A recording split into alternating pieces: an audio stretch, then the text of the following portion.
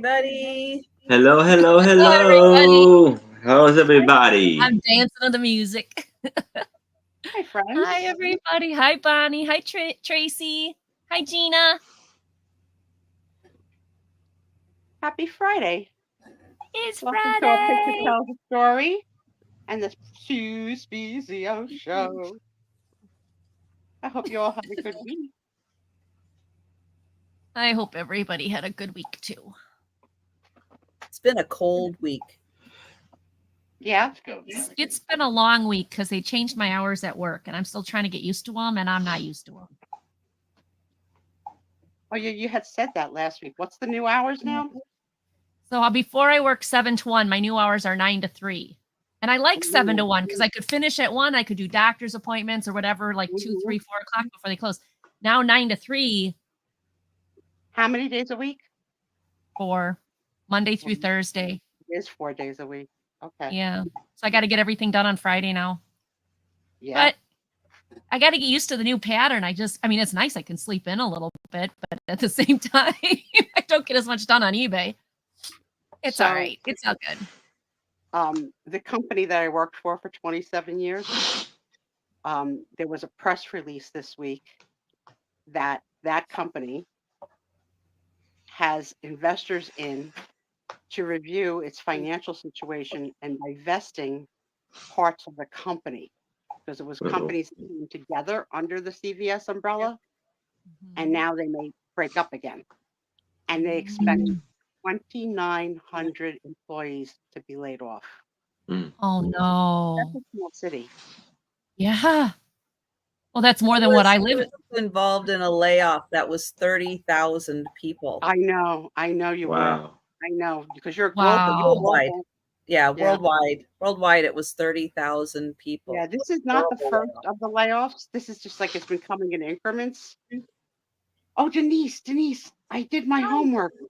Hi, Erin. Denise, this is very important. Hi, I did my homework. Hi, Denise. Hey, Karen. Hi, Gina. Hat tip, my friends. My personality type is drum roll. Oh, yeah, I did mine. I don't remember the letters, though, Denise. I don't remember the letters, but I came out to be executive. And then you'll have to tell me. You have to know the letters. Oh, where did I write? Oh, I wrote it down somewhere. I did it too. Hang on, I wrote it down. I gotta find my notes. I don't know where it is. If you tell me all the different kinds, I'll tell you which one I am, because I remember it. I just didn't remember. I wrote it down somewhere. Too many different kinds. I enjoy doing it. Oh, here it is. Logistician.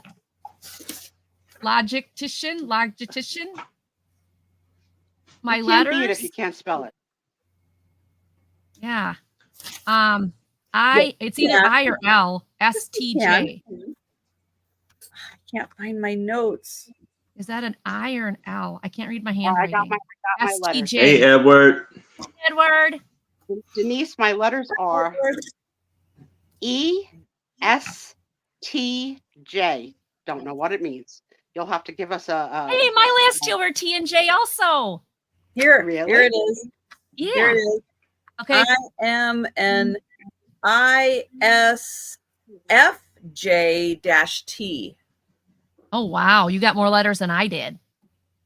I'm a defender. Okay. I'm a logistician. I don't know what that means, though. I'm an executive. So Denise gave the homework. So she's going to have to tell us at some point. Yeah. Yes. ISFJ. That's me. I should go back and redo it, I guess, because I don't have my, I think that's. Ooh, Doug and I are FJs. SFJs. And Sue and I are TJs. I wonder what that means. I think Doug. I'm an introvert. Oh, okay. And Doug's an extrovert. But Doug and I are so similar. Don't you dare. That's my eternal flame. Get your own. ISFJ. Get your own eternal flame. Oh, so the first one has to be extrovert or introvert, so it has to be an E or an I? Okay, well then, that's got to be an I then, because I couldn't read my own handwriting. Denise, you're gonna have to post the survey again. Jan wants to take it. It was fun. It was fast. And you So know, I you is an probably- introvert. It was sort of fast. It wasn't that fast. I'm an introvert. I'm Everyone's an always told me introvert. everyone's always told me I'm an extrovert. I You asked can't. Denise to Okay, post the you link can't last night. ask people what they think you are, whether you're an introvert or an extrovert. That's something Oh. that you have to feel. Okay, you go to a party. Do you want to talk to everybody in the party, or do you just want to enjoy the party atmosphere? I want to sit with all my family and friends and sit and chit chat and all of that. You're an Yes. introvert. Okay. Big on that. Because if Yeah, you like when I want, go if to- you want to go make new friends and introduce yourself to everybody and get to know everybody in the room, you're an extrovert. If you like staying with your peeps, you're my introvert. peeps. I want to stay with You're my an peeps. introvert. Yeah. Really? Okay. Yeah. Yeah, because I like that's the this group easiest here. These way are my to peeps. explain it. Yeah. It's the party. So, Angie, to give you a little idea, when I was still mobile and could go to the office. Denise doesn't do parties. Yeah, that's true. That's true. She doesn't bring a Jello mold. No. Not bringing a bundt cake. Nope. No. So when I used to go to the office, okay, it was Mhm. like I was like the Hi, godmother, Angie. right? So I couldn't walk, still couldn't walk. So I would sit in the executive conference room at chair number 1, because that's as far as I could get. Someone would hold the chair so it wouldn't roll out when I sat. Someone else would take the canes, and then no freaking lie. They lined up to kiss and hug me hello. Line up. There was a freaking line every time. And people would get mad if people took too long. It was like I was like, Godfather, I'm here. I have never had that experience No, That's neither it. have I. ever. I don't No. need. I go to a I'm good. party. I'm good. I'm like, I want to be in the chair with everybody around me in a circle while I tell stories. But I have cousins that are the same as me. So if it's a family party, it gets to be a little competitive with, oh, yeah, that's a good story. I got one better. The last time we were together as a family was at a funeral. I am not a joke type. I tell stories which are true based on my life. My cousins have hundreds of jokes memorized. Wow. And in categorized like a file cabinet in their head, like your mama jokes, like crazy jokes. At a funeral, they're one-upping each other with the jokes. And Oh I'm my like, gosh. guys, it's not appropriate. I have stories to tell. Oh, we'll have to get Janine to give us a reading of how this group functions together so wonderfully. Or do we? Or do we? No, I did it that night. I couldn't wait. Oh, yeah, we'll have to. Because, yeah, I did have, it kind of at the end told Ain't you that everything. Annette? And hi, Internet. Annette. And I went through and I was reading it and I'm like, yeah, that's me. That Well, I is think me. the hard part is when it's on a scale of not to very, like where to put your cursor, because that's really sort of like a little bit arbitrary, like the difference between one dot and another dot, like where do you put yourself? That was Yeah, my but- struggle, like trying to quantify the dots. Was I Yeah. 100%, 80%? Did I not really care? And I was middle of the road. Yeah. Yeah. Uh-oh, here's the mama joke. It's so stupid. Doug. It's so stupid. Doug. But I will read it for the room. Wait, I just lost it. Your mama got lost. Your mama's so ugly, she walked into a haunted house and walked out with a job application. Dun-dun-dun. They're bad. They're bad.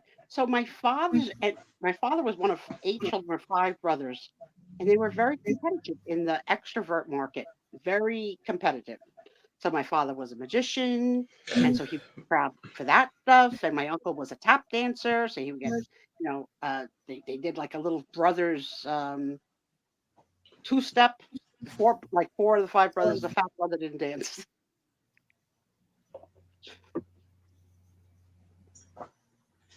It's me, Angie. That sounds so Italian to me because my mother'd be like, "It's me, Maria." I'm sorry.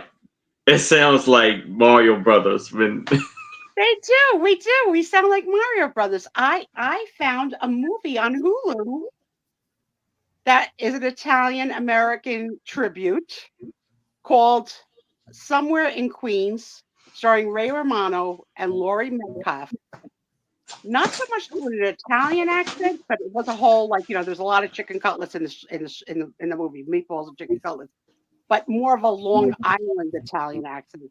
But I enjoyed it. It was like put out a year ago, but I really enjoyed it. So I would recommend that. It's me, Mario. And I never played it, but that's what my life sounded like. Hey, it's me, Maria. My cousin and I now are both practicing learning proper Italian because we've been talking in slang our whole life. And she's better at it than me by far. So she'll there's a daily quiz, and she'll say to me, "How many did you get right?" We're like 200. She's like, "I got 6." Like, stop telling me how many you got right.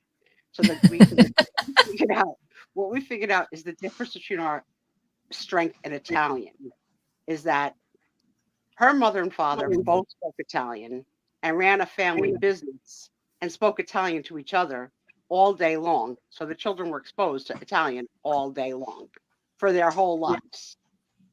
My father didn't speak Italian. So my mother, once she learned English, stopped speaking Italian anywhere unless someone spoke Italian to her. So my exposure really was limited. So I'm like, I can't get back what you have. Which is this? This one? This was Millie. This is Millie. Hello, Millie.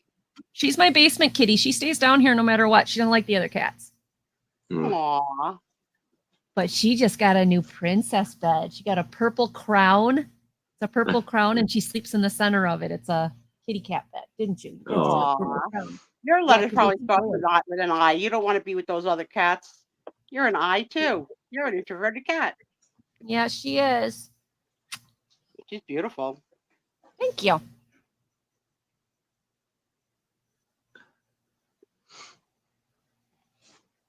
It's October, kids. Oh, yes. Believe it. It's October. It's October. Hi, Sarah Lee. Hey, Sarah Lee. Yeah. Hi, Sarah Lee. So what, 3 more months before the new year? Oh, awesome, Nanette. You'll have to send me pictures when you're done. Also, I know. How is it possible, Jan? You know the artist known as Jim Shore that makes all the Christmas ornaments and stuff? Okay. Oh, Jim Shore, yeah. Jim Shore. Okay. Yeah, yeah. So one of our friends in the room, I think her name is Jeanette Nance, okay, sent me a link to like the world and life of Jim Shore. Oh, cool. Right? It was like 25-minute little thing. So I watched it. I loved it. Loved it. So it was this whole like story of like how it came to be. Yeah. But I have the OCD and some things drive me crazy. Okay. Everyone in the documentary is videotaped speaking to the journalist or whatever, full face, except his wife, who they interview like this. You only see half her face and only one eye, not the other eye, the entire time. They have a camera on her a million times. I'm like, why? What the heck? That's like so weird, right? It was. So now I Google what is wrong with Jan Shore's eye. nothing comes up. Then I Google Jan Shore images to try and see her full face. So here's the thing. If she has a wonky eye, that's wrong to not show her full face. Like, you're Maybe bad, journalist. Maybe she had a stroke and she's sensitive. Yeah, she could want to be like that. Maybe it was at her. If that's at her will, then I'm all about it. But if it was the artistic direction to not show her full face, I am not about that. I would think if they were showing everyone's face but hers, I would think that maybe that was her request. And maybe I'll do the show like this the whole maybe time. she has a sensitivity to that she did not want something. Yeah. film. I like that you solved the problem for me, Trisha, because I was mad. I was mad because We're so blessed to have Trisha. She's such my a little good baby helper. Nicole had wonky eyes that she had to have surgery on. My 2 little grandbabies have wonky eyes that they have to have surgery on. So I think I'm a little bit more sensitive to it. Plus, remember the bad blind date that I had with the wonky eye guy. That's my thought is maybe she had a stroke and so maybe the muscles on that side don't quite. All right, so I'll throw this out to the crowd. If you are interested in the Jim Shore documentary, which tells how he came to be, which is really very interesting, a rags to riches story, and a humble kind of guy, like really humble, family business, all long-term employees. One person's job, check this out. He draws the sketch of what it's going to be, like the Santa or whatever. Her full-time job for 30 years is she colors it with colored pencils. She determines the colors. Her job title is colorist. Sitting there with a box of freaking colored pencils for 30 years, making a killing. Coloring. I do that. Aaron's doing it every week for freaking free. Yeah. Yes. Yeah, I would do it. That sounds awesome. Jason Momoa's new colorist is Aaron. Yes. Yeah. But here's what this would be my OCD in that job. I'd be constantly sharpening. Constantly. Because I can't stand adult that would not be productive. No. Especially that I would eat away pencils so fast, especially if I use an electric sharpener. But yeah, it was very interesting. I'm sure you can find it. It was like the life and times of Jim Shore. And very cool. Yeah, right? Jan, right. Coloring.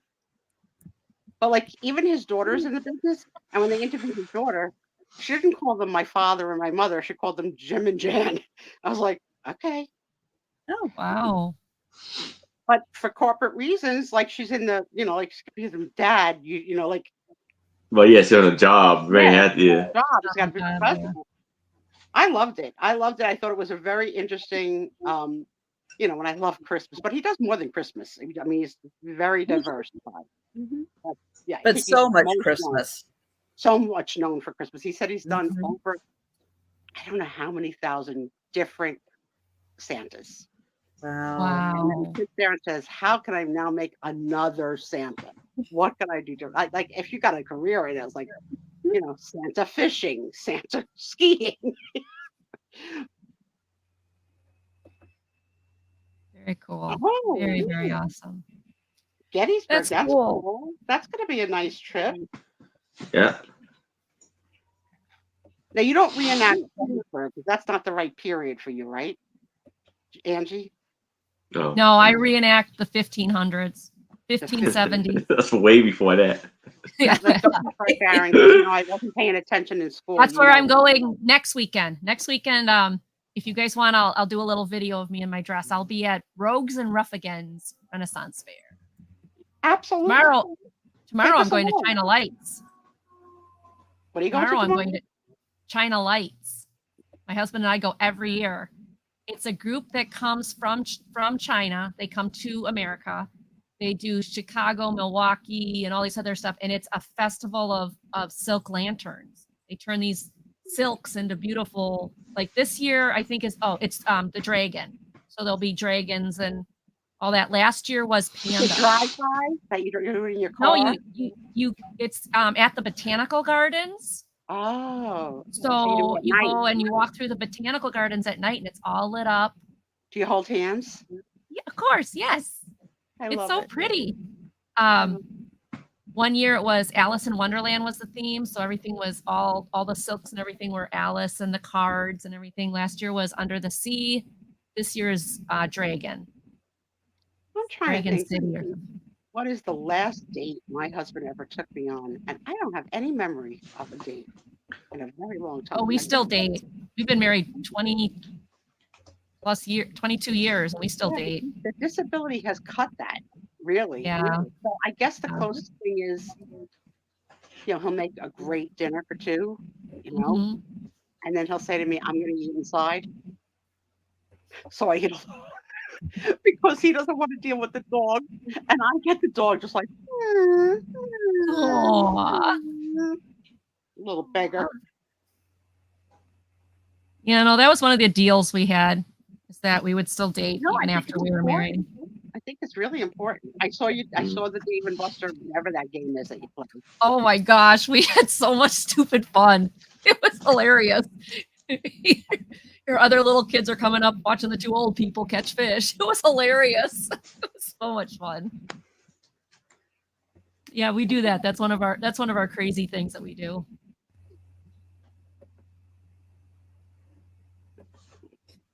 No, I Ooh, haven't. Doug's done one. I Oh, haven't. It sounds so romantic, Douglas. What it I would scoot with What are you those to called? the Longwood Gardens. I would hold your hand and drive with one hand. I long to get out of this room, let alone go on a date. I'm entering into my 4th month in here. Crazy. Crazy. Yeah, my Philly experiences have been the 2 cheesesteak places across the street from each other, which I can't remember their names. Famous cheesesteaks. The Ben Franklin Museum, the Liberty Bell, the Rocky Steps. How about that? I did that tourist tour. My friend Barb, who I travel with, is a Philly PA person. Like, she doesn't live in Philly, but she's like,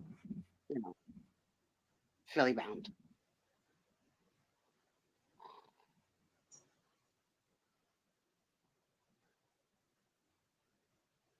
Okay. See if I can find a picture of us at China Lights. Oh, Back to okay. last year, October. Yeah. Thank you, Doug. 1800s. Let's see. The most magnificent gardens I've ever seen in the world were frickin' Versailles. Like, hello.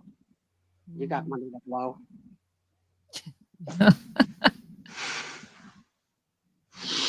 Come on, no China Light pictures. Thomas tried his hand at gardening, but we have a deer problem. Just eat up everything. Here we go. Dig up all the bulbs and the tomatoes, and not very successful. We'd have to really make our. I don't know if you guys are going to be able to see this, but this is that's us at China. Oh, this is us at China Light. So it was called Under the Sea. So this was a silk octopus that you could walk through. That was us underneath so it's like this big lantern, like silk thing. Oh, here it is. There it is. That's what it looks like. Oh, wow. Walk through. I mean, it's just it's a neat show. There's the dragon tail that you can walk through. So it's all silk. It's all silks. And they build it on these frames and then they put the lights in them.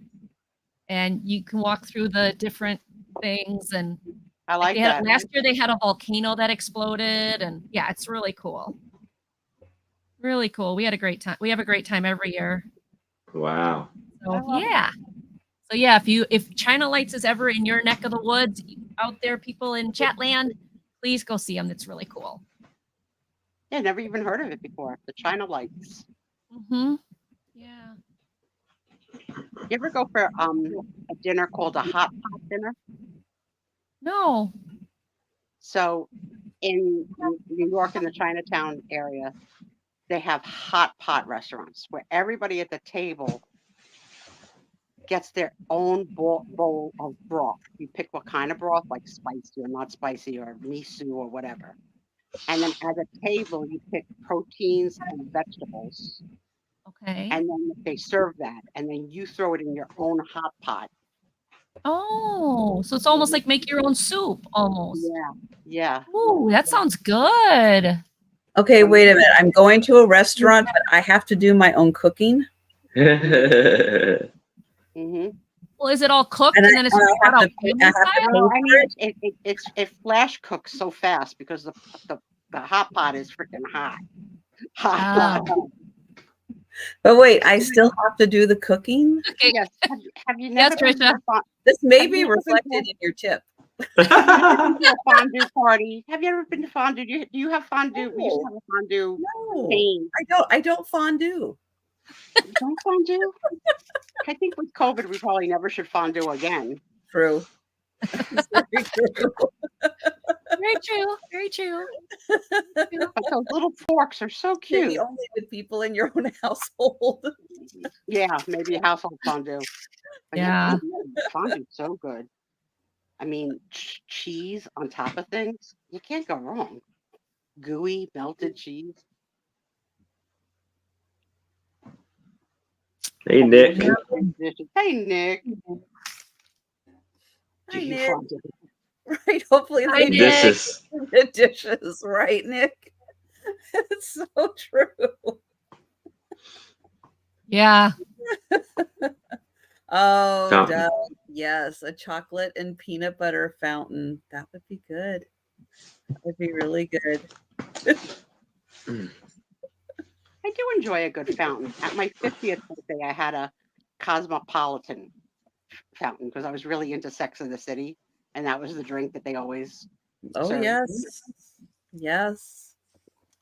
It was all about the cosmos. Angie, are you too young for that series? Did you not get caught up in I Sex didn't and see the that one. City? No, I It didn't is see that really, one. really good. It's really good. And then the movies were good too. Yes, I didn't get to see that one. Sorry. You can't see it all. I swear, I live under a rock. But you're a lot I'm younger just than saying. me. A lot younger than me, like half my age. Sunday Yeah, but night. I Sunday still night, watch 9 TV o'clock. sometimes. I just haven't, you know what I mean? Like I don't know. I don't watch a lot of TV. me either. I don't know. I don't watch things so much on my TV. Let's have it on. Well, but I mean like TV shows. I don't like get a chance because like if I'm gonna sit down and watch something, it's gonna be short and sweet, and then I'm gonna move on to the next thing. I don't like watch series or anything like that because then Well, the last are you not series I not watched. taking the homework assignments from Trisha? Because I got stuck with the Menendez brothers this week. No, I haven't gotten any homework assignments from Did Trisha. it make you feel uncomfortable watching? It's terrible. No. So Trisha had said to me last week. She's shaking her head no. No, I mean, okay. My body doesn't always react to what I'm thinking. Okay, so Okay. Trisha gave me the homework assignment to watch the Menendez brothers on Netflix last week. It's like 10 episodes. Okay, I'm only on like episode 3. it doesn't really get good till episode 5. Okay. Okay, Okay. the acting is really, so she says to me, Stu, check out the acting. Do you think that it's a directorial thing that these kids, who are young men actually, like sort of overact, like bad? So they do. They overact really bad, but you don't know if it's the director telling them that. But by episode 5, you're so committed to the story, and then it gets, I don't know, for some reason it gets better. Like their acting gets better because they have a lot of solo scenes where they're telling their story to the camera, and it's better.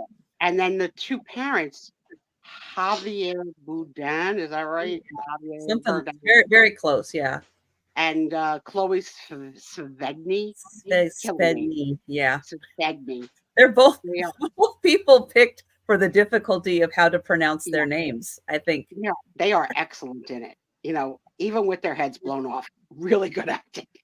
Yeah, I haven't gotten to the point where they're like flashbacking a lot to them, just in those first few episodes. But yeah, I don't know why, but watching it, And I don't know if it's because I remember it so vividly. Mhm. I remember it happening like live in Yeah. life. I remember it. But it's just watching the actors and the way it's done. It makes me so uncomfortable Mhm. watching them. Like the way they're performing. It's like physically uncomfortable to Yeah. watch. Yeah. Now, the interesting thing that a couple of things I picked up was I didn't realize it was the first ever trial televised on court TV. No, And I it, did not know that either. yeah, it was the first. And they didn't solve it in one trial. It had a couple of trials. The first one is the only one that was televised, but Mm. it preceded the OJ a televised courtroom. Oh, And wow. a lot of the theory is that when the prosecution didn't win the OJ trial and he was acquitted, that the pressure was on them in the second or third trial of the Menendez boys. You better get this one to stick. And a lot of the rules changed in the trials between what was allowed to be entered into evidence and what wasn't. But it was the same judge who held the trial like in different trains of thought. But also, both of these boys have wives now. Got married in frickin' prison. Yeah. Fan mail. Fan mail. Ugh, I love gross. you. I love you. Gross. Mm-mm.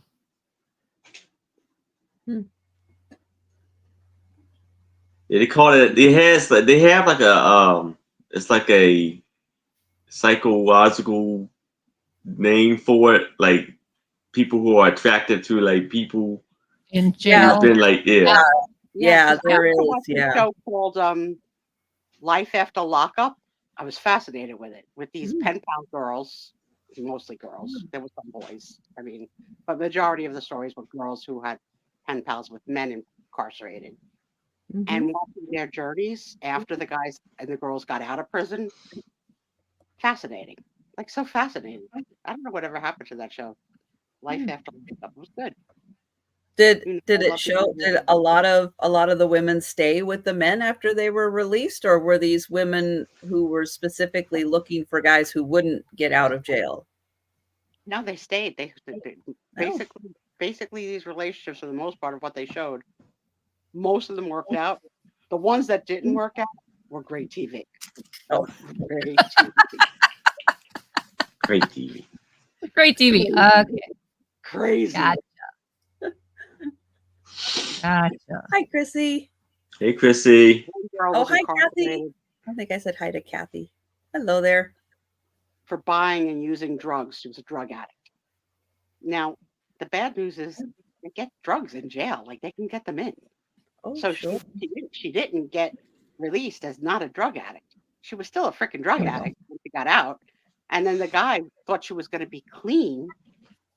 And within the first 24, 48 hours, she disappeared MIA going look for drugs. And he was like shocked.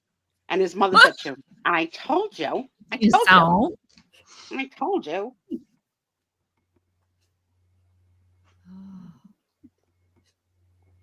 Yeah. Nick watched it too. Yeah, like there were some really good, a few good like happy endings, but mostly it was a hot mess. And my favorite story of all time was the guy who was courting two women, making promises to engage the two of them upon Oh, no. and then they found out about each other after his release, and hair extensions were flying. Okay, just like flying. Oh, Okay, Barbara. mercy. Oh my gosh. Did one of Maybe- them eventually come out on top? Be the winner? I don't know. I don't know how to phrase it. You know, I think that he tried the scam as long as he could. And like one time he said he was going to go see his family in like Maryland, but he really didn't go see his family in Maryland. He went to go see the other woman. Oh. So it was like crazy. Oh boy. Maryland. Oh boy. I also watched. I guess I like my quiet, simple life. You know, I hear those stories and I'm just really thankful that I'm just sitting in a basement selling on YouTube. There you go. There you go. I can't imagine. Oh my gosh. Hey, What Lou. a Hi, So Lou. my Hey, last Lou. recommendation for for shows this week is on Hulu. I watched a documentary called Patrice, and it's about people with disabilities. And Patrice and Patrice is on the autism spectrum, and her boyfriend is got cerebral palsy. But people on the spectrum, and they're in New Jersey, so like this is like all like New Jersey crap. When they are individuals, they get X amount of dollars from Social Security. But if they choose to marry, their benefits are immediately reduced. Right. And Patrice is a very articulate on the spectrum lady. And her Mhm. fight, she didn't win, obviously, but her fight with the government and being a proponent of, hey, we want to get married too. We want, like, we're allowed to have love and all this stuff. Like, they can't even live in sin. If they live it together, their benefits are reduced. So they can't even scam the government. Say, okay, Whoa. we'll get married. So they had a commitment ceremony, which was lovely, but it's sad. It was sad. And just watching this couple like struggle to find a way to be together, and the army of disabled folks who were at their beck and call to try and make it happen. It was a beautiful story. It was called Patrice. Yeah, I know most of my deaf friends, they don't marry. They do a commitment type thing and they don't marry because they're both on SSDI, and they marry, and same thing. They go live with each other, and SSDI is going to be lowered, and they can barely make it as it is, Right. so they just don't marry. They Sad. live. They've been engaged forever. Yeah, They're just it's never going to sad. get married because they You can't. know, Andy, I told Trisha, somehow or another, every cruise ship, I wind up in the midst of the deaf group. Don't know how. But I do. Whether it's been in an elevator or at the line, something or other. And You gotta learn to talk to them. Sue. yeah, well, I do. And I think they lip read, or that I'm like over the top with my hand gestures or whatever. Yeah. But Tommy's Deaf like, people are "Hey, very good at figuring things out. yeah, how do you always wind up with the deaf group?" They were playing, I think, dominoes, and I was like, "Can I watch?" I didn't know they were deaf at first. I was like, "Can I watch?" I just thought they were very intent on playing. Yeah. I wasn't that observant.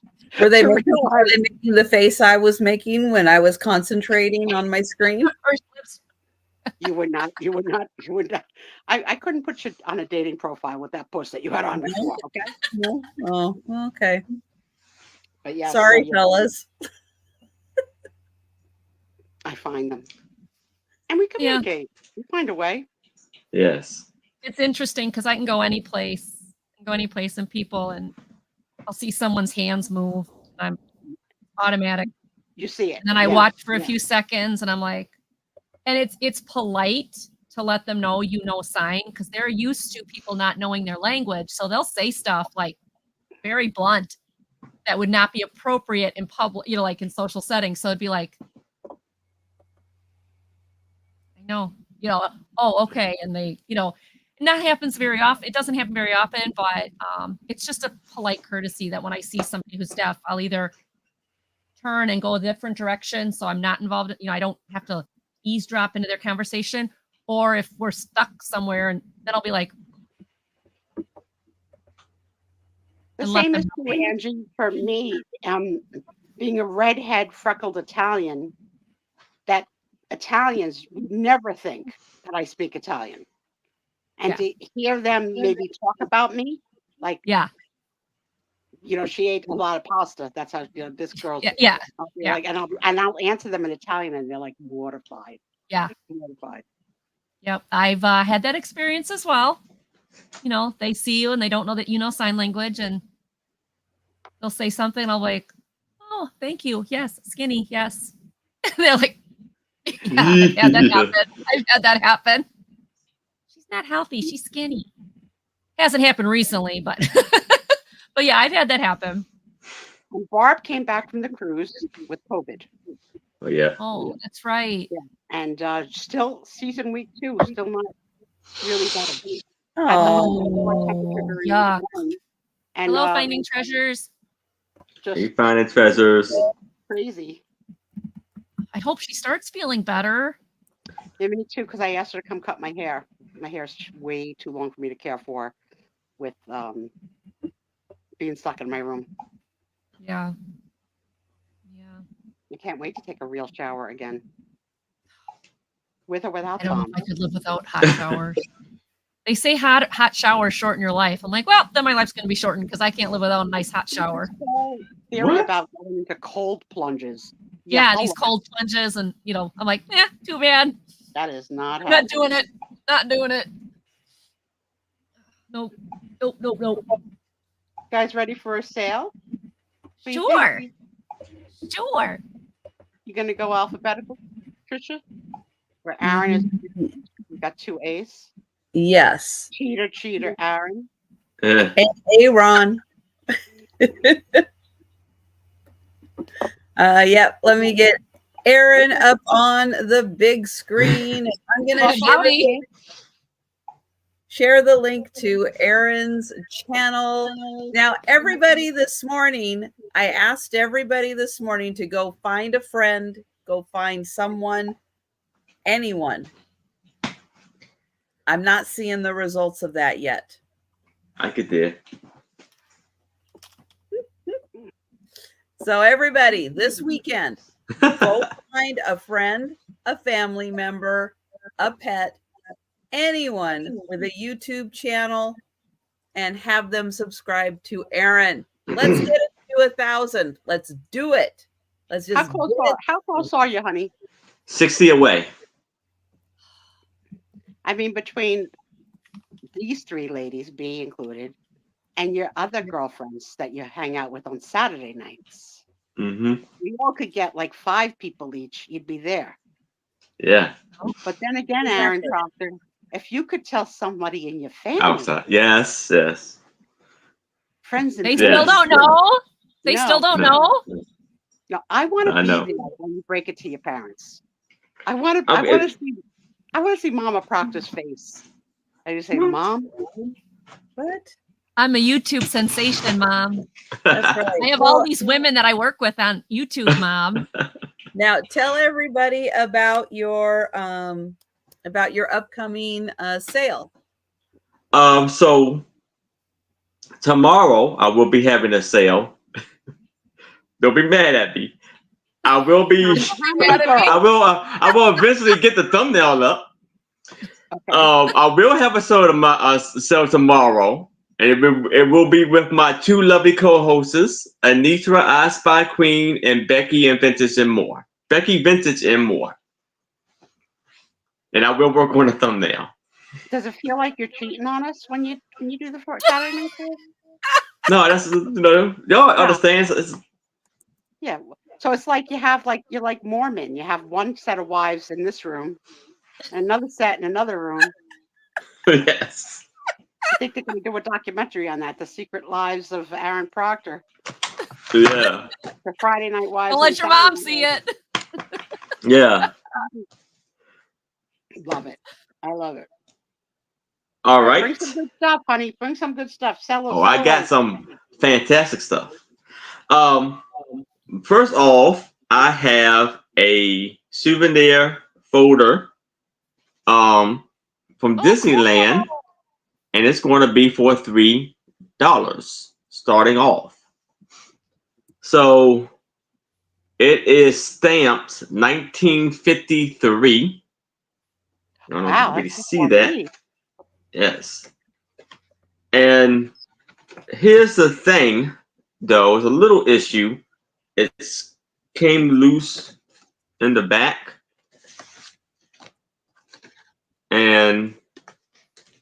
But here are the pictures. You have the pirate. Right? Disneyland, California, right? I believe so, yes. Yeah, Disney World's in Disney. So we have Fantasy World, Pirate Ship, Casey Jr. Wow, the old Disney. I'll tell you, that is one happy place. Skywalk, TWA rocket ride, the bumper cars, or the teacups. The teacup. Let's see, The Trisha last would be time we were there, the teacup. Oh, sorry, Sue. I was going to say Trisha would be there on the side selling teacups at the teacups. Mark Twain. Get your teacups here. But the last time I was there, the teacups were like, The they weren't special bright colors like that. boat. Maybe it wasn't Disney World. Oh. I hope I get to go with the girls one day. Sleeping Beauty. That was wonderful. The castle. Omen Bus and Street Talk Trolley. Those are neat. Very neat. So just the one card is affected, right? Yes, it's a yes. Basically, that's the back. Are they two-sided cards, Aaron? Yes, 2-sided, 9 cards. Nice. It looks so old-fashioned. This Yeah, that's why I like it because they're And then you have Oh, that's cool. Walt Disney. There's his signature right there. Very cool. And that is the back. A happy place. Hi, Cheryl. Cheryl's in. Cheryl! Hey, Hi, Cheryl. I was lucky to get a Mickey Mouse plushie today from Ray Ray for Tom, not for the kids. And it was 15 cents. Oh, I love it. That would be fun, Doug. That would be a lot of fun. And a 3-cent stamp with that the Statue of Liberty.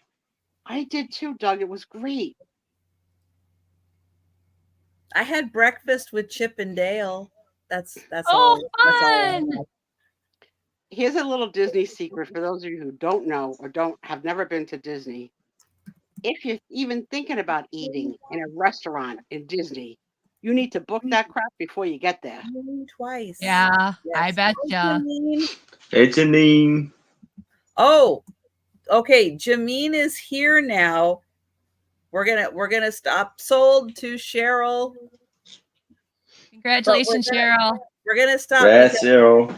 because Jameen is the expert with the personality quiz we took. Oh. So everybody, we want to put you on the spot. We're gonna put you on the spot. So, All right, so what was? Hang on, let me get mine. I gotta go back to mine now. Yep. Find your notes. Okay, I found my notes. So Janine, for me, I tested as executive. You don't know your letters. Oh, what's your letter? Right now? I got it. ESTJ.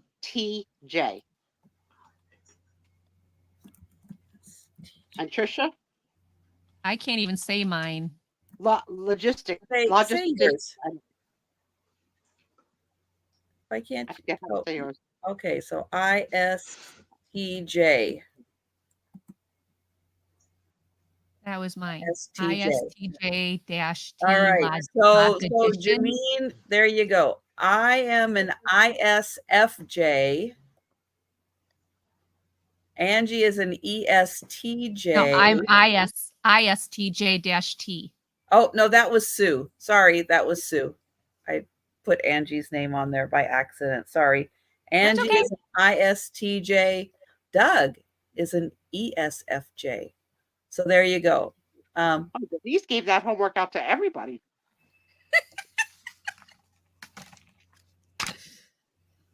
So Jimmy, tell us what you think. Yeah, we want to know about ourselves. Yeah, it said I was introverted, which I guess want to know how but the formula works that we're all friends. Yeah. How does this all? Anyway, and hello, all things in between. Hey, hello there. How are you? I'm going to get Angie up on the big screen. I'm going to share the link to Angie's channel So please check and make sure you are subscribed. Yes, I hit over 700 this week. Thank you, everybody. And 2, I actually did my first thrift haul video.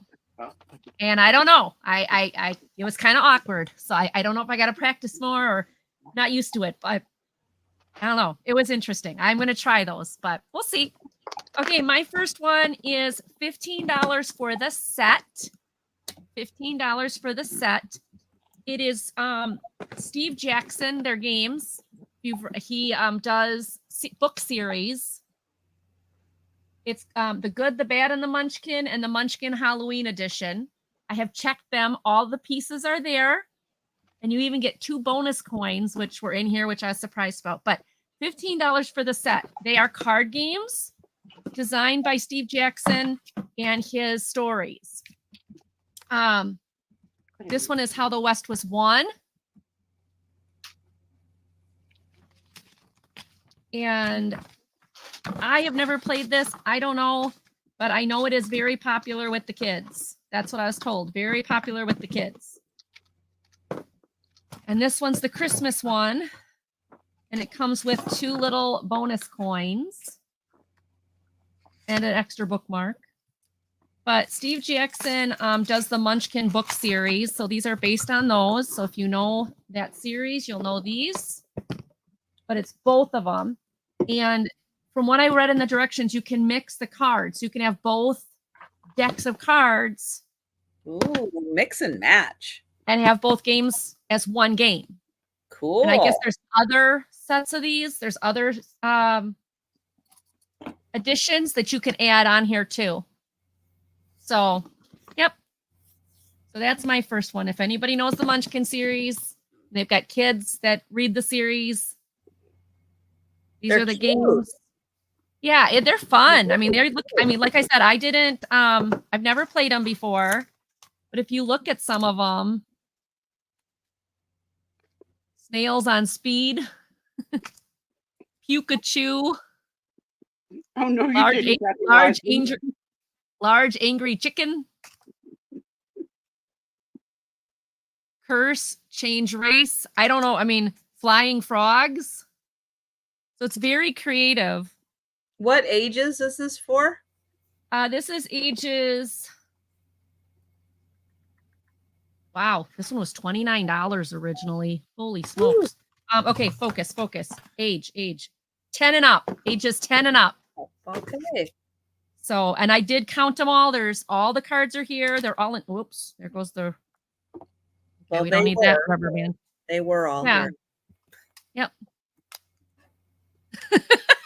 Lou. So. All right. So think about that, guys. Remember, on Friday nights, we don't do the speed round recap. So if you want to take your own notes, think about something, and then see how it unfolds through the rest of the night. Go, maybe I want it, maybe I don't want it. Let it think. Let it think in your subconscious for a while. And we've got the first results for Sue. Sue is an extroverted, observant thinking and judging traits. They possess great fortitude, emphatically follow their own sensible judgment, and are a stabilizing force among others. And look what frickin' Kathy Wiseman says. Judgy fits. Judgy. Sue, well, I would think, Kathy, you are judgy too. There you go. There you go. We got another one. Here we go. All right, let's hear about Trisha. Introverted, observant, feeling, and judging. They tend to be warm and unassuming in their own steady way, efficient and responsible, giving careful attention to practical details. There you go. I think that's spot on. Sue and I, judgy. I think I had the J though too. Why do we work? We're judgy. Oh yeah, I've got judging on here too. Oh, we're just a bunch of judging old ladies. Okay. We're just a bunch of judgers. Hi, Tony. Oh, Nanette, thank you. Thank you, Nanette.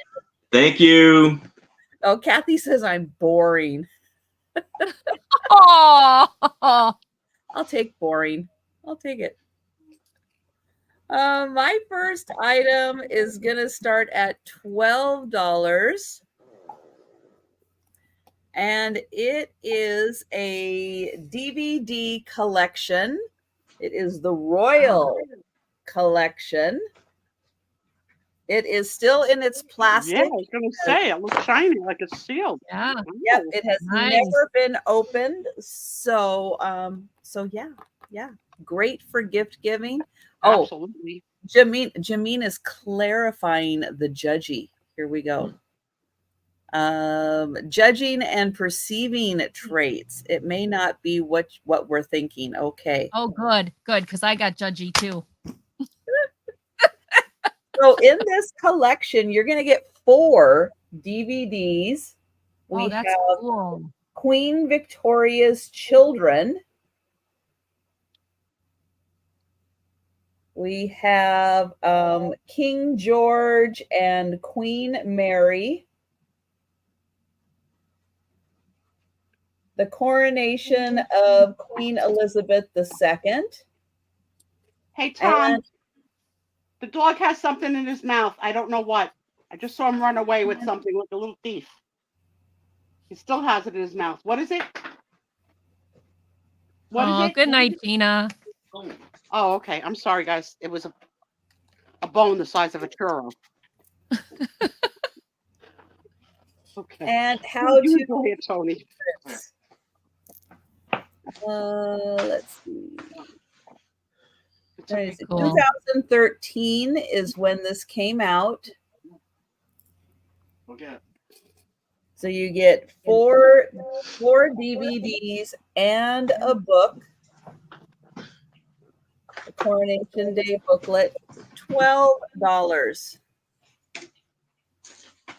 And this was done by the BBC. BBC are always awesome. Those are great historical BBC books, BBC videos. Very good. It's a good price for that too. All right, so think about that. If you have a royal family lover, great Christmas gift. Yeah, that would be. Still sealed. All right, so now let's see why Aaron is making all that noise. Oh, sorry. Let's see what item. Hey, Aaron, if it's not you, it's me. It's okay. I have a choice of posters, and I'm trying my best to show them, but you know, trying to unfold it and everything. It's really okay. Let's see. So I have a Disney poster. All of these are Disney posters, and they're gonna be for $5. How many posters? I have for right now 3. No, how many are you selling for $5? Well, it's a choice. It's a choice of for 3 of them. Okay, got it. So here's one where you got Mickey Mouse, and it says in the Walt Disney World. And you got Mickey Mouse in front of the castle, or the, you know, and you have the 2 guys there. And so it's a lot of lights and sparkles going on right there. The Electric Light Parade?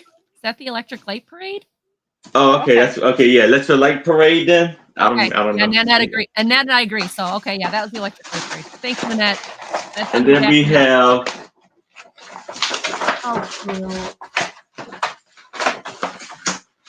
Disneyland. Yeah. It says hot sun pool fun. Oh, And he's surfing.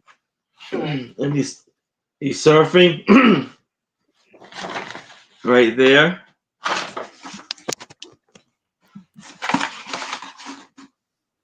And Aaron needs there, an assistant.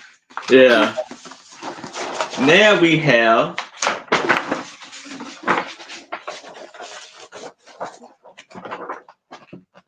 Lion King. Hakuna Matata. And it says Magic Kingdom on the bottom. And Live Legend of the Lion King Disney. That's cool. If you guys ever have the opportunity to see a like Broadway style production of The Lion King, it will take your breath away. So we I have heard that. it's really, really good. I haven't seen it, but I heard it's really, really, really good. Nicole's friend from high school was the lead character for years. We've been Back to the Future. So the electric parade can be A, and the Hawaiian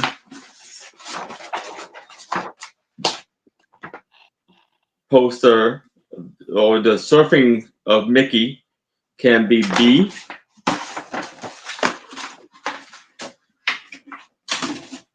and the Lion King can be C.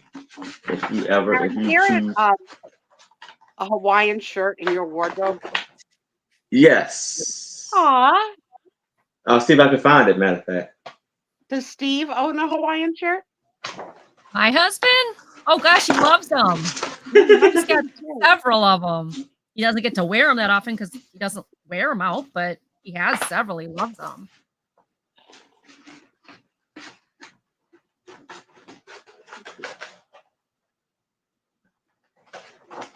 So here's the weird thing. Trisha got cold and put a hoodie on. Angie got hot and put the hoodie off. I know. I need to check my thermostat because I've had to recently turn my heat on, and I don't know if it's set. Oh yeah, it's cold here. I hate the time of year when the heat goes on. It smells. Oh yeah. Well, you can clean, so it doesn't. No, I smell heat, like in the car. I don't like the smell of heat. Oh, okay. So I'm judging those are the three choices you have for $5.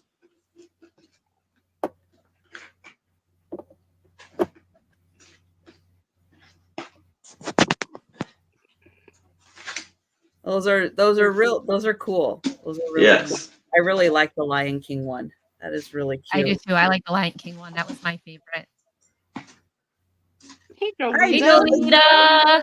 Hi, Jolita. Hey, Jolita. All right. My next one doesn't have a lot of pictures, but it is really cool.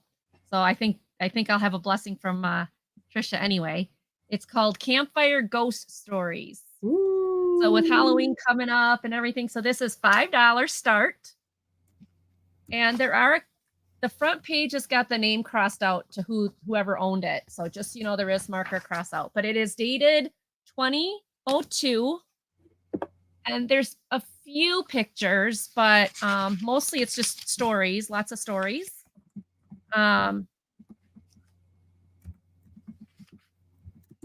Tips how to tell the stories. So you make them more spooky, I guess. I don't know. But stories to tell by the campfire. Let me see if I can find any pictures. But like these are all, it says, there is something irresistible about sitting near the dark and listening to spooky stories designed to make your nerves jump and your flesh creep. Prepared to be shocked as Joanne Christensen, a best-selling author, presents a spine-tingling collection of curious, mystifying, and even terrifying tales meant to be told by firelight, moonlight, and candlelight. Firelight, eternally attempting to return home, the spirit of a young girl wanders through a lonely stretch of road where she died. Firelight, a native college student tiptoes through her dorm room to retrieve a sweater, unaware of what lurks within. Moonlight, a disrespectful cemetery visitor is blinded by a vengeful demonic statue. And 6 inexplainable orbs of light warn a group of campers to leave the wilderness or face certain death.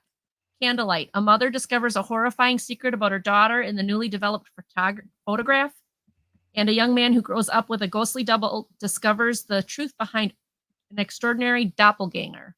Whether reading this book to your shelf or sharing it at the campsite, you won't soon forget Campfire Ghost Stories. Okay, can I just say a haunted demonic sweater? That's kind of a nightmare right there. Yeah.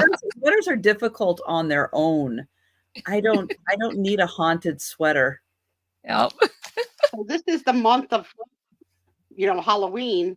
A lot of people who are not normally scary movie kind of people amp it up in October. And okay, but who remembers what's the Christmas one? The Christmas Carol that talks about scary Christmas? No. There's a Christmas Carol. Johnny Mathis sings it. I can't remember the name of the Christmas Carol. I know Johnny Mathis sings a version of it about ghost stories at Christmas. Oh, chestnuts roasting on an open fire? No. Trisha's face. I don't know. Well, if you want to tell scary ghost stories, this book is for you. It is literally, except for the marks on the front to cross out the person's name, the spine is in great condition.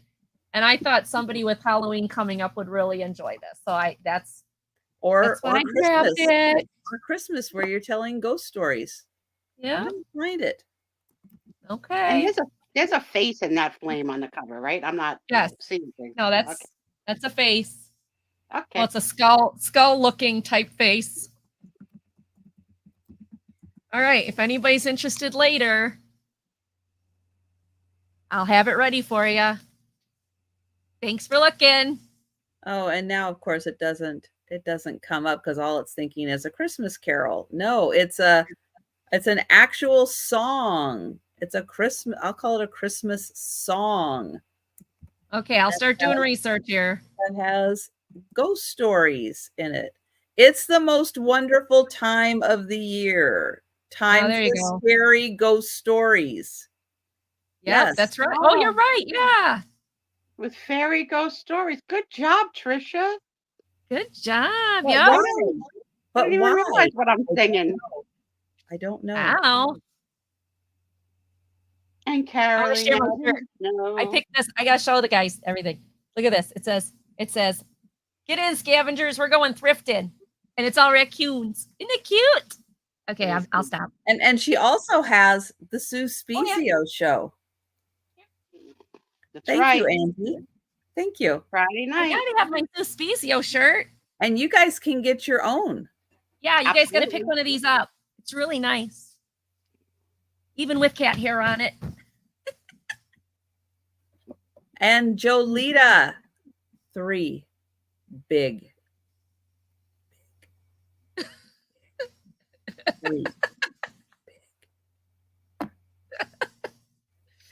Thank you, everybody, for looking. It's going to be epic. It's going to be epic when I get to your house. Well, we found Jolita's soft spot is Halloween. So I have seen her on everybody's channel buying up Halloween like it's the last Armageddon. So I am very excited to see the posting of the house once it's done with all their stuff. You got to get to the door. Very cool. Very cool. All right. Colton too. Like Colton likes it. Okay. Well, of course. Of course. Yeah. He's a big fan. Okay, not quite as big as refrigerator boxes. What did I see last, Jolita? A skeleton in your garage? Was that the last one? That's the last one I saw. I think so.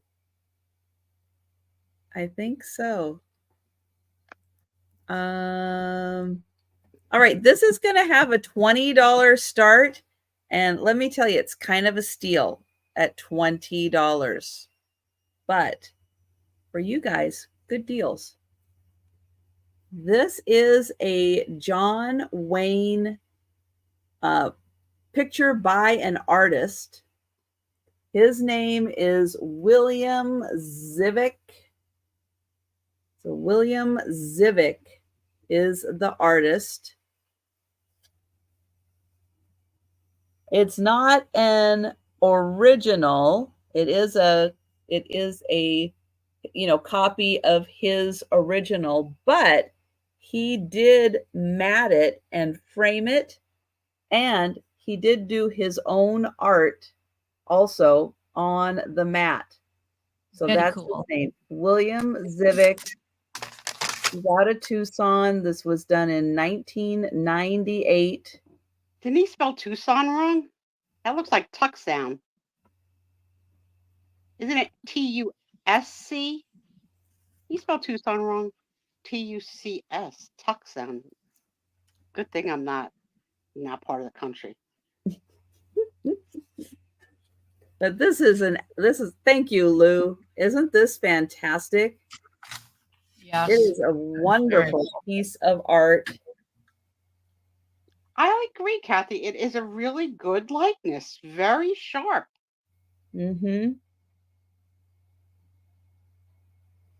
Yeah, great colors. Really well done. And his little art here in the corner, I think, is just fantastic. And then it's got all his information on the back. And information about John Wayne, information about the artist. Oh, let's see. What are we saying about Doug here? Here we go. Doug is attentive, people-focused, enjoy taking part in their community.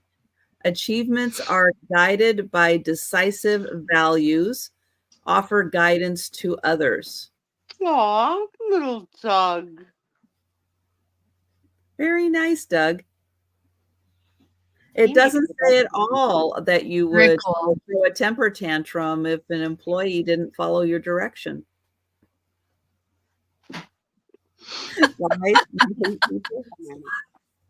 Lies. All the way downstairs. Okay. We know that's why you come frequently, because you hate people. It's nice having you here, Doug. Oh, very cool. Fort Worth has the John Wayne Experience. So if you're ever in that area, and I am going to put Lou's name on this, and thank you. And I'm going to count it down. Going once. Going twice. Oh, Jameen, we know it is for entertainment purposes only. We know that. You know, there's always got to be that one knucklehead who would be like, she said. That's what she said. We got you. She said it. It's done. That's it. She said it. It's in stone. We have it on record. And thank you. Oh, that's wonderful. I'm so glad you and Lou are big fans. That's great. So who are we still waiting on? Angie's? Maybe, yeah. I don't think she did mine. Not yet. Not yet. That's okay. She'll get to it. Don't worry. All right. So now I have a choice of 4 sets of placemats. And it's going to be for $8 starting off. So here I have clover leaf placemats that are made in the UK or England. And these placemats, there are 6 of them, 6 placemats. And you have These are all of ships of the Mary. And so this was in December. It says December 1835 when this boat was, made. So you see the cork back. Then we have the Honorable East Indian Company ship, William Fairley.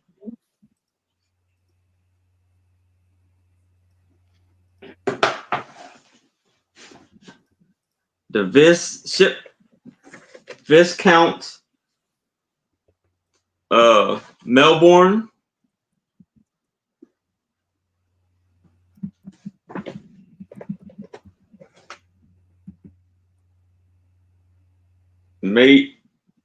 Maurice Shine of London.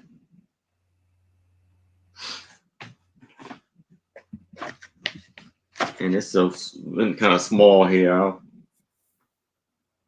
That beautiful ship going past the iceberg and Georgetown. So that's the one set.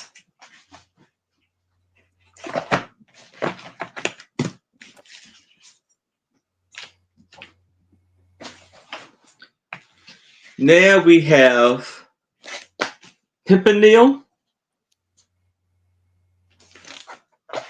There's 6 in here.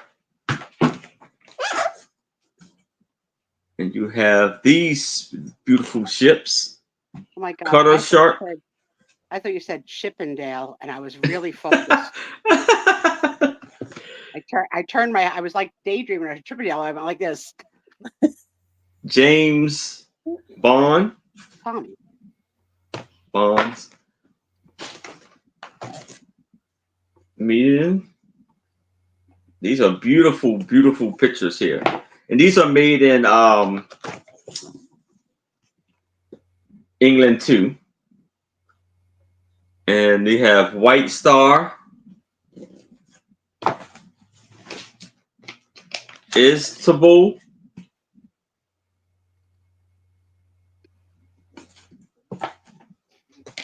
Eliza Nichols.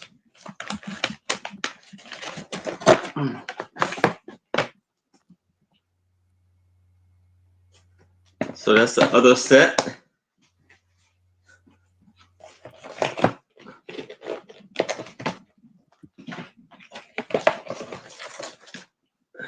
These are very dramatic. The second ship set. It's like the Yes. pictures were very dramatic. And it's another Pimpernel.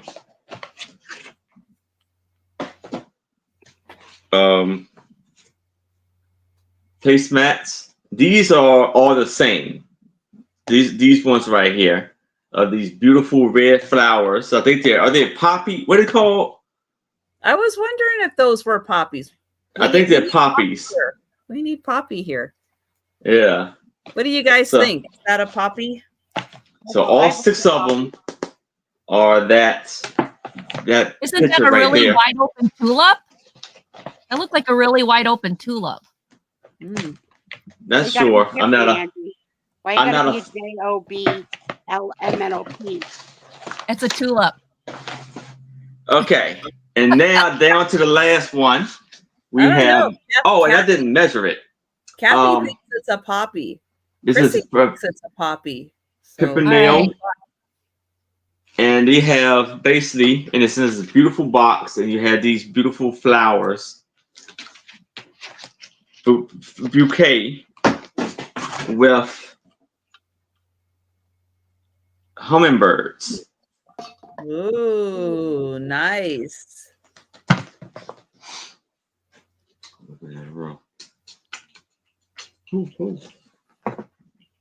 I do it. Denise is voting for Poppy. Thank you, Denise.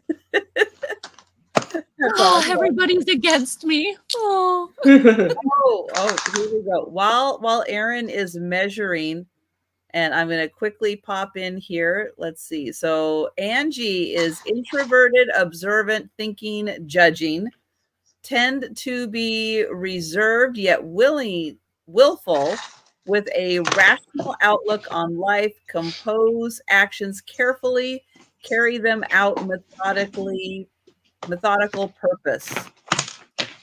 There we go. Hi, Patsy. We all must have answered truthfully because these seem spot on. Oh, this is comfort. Patsy would like to see the first hint that you missed. Okay.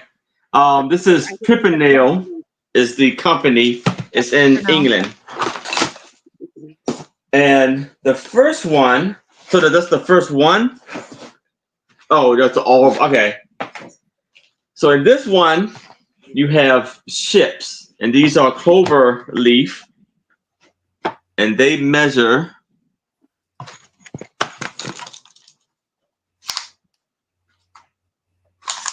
Yeah, I got 11 that for 8. Yep, I've got you for that.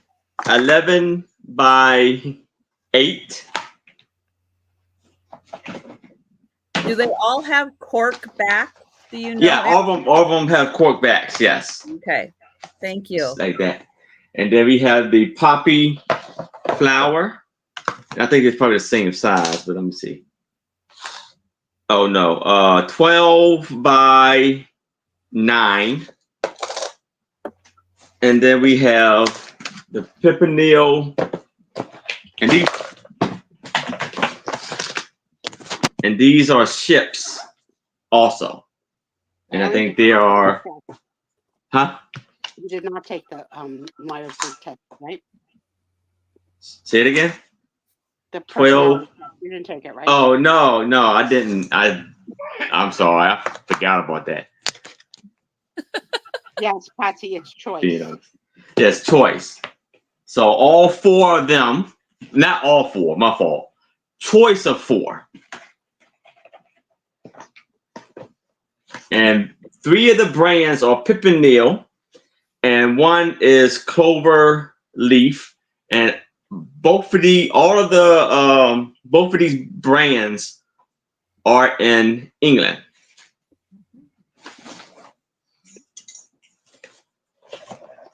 I'd say the cork is a great idea because, I mean, as a young bride in 1984, I got all cloth placemats. It was still like the way to go was setting a table in 84 that you did a placemat.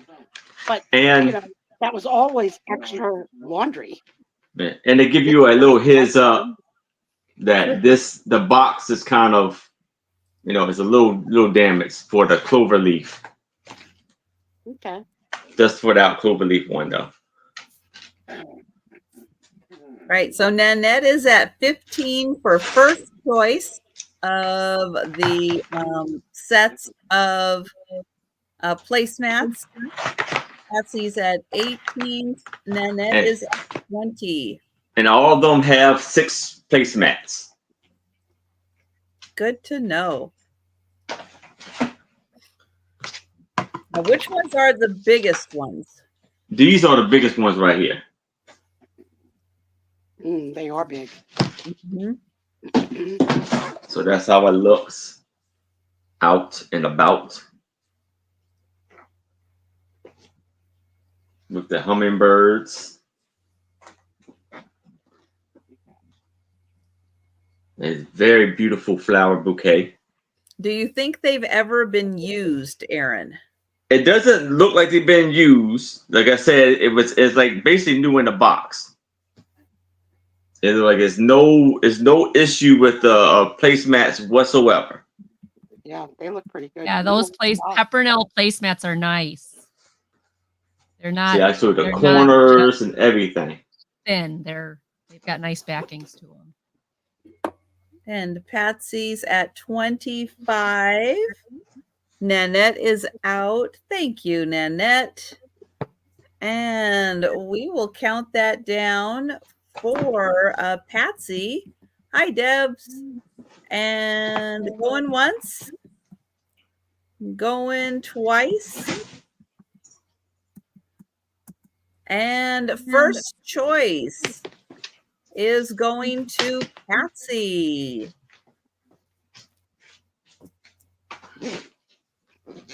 So what do we have? We have the hummingbirds, we have the poppies, Yes. we have the clover ships and the pimpernel ships. Yes. Or we can do this. How about we do D? You can put D for the hummingbirds. C for the clover leaf. Ships, right? Ships, yes. Ships. Okay. And then, yes.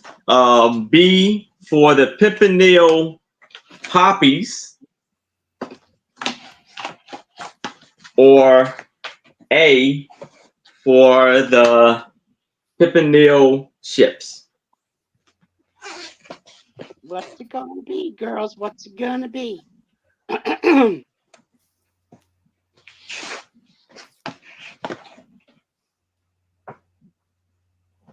Excited to find out what they're gonna pick. Yes.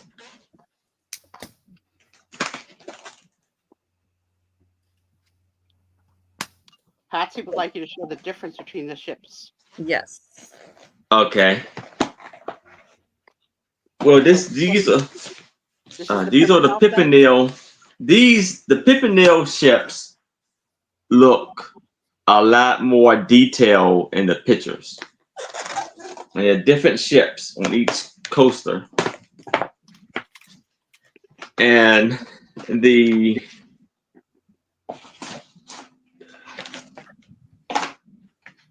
clover leaf is like this. It looks like that.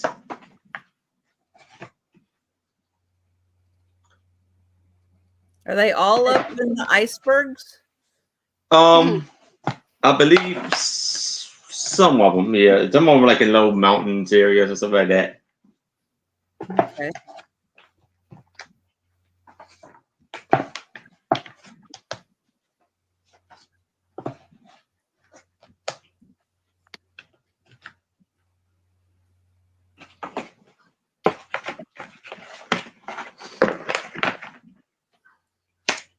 And if you have any other questions, Patsy, just let us know. Yes.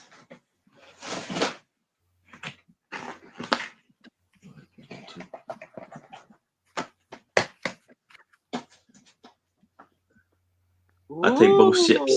All right. Wonderful, Patsy. Wonderful. Great bye, Patsy. Congratulations, Patsy, and congratulations, Erin. That's awesome. All right. Thank you. And Nanette, are you interested in the hummingbirds or the poppies? Let us know, Nanette, if you're interested in either one of those.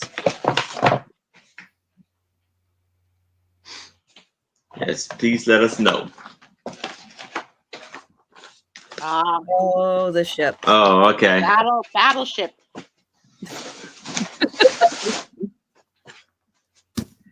All right. Awesome. Congratulations, you guys. That's great. Love it when somebody finds something they really want. All right, my next one starts at $3. It is Donna Cooler's Glorious Needlepoint. And it's paperback book, but in very, very good condition. I don't know if it's got a date on it. 1996. And it goes through spring, summer, fall, and winter. It talks about all the different stitches if you are not a cross stitcher / needlepoint person. But it has got some beautiful patterns. And all the patterns are in here in color with all the colors you need, giving you the which, if you do it on 14 count Ada or on something like that. So the first one's a pillow. Butterfly.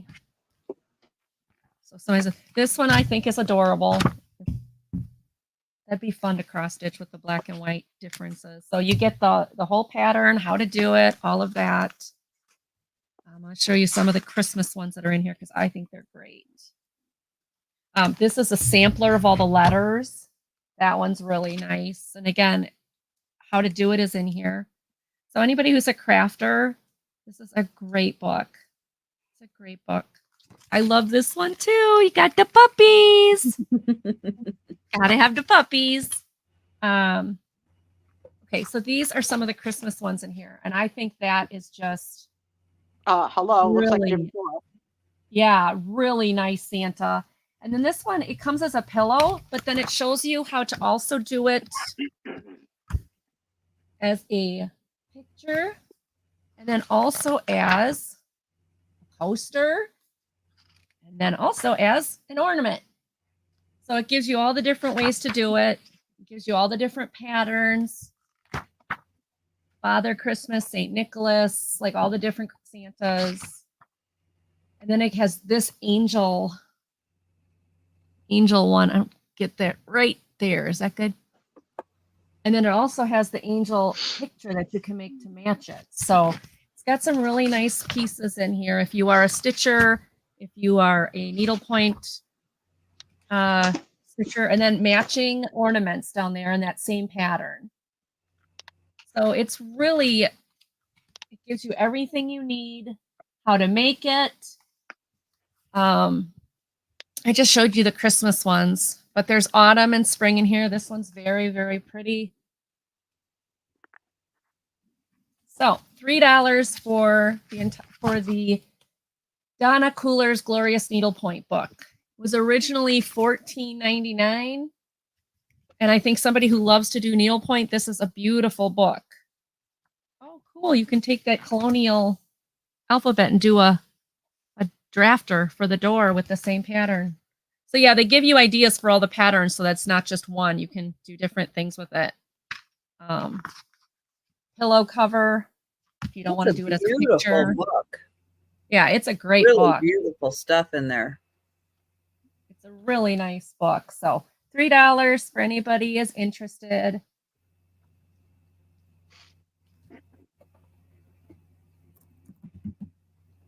$25 colored needlepoint projects for all different seasons.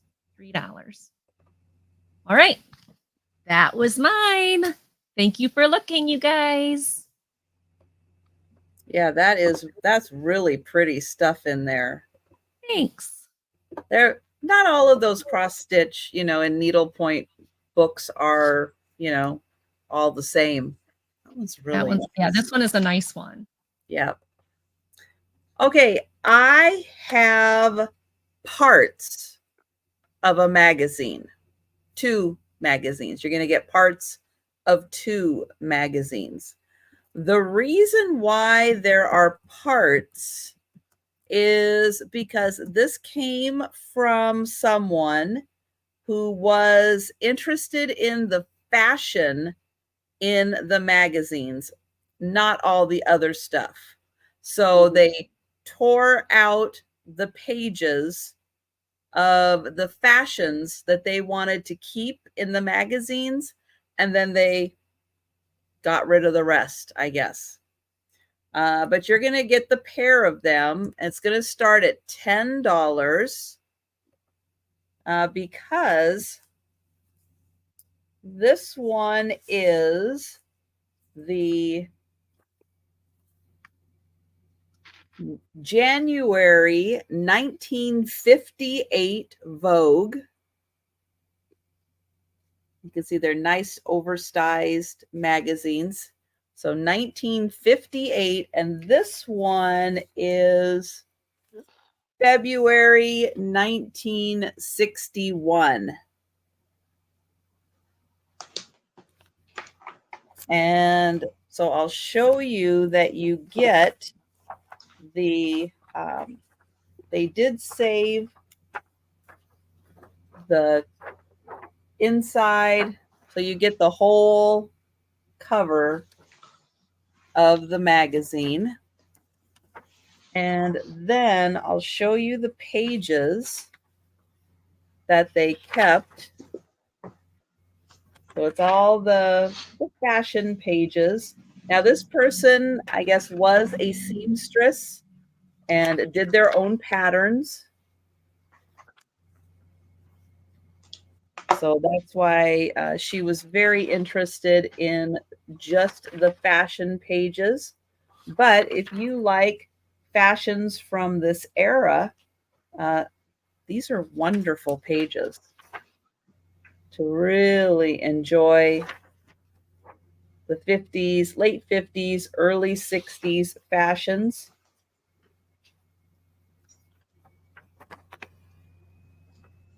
I love that collar.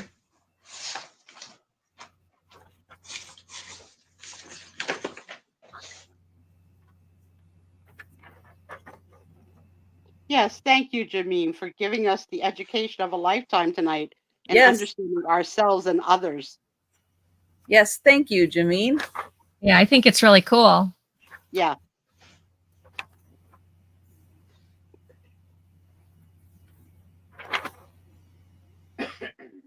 That one's just the front. And then there's also, I guess, some interior, or is there fashion on the back of this? There's also some very modern interior design. Oh, it's the most talked about house.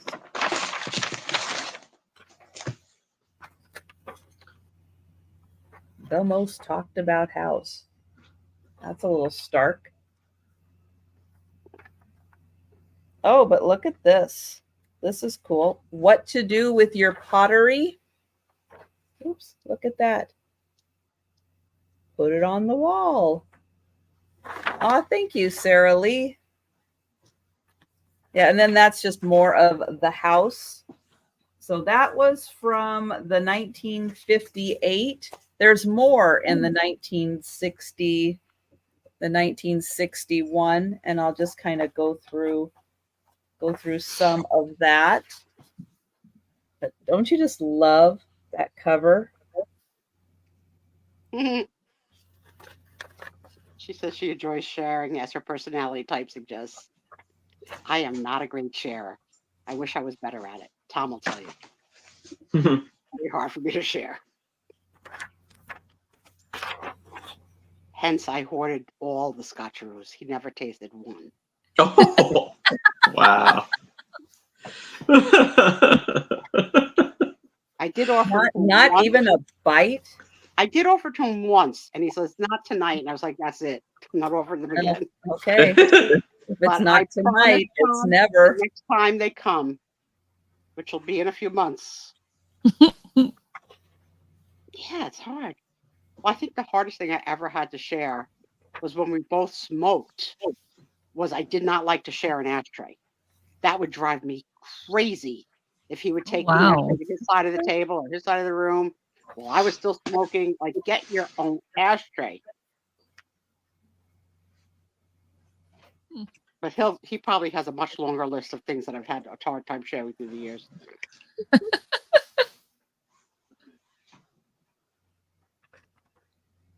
Every time I offer him anything from like a dinner that I haven't finished or whatever, like I offer him food, he'll always say, "I guess you didn't like it. That's why you're offering it to me."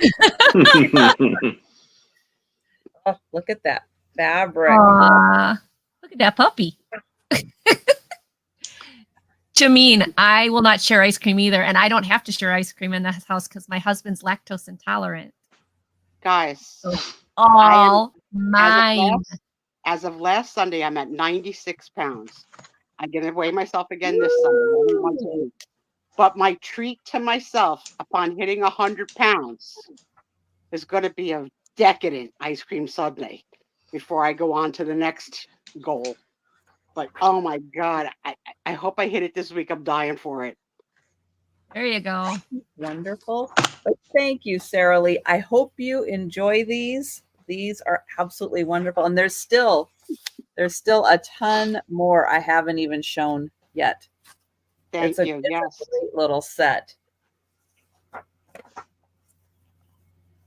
I started the process with the notification that I was going to be a grandmother. So it's been a long haul to get here. Shall we take a grandmother break, Trisha? Should we share our friends? This week's as I count my babies. For for Sarah Lee. Or Carolee. Or Carol. Homeschool. Sorry.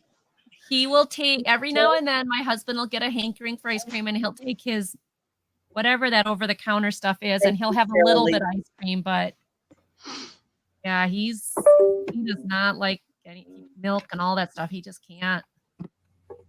No, if you're intolerant, that bellyache is not worth the risk. It's terrible. Well, he'll have sherbet. Yeah, lactate. Yes, That's what it is. Yeah. Yep. You need it too, Doug. Aw. Oh, look it. Aw. That is Brooke in her blue jeans. Oh, Brooke is cute. Can you die? How freaking cute. What? Come up here. Say hi to Hi, Brookie. No. She's This cute. is Those last eyes. weekend. Oh my gosh. Meant to go meet their father's family last weekend. That's adorable. And now, without further ado, comes Miss Rose. Look at this smile. Oh, wow. Look at her. So they're doing really good. They're doing really good. Oh, are they adorable? I'll see Yeah. them next Saturday. They're coming. Actually, next Saturday, Tom's going to go get them. To save me the $250 that it cost me the last time. Oops, careful. Okay, watch out. You just knocked everything over. They are. And they recognize me. And so we're soon to be in glasses. So these no eyeglass pictures will soon end. And they'll both be my little eyeglass girls, my little Einsteins. So Oh, they'll be adorable. They will. They'll be so cute. All right. So here is Yay! the pictures of the week. Jason. Very nice. And he was handling a bald eagle. And next week he'll be barbecuing. Wow. Ooh, Luau. Nice. Oh, he's got short hair in that one. Yeah. Okay. So now I'm going to start this off at $5. Thank you, Trisha. And this is of actually a airline, Australian airline, Qantas. Qantas, and they have I guess this whole booklet is telling you all about koala bears. So here's the introduction. Cute. And it says, what is a koala?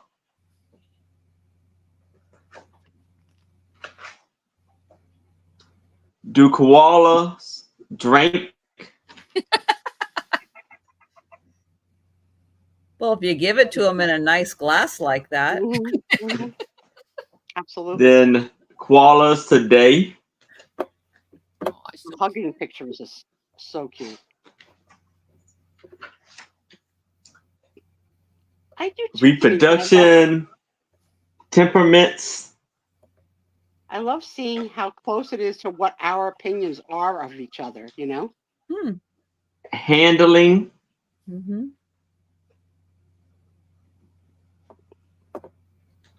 They're so cute. It's a very cute animal. San Diego colony. Yeah, Jameen. I'm ready to go deeper. Oh. It is There's October. more? It's There's October. more info? Spooky. The I Hate campaign. Oh. Doug, I heard that gay people are rock and postcard runners. I've never seen Denise buy postcards. Does she buy postcards? Oh. Never seen it. And that is the book. The booklet. Is that all in black and white?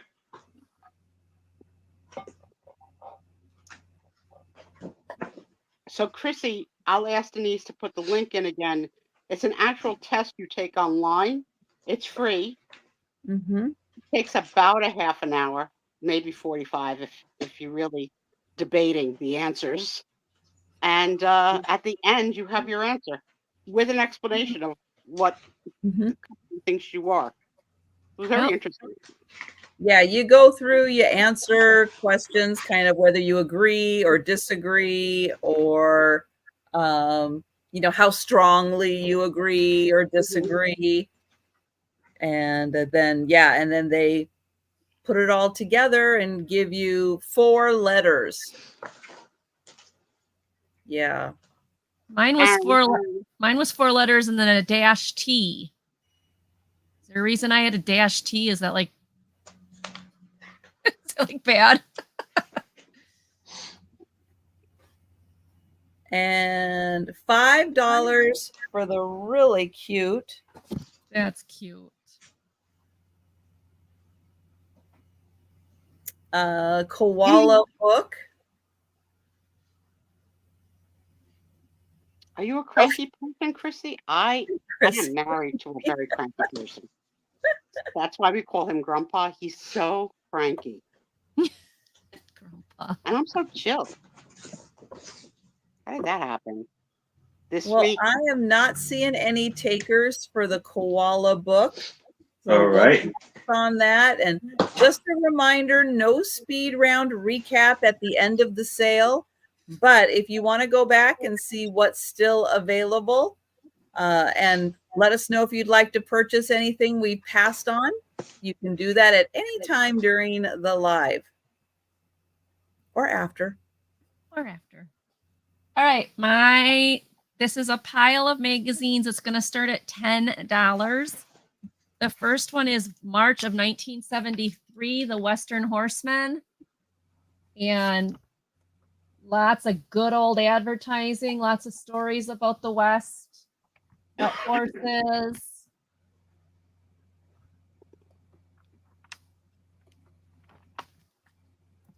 Active food advertisement on the back. This would be great for somebody who wants to do work with advertisements.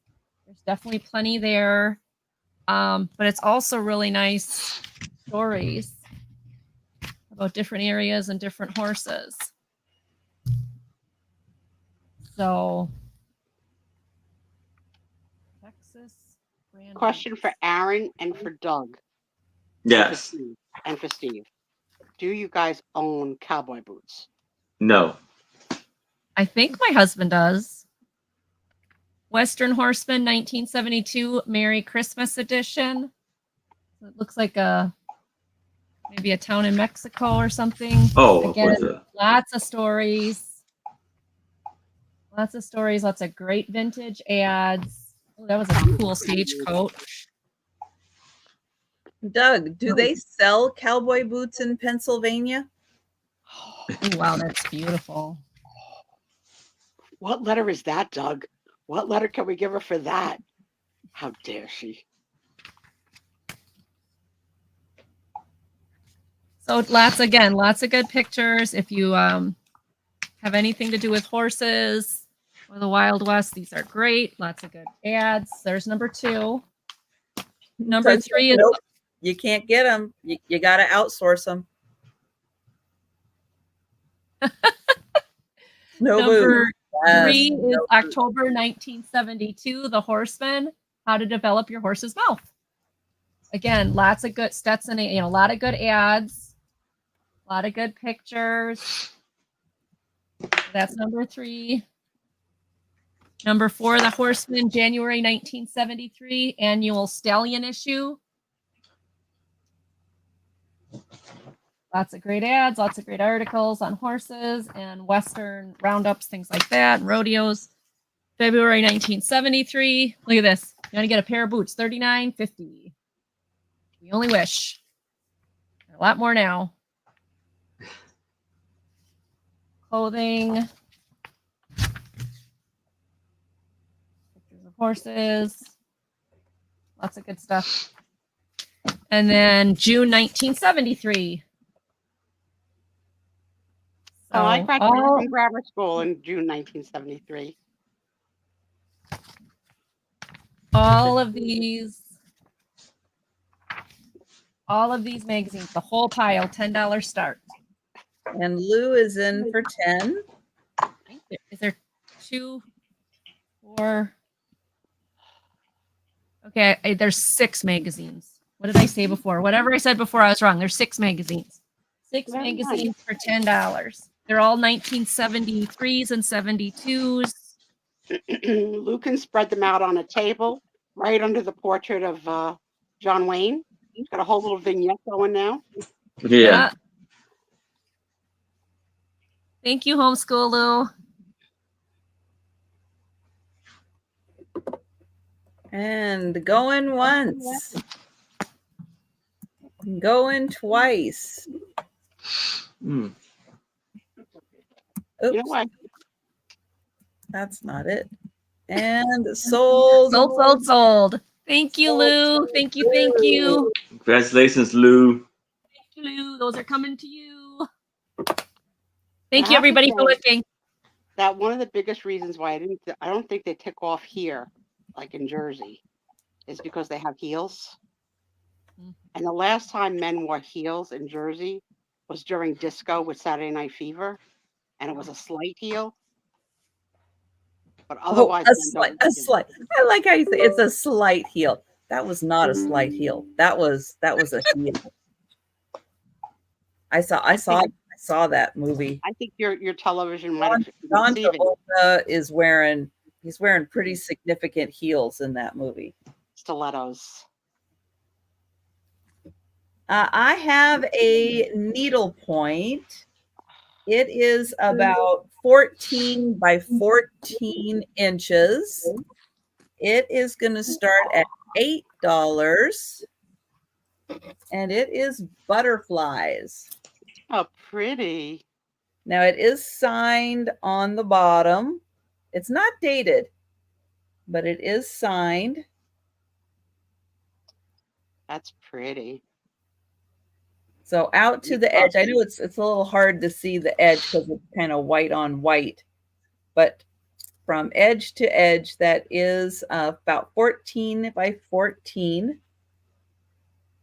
And I'll get in close so you can see the needle point. Can I see the back?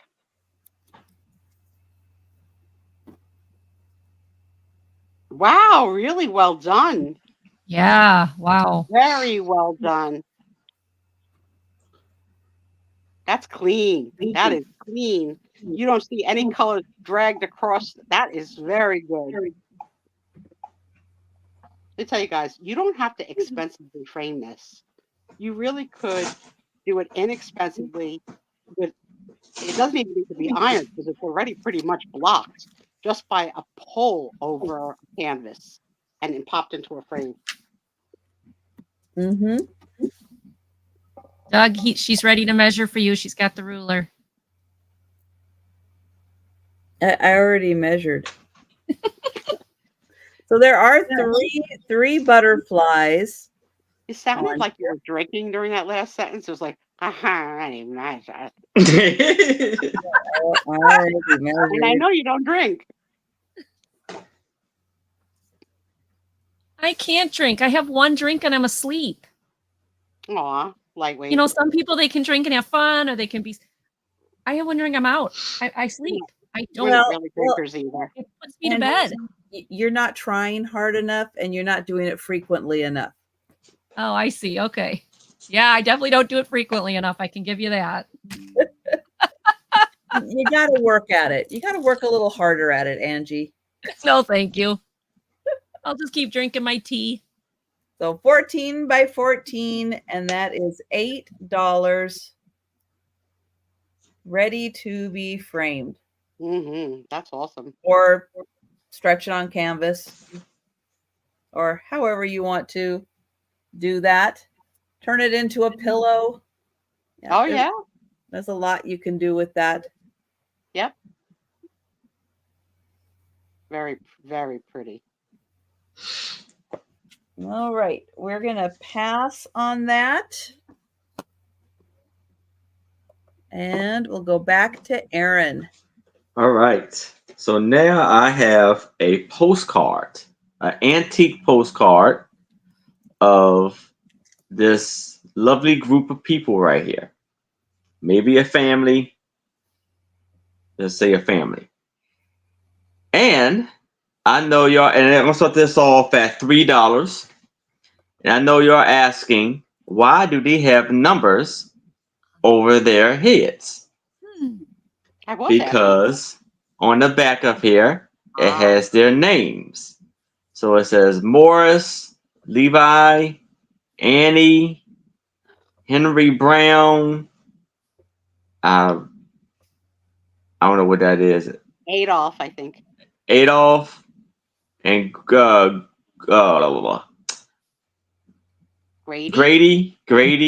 and Cara. Cara. It was 6. Cara, are you Italian? Cara mia. What do these people have in relation to each other? That's the question. Our picture tells the story. Are they all accountants? Does it have their last name or just their first name? Some of them have the last. Okay, some have the last. Okay. Yeah, so not siblings. Not siblings, yeah, because they have different last names. They could be siblings. Yeah. Probably not even cousins, but could be. Oh, a high school, maybe. Small, really small class, though. Yeah. Graduated class of something. I don't know.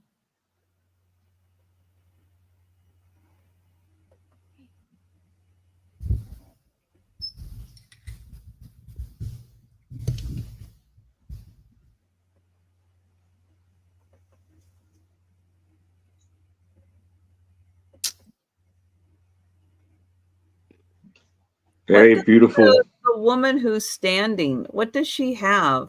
What is she holding? A hat? It's Is it a hat? Yeah, a hat. Yeah. Isn't she wearing a hat? Why is she holding That's it? her hair. That's her hair. It's not a hat. So. Oh, okay. Are you looking through my vision tonight? Yes, I am. See, that doesn't even look like a hat to me. I don't know what that is. And that this gentleman right here looks awfully tall compared to everybody else. Newspaper. That's why I don't think they're family. They gotta be, yeah, maybe newspaper. I don't know. She's got her All hat the ladies. On her lap. That's the hat on her lap. Okay. Okay. Yeah. They got their hats. Gotcha. Okay. So maybe the other lady, that's her hat too. Yeah. There you go. Okay. So maybe it was some kind of school or something. Ladies had to have their head covered or something. I'm more attracted to the short guy than the tall guy. The short guy sitting down or the short guy standing? Never the short guy sitting down. Look at him. Compared to the short guy standing. Come on. There's The guy sitting down reminds me of Bill Nye the Science Guy. Why does why does the guy number 5 there remind me of Bill Nye the Science Guy? Exactly. That's weird. You can smell the sulfur. The first guy's got a Parmesan sandwich in that pocket that he's holding on to. Yeah. Oh, we will count that down for Chrissy. So going once, going twice. And Chrissy, if you solve the mystery of who they are, what's going on, let us know. Yeah, I think it's a good That's idea. The fun part of the show. Like sometimes we just have no. Congratulations, Chrissy. Yeah. We just make it up. All right. The next one I have is Whitman Christmas Carols book, starting at $5. This is a 1957 printed in the USA by Western Publishing out of Racine, Wisconsin. This is a Christmas Carols music book. Does it have the Christmas Carol with the ghost stories? I don't know. I'll look. This is for organ or piano, voice. I've already forgotten which one it is. Yeah, which one is it? Read us the titles of what's in this book. Okay, so Angels from the Realms of Glory, Away in the Manger, Deck the Halls, The First Noel, God Rest Thee Merry Gentlemen. Wait. You think you could take a pause between each song? Because I can't process at that speed. Okay, so here we go. For Ready? those of us on a little bit of a slower talking platform, let's start again. Okay. Breathe. You do not have to do it in one damn breath, okay? Okay. I talk fast. I know I do. I'm really bad. Angels from the Realms of Glory. All right, don't insult me. Away in the Manger. Deck the Halls. The First Noel. God Rest Thee Merry Gentlemen. Good King Wenceslas. Hark the Herald Angels Sing. The Holly and the Ivy. I Heard the Bells on Christmas Day. It Came Upon a Midnight Clear. Jingle Bells. Joy to the World. O Christmas Tree. O Come All Ye Faithful. O Little Town of Bethlehem. O Thou Joyful Day. Silent Night. The 12 Days of Christmas. We Three Kings. And What Child Is This? I don't think it was in there. I have no idea why, but I want this. So, Aaron, can you proxy bid for me, please? So, sure. She wants to be ready for the sing-along. Yeah. So there is numbers. Sad soul, alone in my room. Alone in my room. No Christmas. But I love the pictures in this. Look at the Tom's pictures. Downstairs with Annalie, cheating for me. I wish I could see the lights in the tree. But little Susie can't walk anymore like the little boy in the song, in the thing. Oh, why is the first Noel? Can somebody tell me why this says Noel this way? I thought it was Noel. It is. Now I don't want it. Well, let's see if we can figure that out. Guys, so it feel says free to bid against me. Feel free. So it says both the verse and the melody of this ancient hymn are traditional. Sir John Stainer, the English composer and organist, harmonized this version for present-day singers. The words are all folk songs varied with the singer. The ones given here are the best known, but they do not follow the gospel account. The shepherds did not see a star. Neither the words of the tune of this carol can be any later than the 17th century. Okay, I have an answer for you. Oh, good. Noel, Nowell, is the British spelling of Noel is the French in origin of. That would make sense. I have French background, so okay. So there we go. And this too, they spell Wenceslas different than what I learned it. And thank you. Lou came up with it at the same time. Yay, thank you. Carolers. One day I'll torture my little granddaughter sitting on the floor in front of me while Nonna sings. Singing away the Christmas carols. I like this one. I got to catch them before they can walk and run away.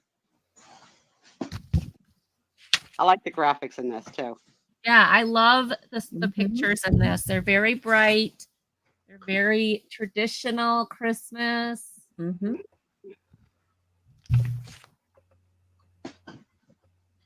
Tommy, will you sing with me? I bet you Steve would sing with me. My husband? Yeah. My husband sings. He doesn't do it in public or anything, but when he's home, he'll sing. He's got a pretty good baritone type voice. Comfortable enough to sing in front of me. Aww. So he whistled to everything. This husband sang to me within the first 5 minutes of us meeting because he asked me to dance. A stranger, and he was singing, "You Look Wonderful Tonight." Eric Clapton. Oh, Grandma and Grandpa with the kids. I like that one. This is cool. And then, of course, when you open up the page, the tree, you've got that as the whole. So, Christmas carols from Whitman Publishing. Piano arrangements with chords for organs and guitar and voice. And Sue is in for 5. Does anybody else want to get in? All right, we can count it down. Going once. And going twice. And sold to Sue. Thank you, Sue. So Thank here's you. what we need to research. We need to research if any song is a YouTube strike or if some songs are not because they're like. If there's a copyright. Right. YouTube it has to be strike. copyright-free music. So how do you tell if there's a copyright? You look it up. All right. So we 3 Kings of Orient are. Copyright. Okay, hold on. Because I'll break into it right now. Right now. I have a $6 start on an official NBA photo. So this does have the little hologram seal on the bottom. This is an officially licensed NBA product. You're good, Sue. As a Yes, copyright. the song We 3 Kings is a public domain. The song's copyright expired. The song is available for musicians to use, arrange, adapt, and record. You can listen to the song on Spotify, and you can find free scores at the public library. There may be a Christmas carol sing-along in our future, Trisha. There will be a Christmas Did I just get in trouble with Trisha? Trisha's going to send me an boy. email. You're in trouble, woman. That's going to be on Sue's channel.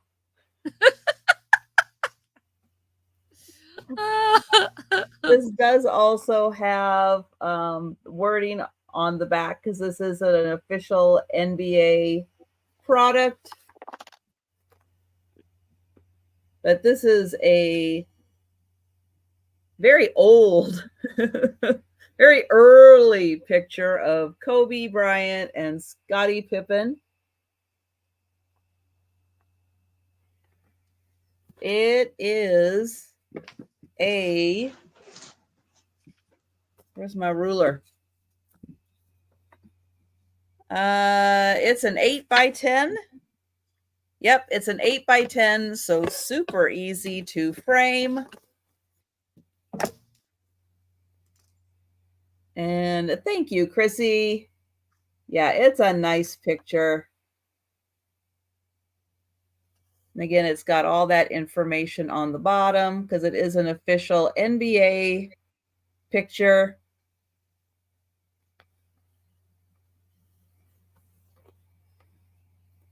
And it is on really nice paper stock. So it's that thicker paper stock. Oh, I'll highlight Chrissy.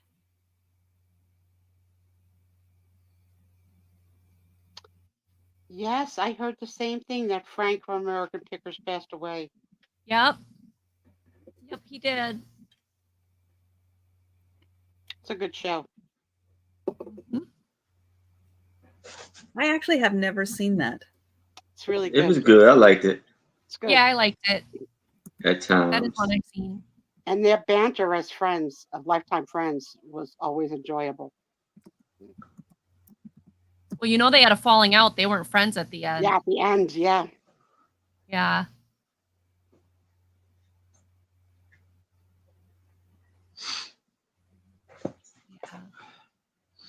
It's always sad when a friendship falls apart, but sometimes it's necessary. Stephanie from Drifting Adventures did a what would you rather question. Would you rather work for your friend or for your sibling? And I was like, what a hard question, right? I said neither. And Stephanie's like, you have to choose. It's what would you rather? And I said to her, my friend of 30 years tried to steal my identity, so I guess I'm going to have to pick one of my nutty sisters. Yeah, that would be a neither for me too. Counting it down for Chrissy. Going once. Going twice. And sold to Chrissy. Thank you. And that's good to know that your husband collects petroleum items and is looking for that. Because sometimes I find petroleum items or have access to them, but I don't really have a lot of success with them. So I tend to not pick them up. But if it's something that you're kind of interested in, then that might be something, if it's, something available. Chrissy, I feel for you. My brother and I are estranged. All right. So now I have 3 needlepoint coasters for $5. And they are of, I don't know if it's a sunflower or it's a yellow flower. I'll go sunflower. And it measures 4 by 4. And so here's the back. And all of them are the same.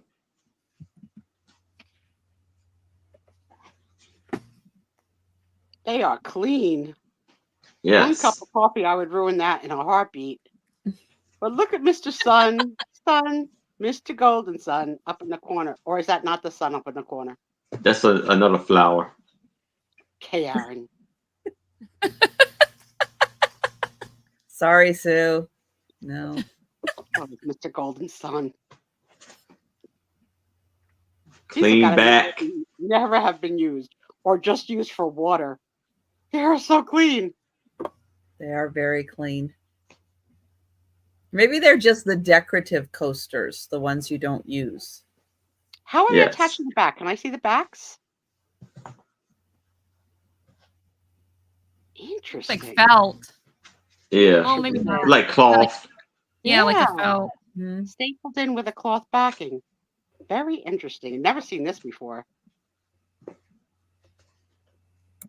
Hey, and guys, as Chrissy did, you could always tell these sellers what you're in the mood for, what you're looking for, in any show, because they're out and about. They possibly could find exactly what you're looking for.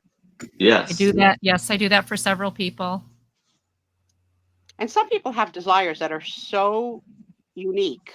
Like I saw someone today looking for one specific Tupperware, like one. Yep. Especially with Tupperware's bankruptcy now, like that is just like going crazy. Have you guys had in your areas the toilet paper towel issue? Yeah, no, I don't know. I haven't really, been to the store like that. We are out. We are out in New Jersey. Why? Because the port strike and everybody freaking out. But I think they got a temporary. The strike is already over. Yeah. Yeah, but it takes a while for the supply chain to get going again. I don't know. I bought toilet paper the other day. I didn't have any problems. It was on the shelf. Because you're not you're not in the right geographic area for it to. Oh, okay. I thought she was going to tell me because we don't poop in Wisconsin. They don't poop. They do it out in the field. Trust me. We poop in Wisconsin. Just ask my husband, who spends a half hour in the bathroom. That's where we read the best.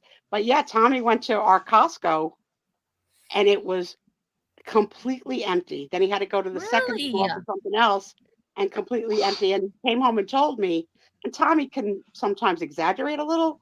So I was like, okay, I took it as face value. And then it was on the news. I was like, all right, Tommy, that's the real source. Do you need me to send you some toilet paper? And I'm a toilet paper snob. That's what I'm getting for Christmas. I don't like the cheap stuff. So here's what I learned. Here's what I learned from COVID. I have in the back of my closet in my laundry room an emergency 12-pack. I keep it there just in case. Because you never know. Poor Aaron's like, you guys are talking toilet people, crazy people. I know. Well, and see, I'm a snob. I don't like the cheap stuff at all. Needlepoint coasters. Anybody? Any takers? But people do start hoarding in that. They'll buy. I haven't seen it here, but that doesn't mean it's not happening. I like the toilet paper that's got the scented rolls. So I have to buy the expensive toilet paper. My husband thinks I'm crazy. Okay, I gotta agree. I think you're a little crazy with that one. I can add my own scent. I'm good.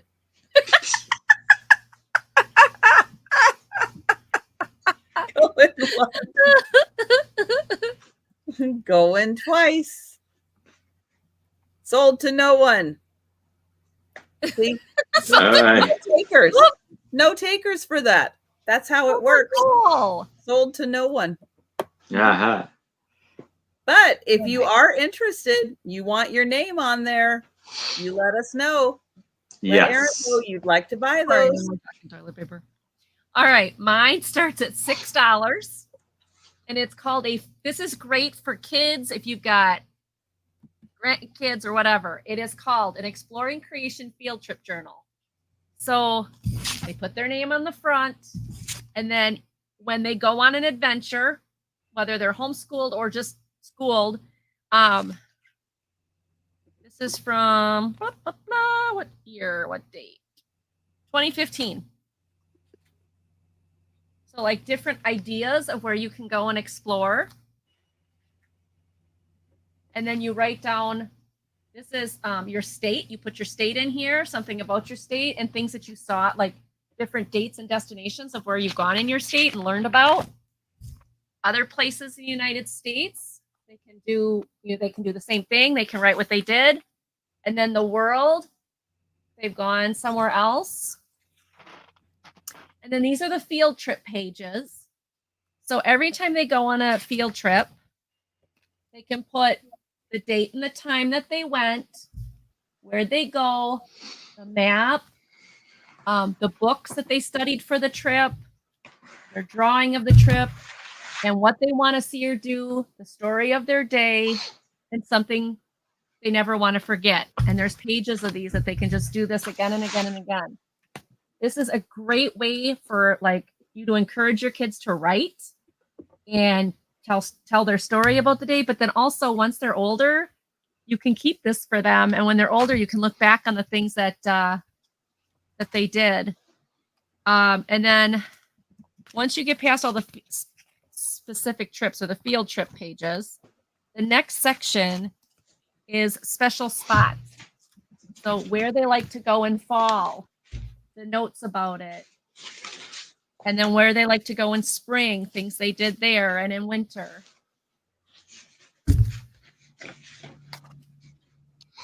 Spring. So let's see if this is a cultural thing or a New Jersey thing. When your school ran the annual field trip to wherever the heck class was going, yeah, did you and your classmates pack an inordinate amount of snacks for the bus? Like more snacks. Say an exorbitant amount, but I mean enough for 5 kids. I don't remember big snacks. Paper bag with like chips and candy and like. No, I don't remember any snacks.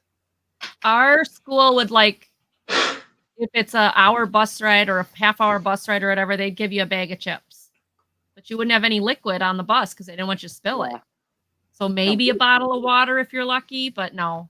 And then we all had to pack a lunch. We were not hydrated kids. Paper bag lunch. Definitely no hydration.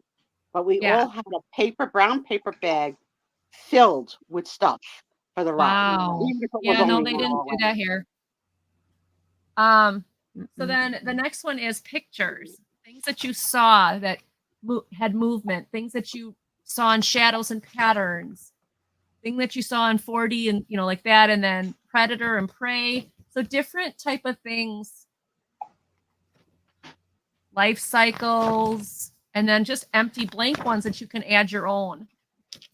So this is really nice for a family that maybe goes camping and goes traveling and they go do things. So it includes over 100 field trip ideas the study of plants, animals, earth, space, aviation, the human body, history, government, culture, and more. Prepares field trips for the teachers and students. Places a map that you visited together. Documents up to 10 field trips and special planning of treasured memories. Records seasonal nature changes and uses your imagination to capture an experience as only you can see it. So, field trip journal exploring creation. That is really nice. And for the Isn't that room, a cool book? Yes. What is a memorable place that you went to on a school field trip? Cemetery. You went to a cemetery on a field trip? Yep. How weird in Wisconsin. Yeah, and our teacher fell asleep on the bus. So somebody got a marker and gave her a mustache. Oh my God. Not kidding. You hoodlums. She must have been in a deep, deep sleep. We were in high school and it was a creative writing class. And she took us to a cemetery and she told us we had to pick a headstone with a name and a date. And we had to creatively write a story about that person based on what we could see on that headstone, whether there was like a military symbol or whatever. So we're all out there with a notebook in the middle of a cemetery, and she falls asleep in the bus. So now I didn't do it. I didn't do the Sharpie thing, but another kid had a Sharpie, and she was snoring. She was out. That's crazy. And gave her a mustache. She didn't even know it. We got all the way back to school. Nobody said a thing. Ben Franklin Science Museum in Philadelphia, where they had a heart that you could walk through. And I remember being so cool. Quite impressed with walking through the heart. And then the other one was a place called Waterloo Village, which was like, I don't know, like a village where people lived that, like, you know, they had like the shoemaker, the candlestick maker, and all that. It was very cool. That was cool. And again, my father was a chaperone and brought a bag of magic tricks while I was eating snacks on the bus. One of my favorites was, as a Girl Scout, we got to sleep in the Milwaukee Public Museum. Nicole got to sleep in a Liberty Science Center, and it was the bat exposition. Tacos. I don't enjoy a taco. Oh, I love tacos. But yeah, my favorite was sleeping in the museum and going through the museum in the middle of the night with flashlights. We got to do the whole like museum and flashlights. It's pretty cool. But it's tacos and more. Do you enjoy a taco, Trisha? Oh, I love tacos. I like tacos. Burrito better. Mm-hmm. Fajitas. We had fajitas last night. Oh yeah. Yummy. Yeah, I don't do fajitas. Peppers. I don't do peppers. No, I don't eat the peppers. I don't get it with the peppers. No. I said no. I love making taco dip. It's really easy and yummy. And I love taco soup. Taco soup is so easy to make and it's so good. Oh, that looked good. Ooh, that's good too. Yeah, I don't like the idea of a hard crust. Trisha, you're making me hungry. I know, I just sent Tom to make me something.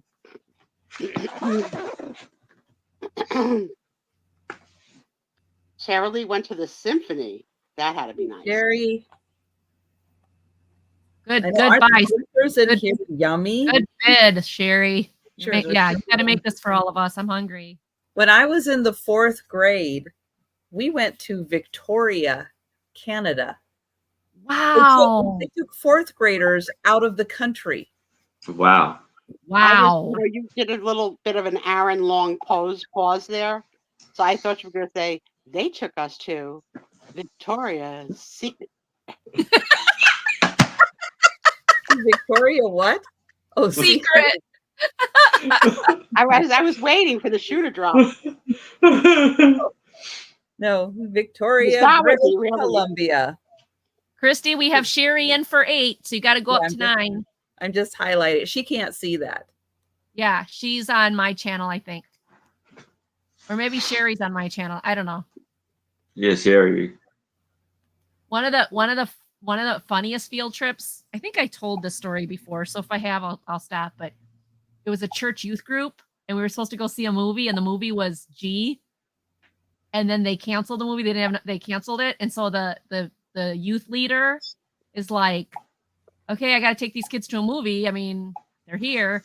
So he took us to When Harry Met Sally, which was R. So you have all these 13-year-olds, you have all these 13-year-olds and 14-year-olds watching my mother threw a fit. Like, this is a church youth group. What? And it was hilarious. Well, it's hilarious now looking back on it. At the time, oh my gosh, my mother was raving mad. Jan, you don't remember going on field trips? Oh my God, it was such a big highlight for the year. I went on getting a permission slip signed, and your teacher said, "You got to get these slips in, or you're not going." I remember Mrs. Warren's class. Yeah, I remember going on a field trip that was like an overnight field trip. Oh, and we went to it was this place called Hall Bargain Farm. Wow. So we went to like basically a farm where we fed pigs and milked cows and stuff like that. Look at the million ingredients in that soup. Like 25 ingredients to make that soup. And I'm gonna skip the seafood section. And then we went to like those colony oh, that's cool, places where we made candles and turned our own butter and stuff like that. Oh, yeah. It was like a Quaker, yeah. That's cool, Aaron. A donut trip. I love it. Yeah, I would do a donut trip in a heartbeat. Absolutely. Oh, we one time went to where like newspapers were made. That's cool. And we got, because they used to do these huge sheets in, I don't know what kind of material is. It was white, and that's what they would run through to print everything, was this big sheet. And so for whatever day, they just have them, and so they were handing them out for the tour. And I had that thing for like decades before it just kind of disintegrated. And thank you, Sherry. And I will count that down for Chrissy. If I can spell Chrissy. There we go. And let's see. Yeah, I would like to go on a donut tour. Going once. Going twice. I don't remember. No, they don't dissolve tours. But it'll curb my. Oh, I got a new one, Jan. Soul. Little better than sod. Thank you, Chrissy. Thank you, Sherry. Nice job, girls. Enjoy the tacos. Come back and tell us about it. A very thick book for $20, and it is U.S. Navy: A Complete History. Naval Denise Foundation. And this book was copywritten in 2003.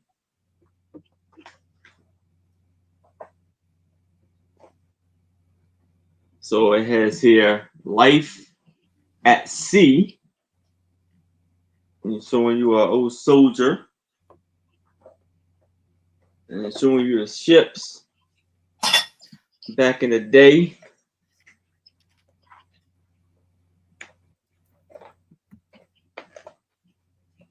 Old Ironside.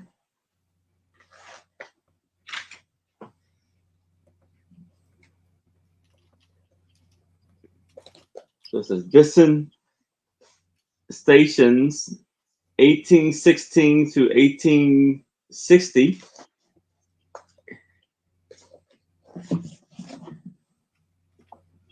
That sort of looks like a placemat, Aaron. Huh? That picture sort of looked like a placemat.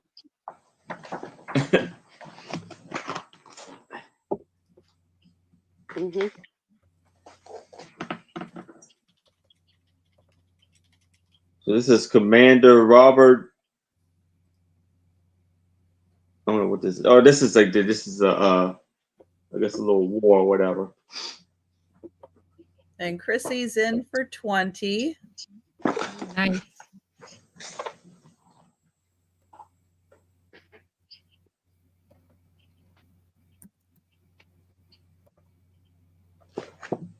Yeah, exactly. The Navy Pimpernel Placemat book. Oh Yeah. Thank you, honey. And gun boatswain, the Mississippi Island, number 10. Can hear my phone.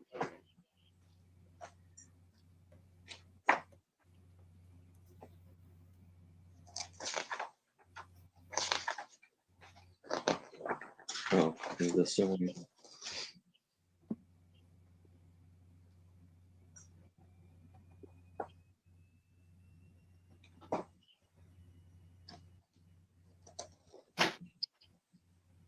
Here's some of the soldiers.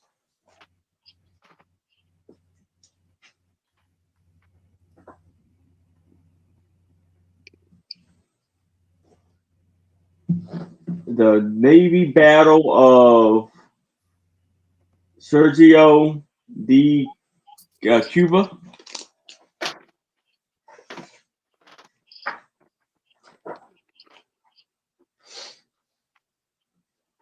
A Navy for a New Century, 1900 to 1918. So this book has 728 pages.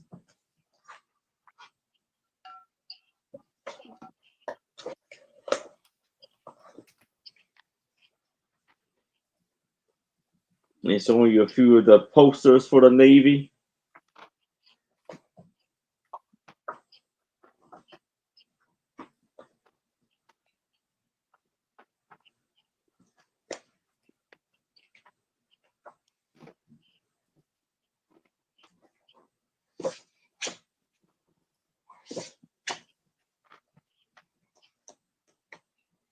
The two ocean wars.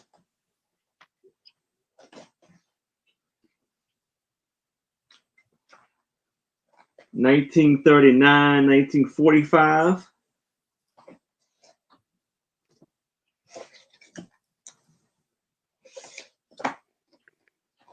Look at that. Tom.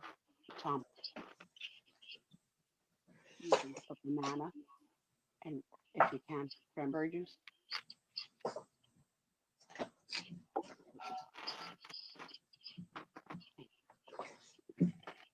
So you want more.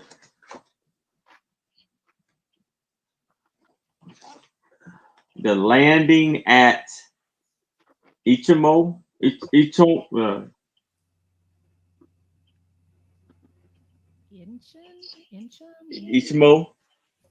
I don't know. Don't know. Inchon.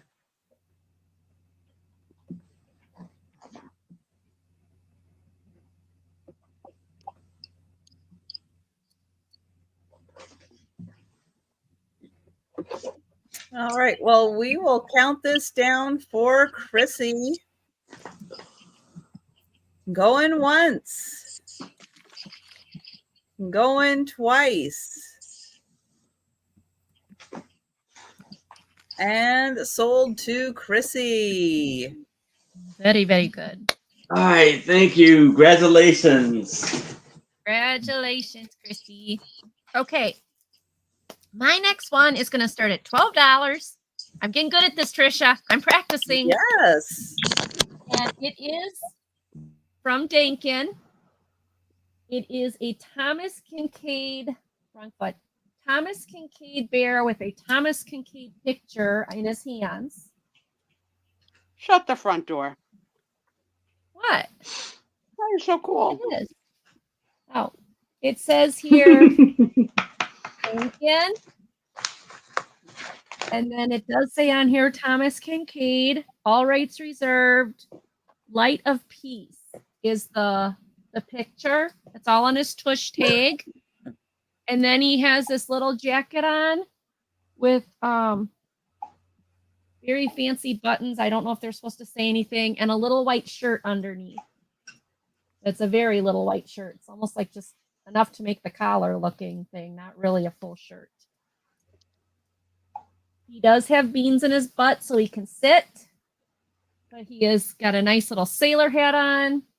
So you get the Thomas Kincaid bear with the picture. The picture is attached to his hands, just so you know.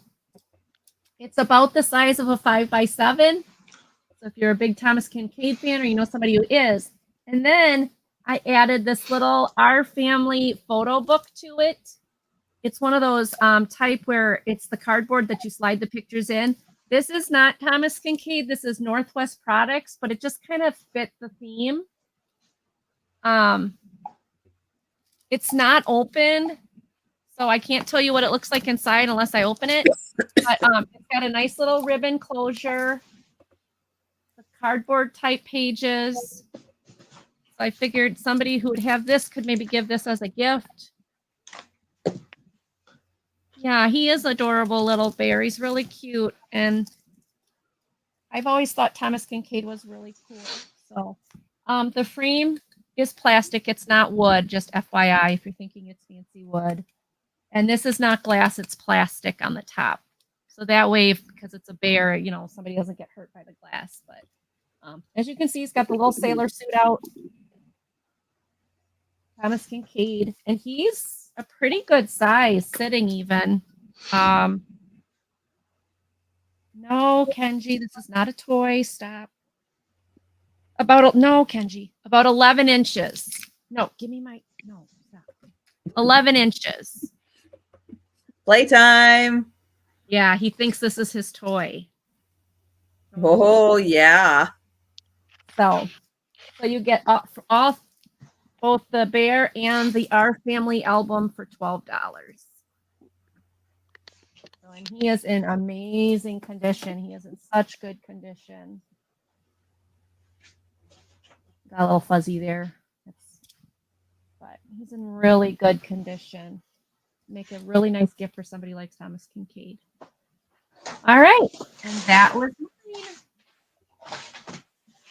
mine. Yes, it is hard to find the perfect gift for the Thomas Kincaid collector, that something they don't already have. Yep. And that's why I thought this would be really cool. Mm-hmm. All right. Thank you. Thank you for looking. I have a $10 start on a book. It is Wizardology. The Book of the Secrets of Merlin. That's cool. And this has got all kinds of little things on the inside to play with. Very similar to the Dragon book and stuff. That's whole series. So like the little those are so awesome that you can open with more information in there. Mm-hmm. And it's got really cool graphics.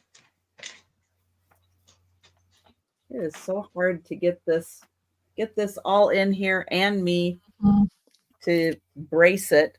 There we go. And I'll try to point out the little extra things on each page. Oh, this one's got like a little envelope down here that you can open and read. Oh, that series of books is awesome. There's a little one over here too. And this one, oh yeah, this one, the little book flips open. This one up here, that's still sealed.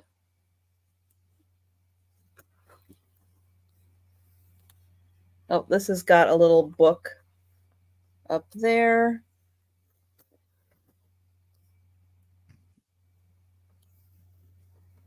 Oh, up here, there's a little a little something.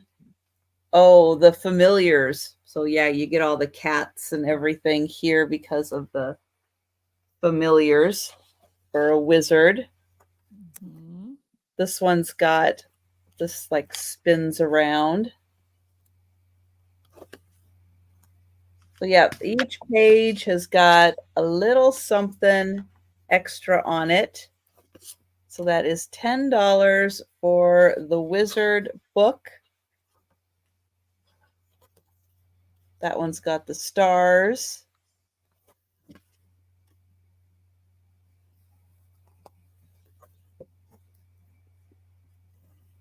Ooh.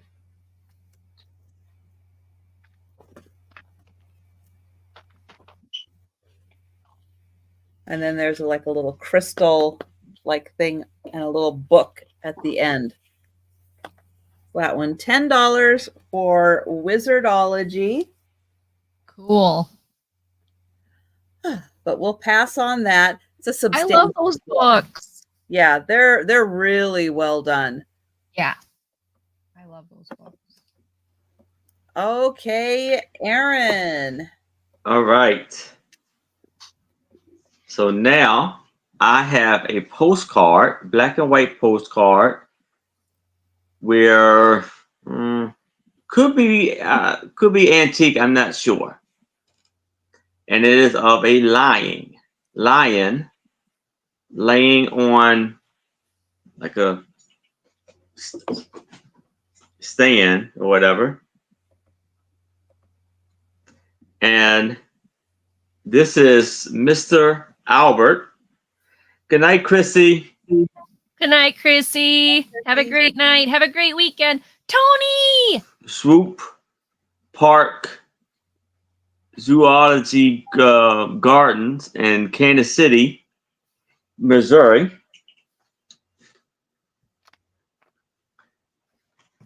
That is so cool. And it looks, but maybe because it got shaved or something. It looks kind of small for a lion.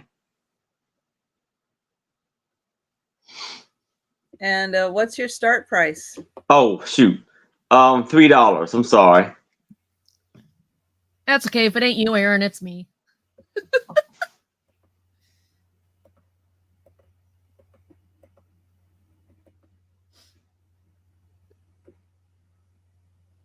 Trisha's here to keep us in line, Aaron. We're good. Yes. It's a beautiful animal.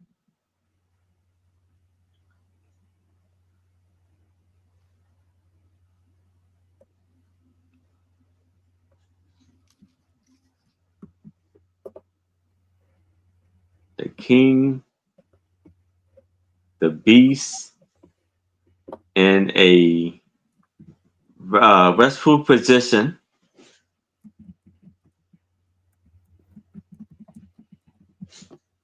Watches the visitors.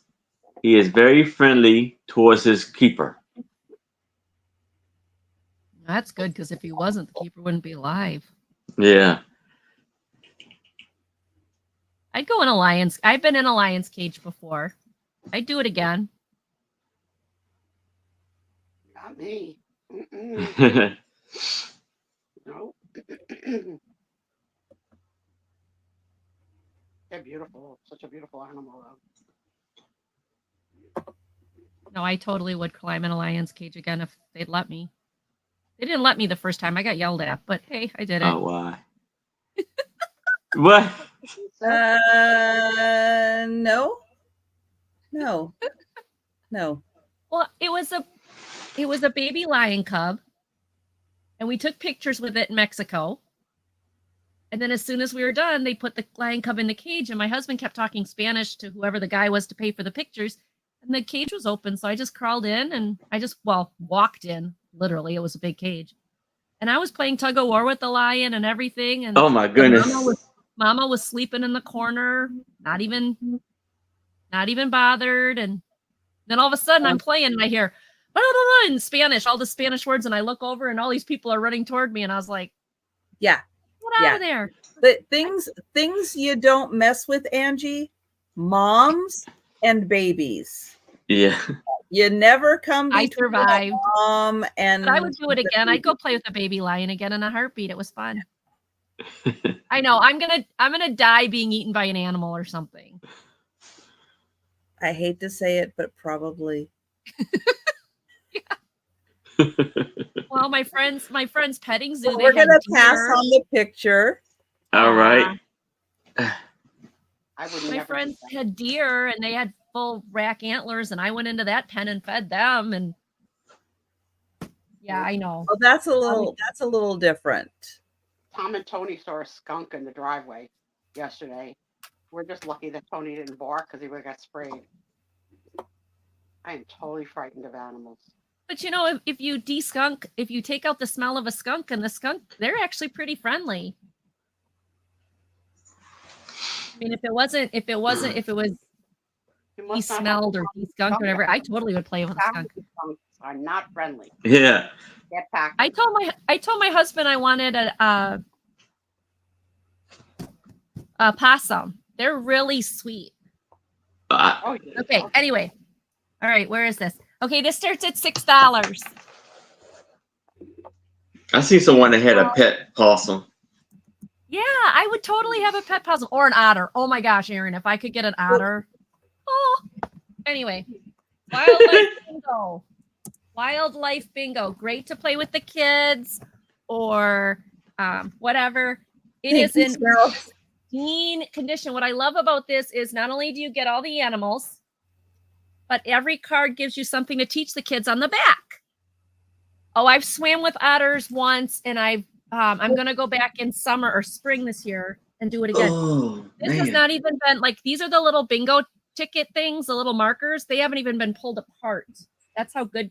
And then here are the cards. There's 1, 2, 3, 4, 5, 6 cards. Look at all the cute animals. There's your otter right there.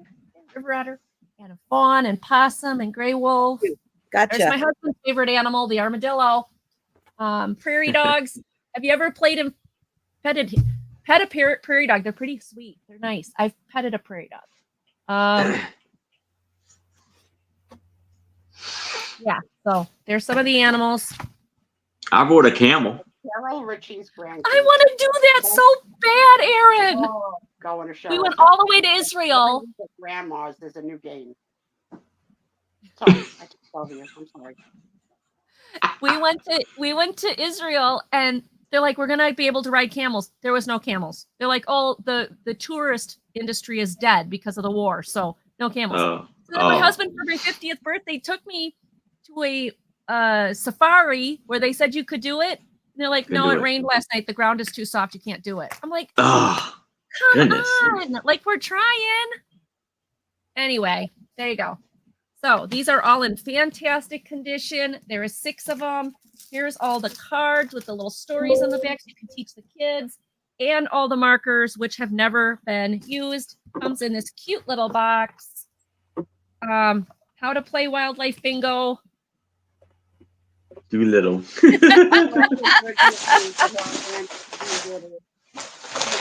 Yes. So there you go. Oh, Cheryl's in. Hi, Cheryl. Thank you. $6 to Cheryl. If anybody else is interested.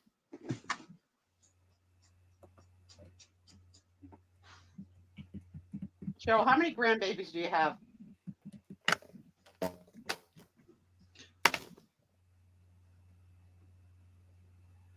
Jan, I would love that. Thomas, no, otters are not shark treats. And actually, otters are from there is sea otters, but they usually stay towards land. 13? Wow, Cheryl, that's awesome. Wow. He is a huge buyer of these kind of activities for the kids. They must love I've got one more bingo set coming up. I've got another bingo set coming up, so stay with us. All right. Okay, so going once. Wildlife bingo to going twice. Oh my God, 12 boys and 1 girl. Wow. Whoa. Oh, she's got her hands full. Wow. All right. Thank you, Cheryl. Thank you. Thank you. I got to know one more question, Cheryl. How many children produced 13?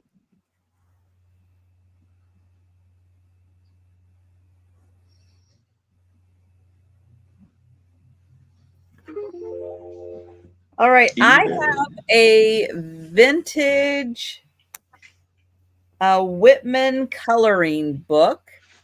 It is an oversized coloring book, and some of the pages have been colored, but it's Dale Evans. Oh, cool.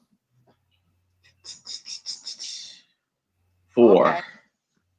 Oh, So the book has been separated from the cover, but the book is intact. It is from 1957. And I'll show you the first page. Yep, colored in on the first page, but you can see this is the nice, big, oversized. And again, some of the pages have been colored in, but this is so cool. And yep, you do get a little Roy Rogers in there.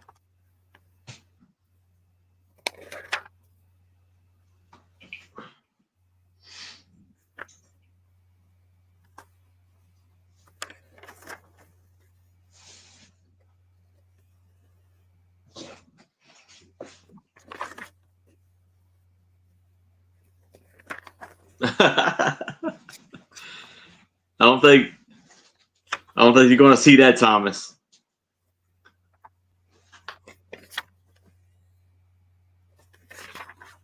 Yes, it is, Jan.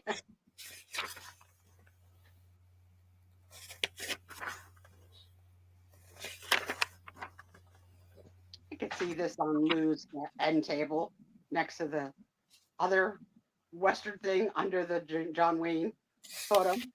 Right? Western yeah. photo. All the Western stuff together. Mm-hmm. He just gave me a great snack.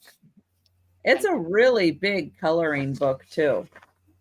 Like, it's big in size, but there's a lot of pages in here.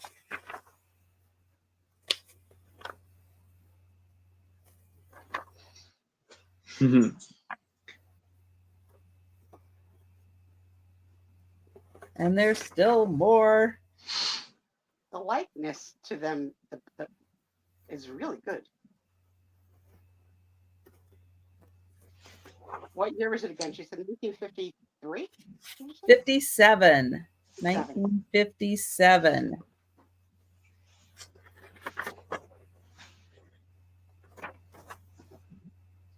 So yeah, a few pages colored in. But it's hard to find these like untouched. And this one's got a lot. It's a very thick coloring book. But and they publish it themselves, which is really cool for 1957. Well, it is Whitman. So okay. So I think it is like a licensed piece. But there is the cover, front and back, and that is $7 for Dale Evans. All right. We will. Oh, Jameen is in. Thank you, Jameen. It does have a really great cover. And it's got quite a story in it too. With their little adventure out. Yeah, it's kind of amazing. But yeah, there's just a ton of pages in here. And most are not colored, but just a few of them are. Yeah, super thick. And I'll count that down. Going once. Going twice.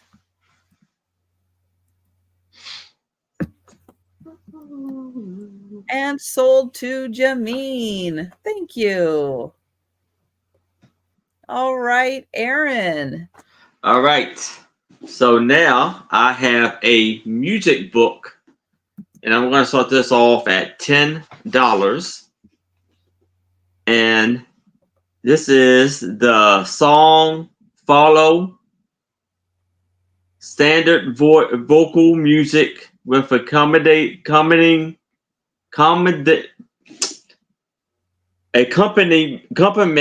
for piano and organ.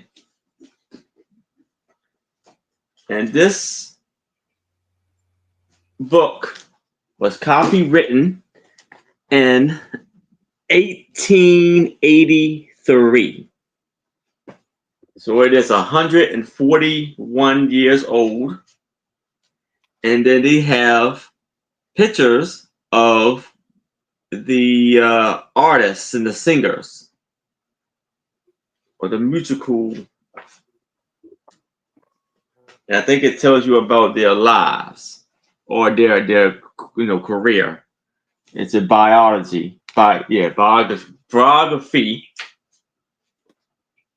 And there are beautiful drawings of the singers and. Wow, that's interesting. Because usually it's just a music book. Like, oh, there's a music book. But yeah, really, really interesting. They had like the little signature on the bottom. And then we get to the music, where we have a summer shower,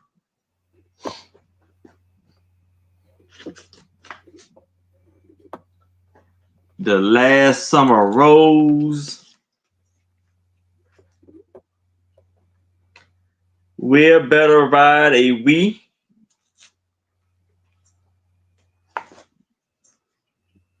two company, three's none, the way through the woods, or wood,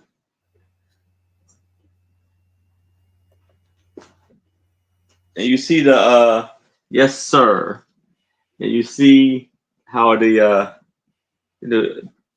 old color pages are kind of this old style, the old yellowing of the pages. But it's like I said, being 141 years old, it's an amazing, fantastic edition. Yes, it is. That's really a remarkable book. Yes, and then on the of that kind of paper, like I love the way that feels on the fingers.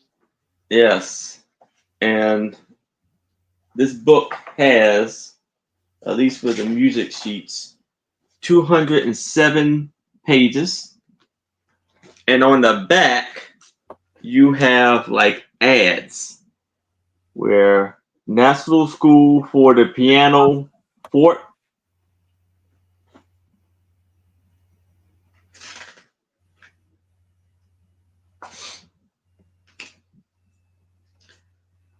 social hours,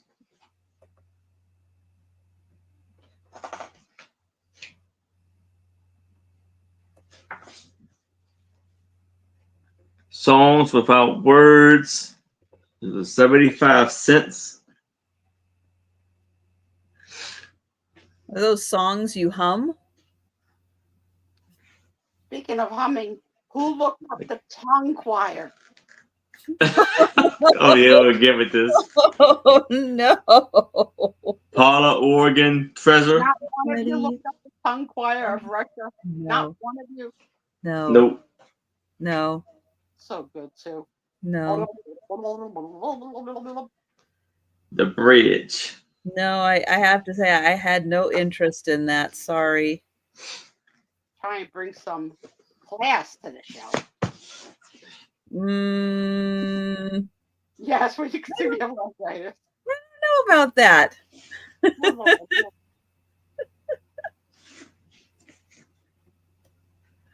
Jamina's in. I just love the style of the cover. Hi, Joe. Hey, Joe. Did you say hi?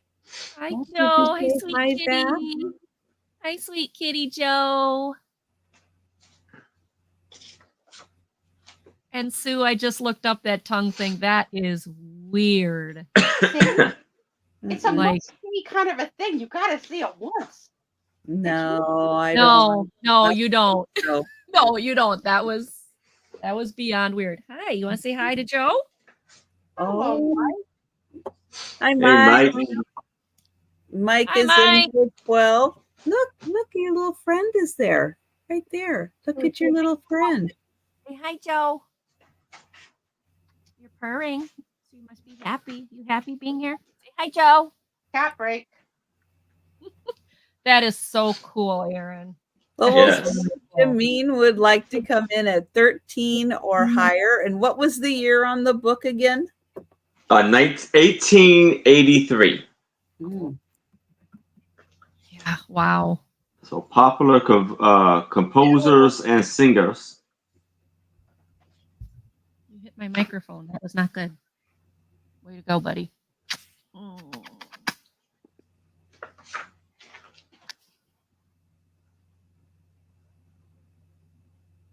Aw, that little redhead. There, you see, she gets to be held. See? You see that? You see how that works? Joe won't let you hold him? No. Ah. He won't. Not interested. Nope. I know. I don't know what happened to you. No. We don't my like little one, Pipsqueak, doesn't like to be held either, but I understand it because she's blind. She doesn't want to be up off the floor. So yeah, I can sometimes like put my arm around him and get him close, and then he'll be like, "Oh, wait, she's hugging me." Oh, no. So the 15. The music sheet, the music pages by itself is 100 and Thanks, Jimmy. 185 or so. All right, and we are going to count that down for Mike.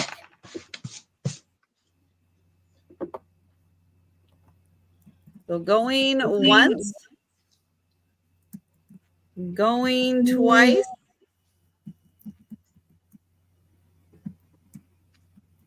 and sold to Mike. All right, congratulations, Mike. You give kisses, but be nice. Yes, you give kisses, but be nice. All right, my next one. You're gonna have to go down now. You can't give me kisses. I gotta work. All right, I'm gonna do another $6 one, and it's another style of bingo. It's called Fun on the Farm Jingo, a bingo style game for all ages, and this will play up to 30 players. There's that many cards inside. It's in very good condition again. So Cheryl is still good because she only has 13. So here's the cards, and they're in a little bag. And this one on the front says veterinarian, but I can take them out and show you the other ones. So instruction sheet. And these are what the cards look like. This is dated 1997. There is, I believe, 30 of these. I mean, there's plenty of them.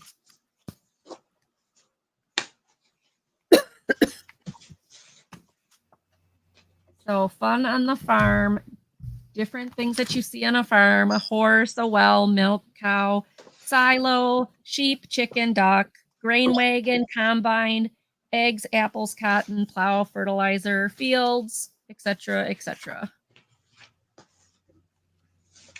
Cheryl is in for 6. Now with the cards, it's a learning game too, just like the other one. Because on the cards, if I can get them out of this cute little bag, it'll say veterinarian, but it'll say the doctor that takes care of farm animals when they're sick. Cotton. This is a crop grown in southern states used to make cloth. So it's a teaching tool too to teach kids about the farm and farm life and everything. So yep, all the cards are here. It's in very good shape again. I think the other one's a little older as far as date, but they're both in excellent condition. And they're great learning tools, Angie, to play with kids. Huh? If you were a bingo square, what would be the card that would be written about you? Cat lady. Okay. Here. First thing that came to mind. So fun for all ages, great for family gatherings. Educational, fun-filled alternative to bingo called Jingo. So Cheryl's in for 6. Thank you, Cheryl. Directions and yeah, originally $15. Great. Fun at Cheryl's house. If I didn't do cats, I would do age range? No, Cheryl's 13. Oh, kids, yeah.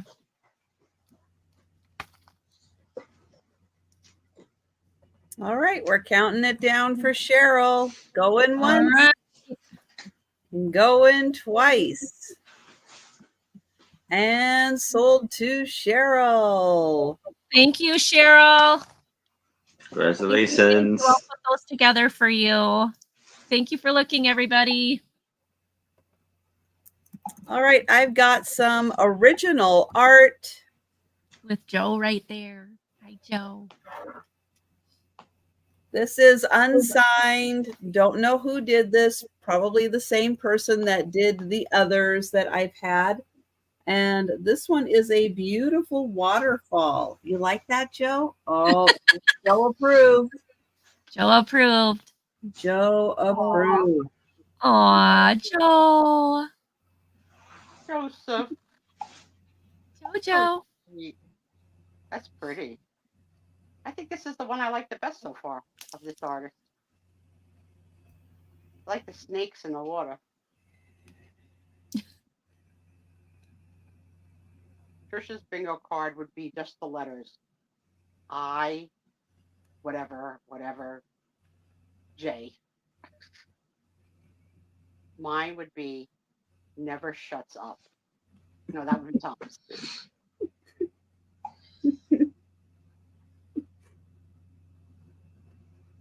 Joe, you have food upstairs. You should have thought of that before you came downstairs. Yeah. Oh, look at him. He loves you. Upstairs. It's all upstairs. Giving you those kisses. No, he does. He was rubbing his nose. Yeah, we don't lick. We don't No? lick. Oh, mine do. No licking. Mine do. No licking. Mm-mm. I know where that's been. There's no licking. Mm-mm. How'd you teach him to do the nose thing? This is 16 by 12. 16 by 12. A beautiful water. Don't rub on the front of it. A beautiful waterfall picture. No, you can't rub on that part of it. No. Yeah. Okay. Who's in charge? Yeah, it's like I don't see any takers for the original waterfall picture. So this is an original. This isn't a copy. This is on canvas. Really pretty. What do you think, Joe? All right. We're going to pass on that.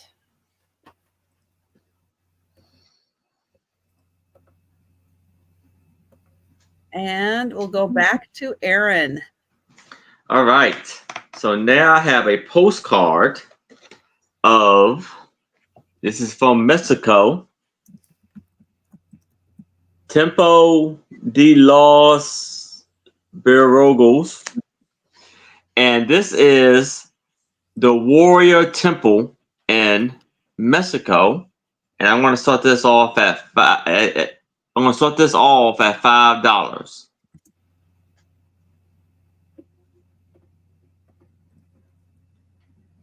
And on the back, it has a Mexican stamp. And it says, "Dear Miss Craven, everything is wonderful here. I'm looking around for something for you. Everything here costs very little. Mom got a pair of earrings for $1 that she has some likes. She has some like she got at home for $5. I have my eye on a hat for you."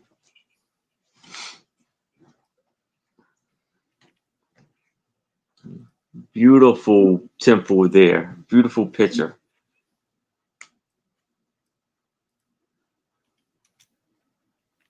This is a lost tradition of sending and receiving postcards. I can't remember the time I sent or received one. Truly. Not since I was a young girl.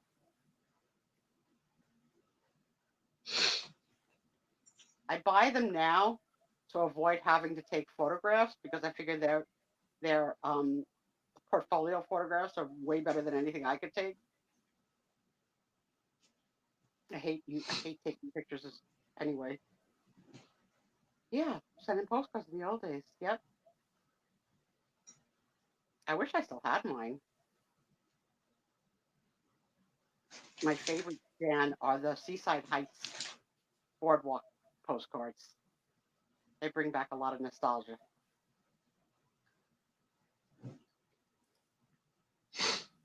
Oh, the Just Step Away. Yes. Joe called. Uh, Not giving up. She's got to go take care of the kitty.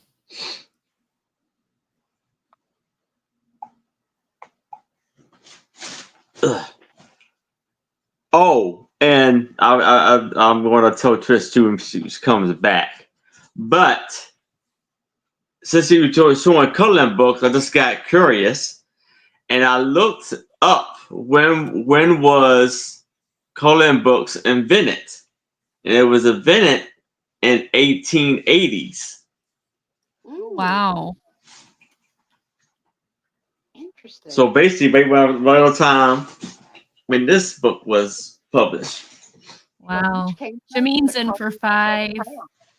Yes. Right, Aaron? Which came first, the color or the crayon? Good question. But I probably crayon did. I mean, I gotta look that up too. I would assume the crayon probably came first.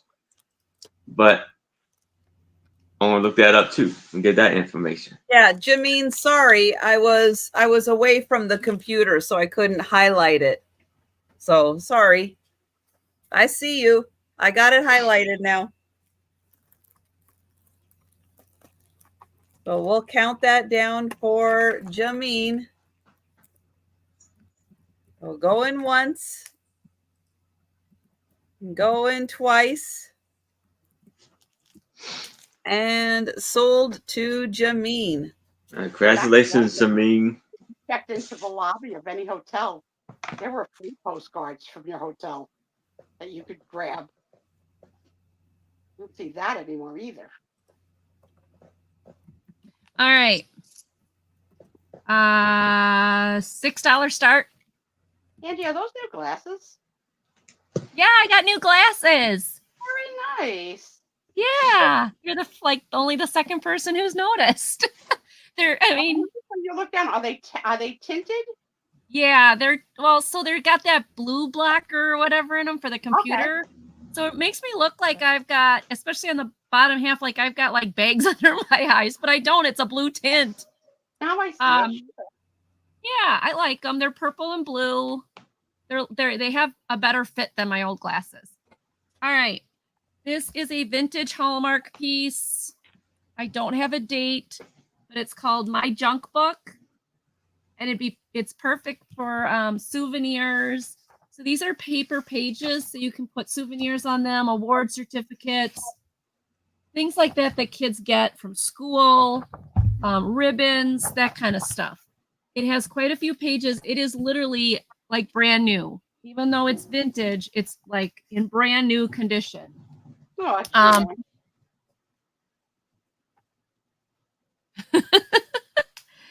There is screws in here, so you can take it apart and add more papers if you need to.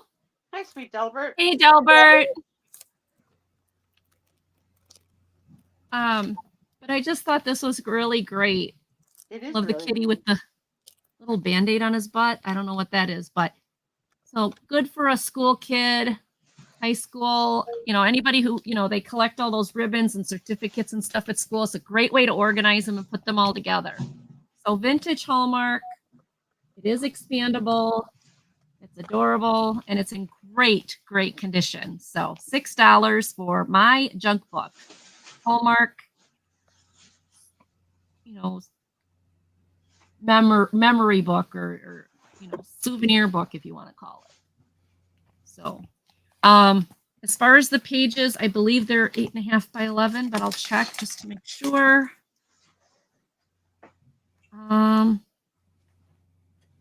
10.5 by 8. 10.5 by 8. So not quite 8.5 by 11. 10.5 by 8. So there you go. All right. If anybody's interested in this later, let me know. You can add it to your pile. Thank you so much for looking. All right. I've got one more piece of original art. And these are from this grouping of artists. These are the last two pieces that I have that I'm showing tonight. Gonna start at $8. And this one I think is Hawaii or inspired by Hawaii.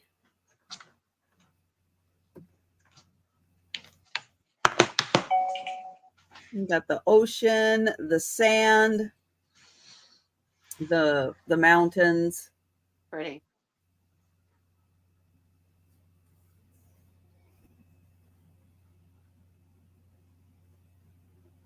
Very pretty.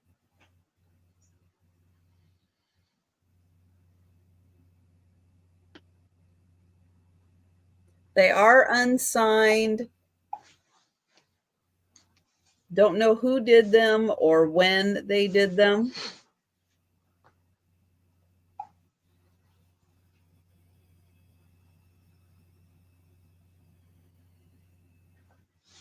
Looks like a little bit of a signature by the under the jetty, that gray. It looks like a signature.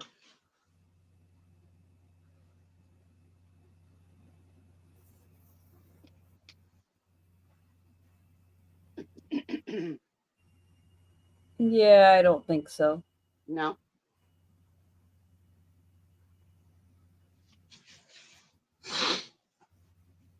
So that one, original art, 16 by 12, $8. And those two are the last ones I have in that grouping. But we're going to pass and go back to Aaron. All right. So I have a postcard for $5. And it's a German postcard. And you see it's a black and white postcard at an airport in Hamburg. And the airline is Scandinavian.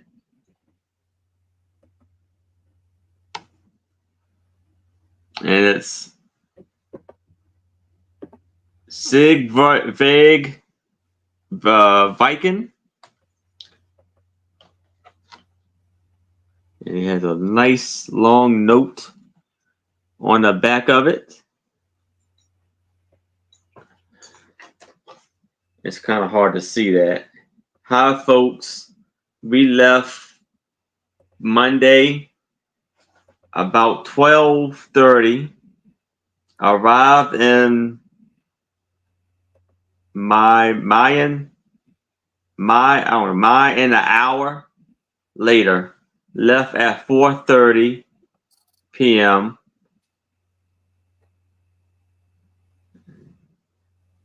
It's kind of hard to see the rest.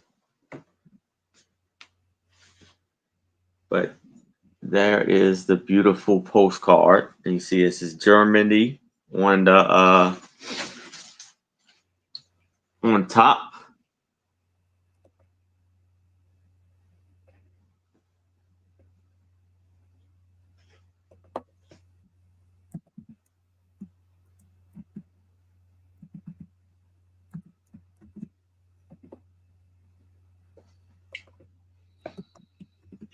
Beautiful postcard here.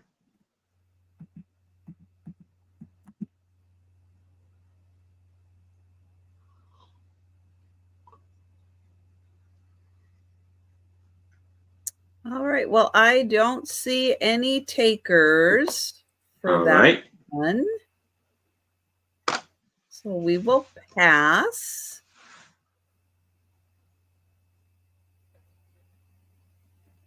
Angie has a book. Okay, my next one's going to start at $4. I at least I remember to say how much. It's called The Western Horse. It's Types and Trainings. It's a 1944 book. Now, there is some writing on the cover to show pages of the horses that apparently this person studied. Page 264 is the quarter horses, and page 269 are the quarter horses. Wait, what? Yeah, they're both quarter horses, but it says that on the front, just so you know. Spine is okay. The inside says something, Shefford Senior. So it was a gift from somebody. There's not a whole lot of pictures.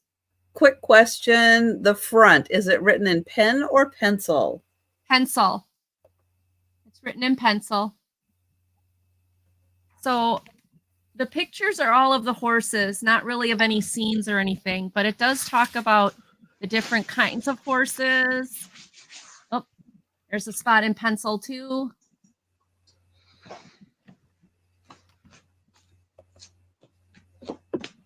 Lou is in for 4.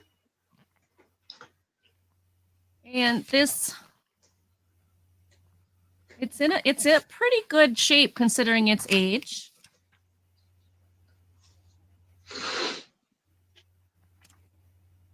There is some spottiness on a couple of these pages, just so you're aware. But again, that's fine. There was one page. It's a beautiful horse. The American Thoroughbred. So it gives you a lot of really nice, the Arabian horse. So it goes through a lot of different breeds and talks about what to expect in those breeds. And like I said, the pictures are really just the pictures of each of the type of horses.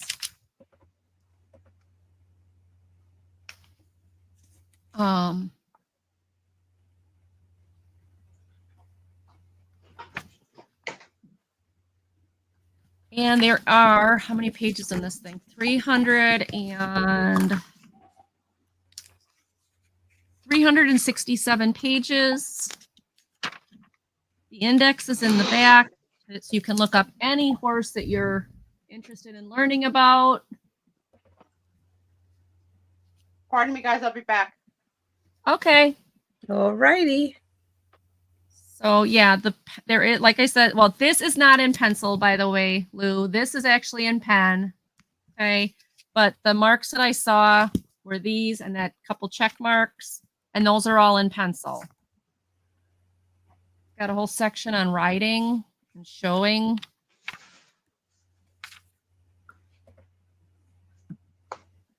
So it's a nice information book.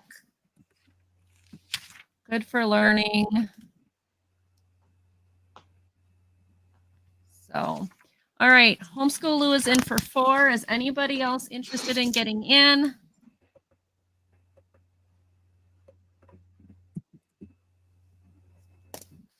All right. Let's count it down to Lou. All right. Going once. Going twice. And sold to Lou. Thank you, Lou. I appreciate it. Thank you. All right. I have a Dutch girl. She is a print that looks like it was glued on to a wood frame.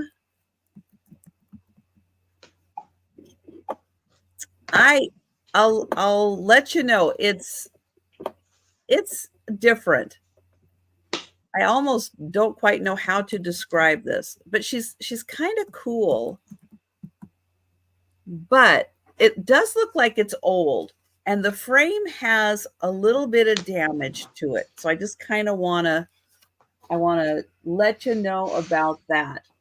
So here she is, and I'm not sure what happened here, if there was some kind of a paint loss or something. Now, when you're looking at it in person, you don't notice it as much as you do under the lights. It also looks like, yeah, there's some wrinkles in here, maybe when they glued it on. The frame is wood. Back here it's wood, but then it's like something was built up on this part of it to give it the texture and the design that's up here. But there is a little bit of damage down here. And the reason the tape is on here is because there is a part here that's going to come off if the tape isn't here. But it's a really interesting piece. I thought, you know what? I'm going to bring it once and see if anyone is interested in this for $6, because I don't know all the things that people collect and everything. And she's kind of a unique piece, but she does have her issues. So that's why she's just $6. But you can kind of see that there's something on top of here, and then they put the design in, and then it's kind of wrapped around and attached to the wood. But she is a really cute little girl. But again, she's got some issues. So I want to be like full disclosure as possible with her. But just in case, someone out there is a Dutch girl collector, you maybe know more about this than what I'm able to find out. But I do just want to be, kind of honest with the frame. You can see there's the wood base, and it does have, a part missing. And then this is kind of happening up there also. But there you can kind of get an idea. Oh, Yeah. Good tie-in, Jameen. Good tie-in. Now, is that the S, the F, or the J?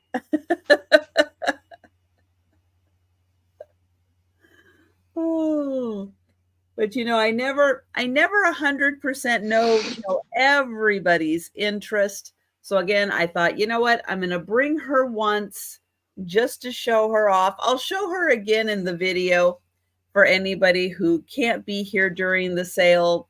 But yeah, she's not a piece I'm going to hang on to and bring to multiple sales, but she's worth bringing once and showing off because it is a unique piece, and it is unique how they, whatever this material is that they built up on the wood for the frame of her. And why someone had her and why someone did this, I don't know. Good enough is rarely good enough. Oh, thank you, Jameen. But you got Jan is in that 6. Oh, thank you, Jan. Thank you.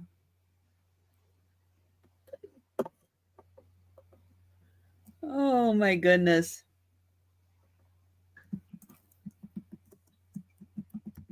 Now we know Jameen has been judging us the whole time. She probably knew. She probably was not surprised at all when we told her what our letters were for our personality. She was probably like, yeah, I knew. I could see it. I could see it right there.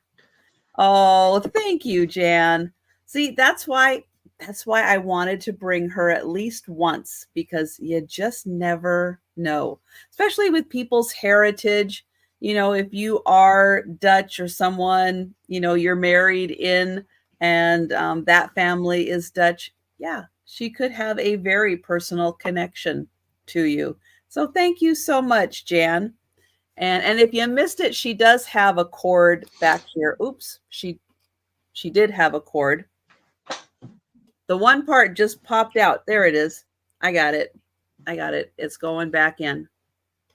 But I'm going to count that down, and then I'll get that back in. There's the hole. There we go. Counting that down for Jan. And then you can hang it up. Going once. Going twice. And sold to Jan. Thank you. So, I know. I spelled it correctly. I'm so sorry. Next time I'll try to sort it. Yeah.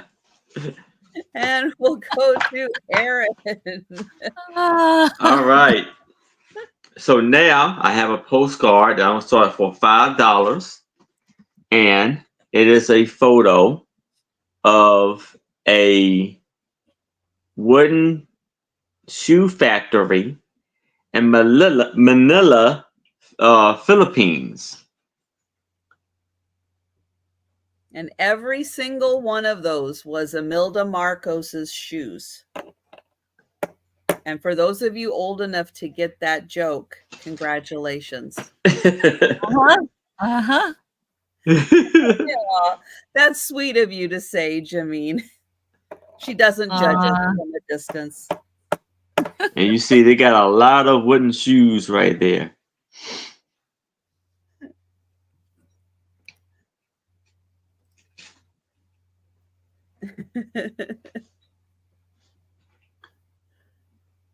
That is a lot of shoes. Yes. That is a lot.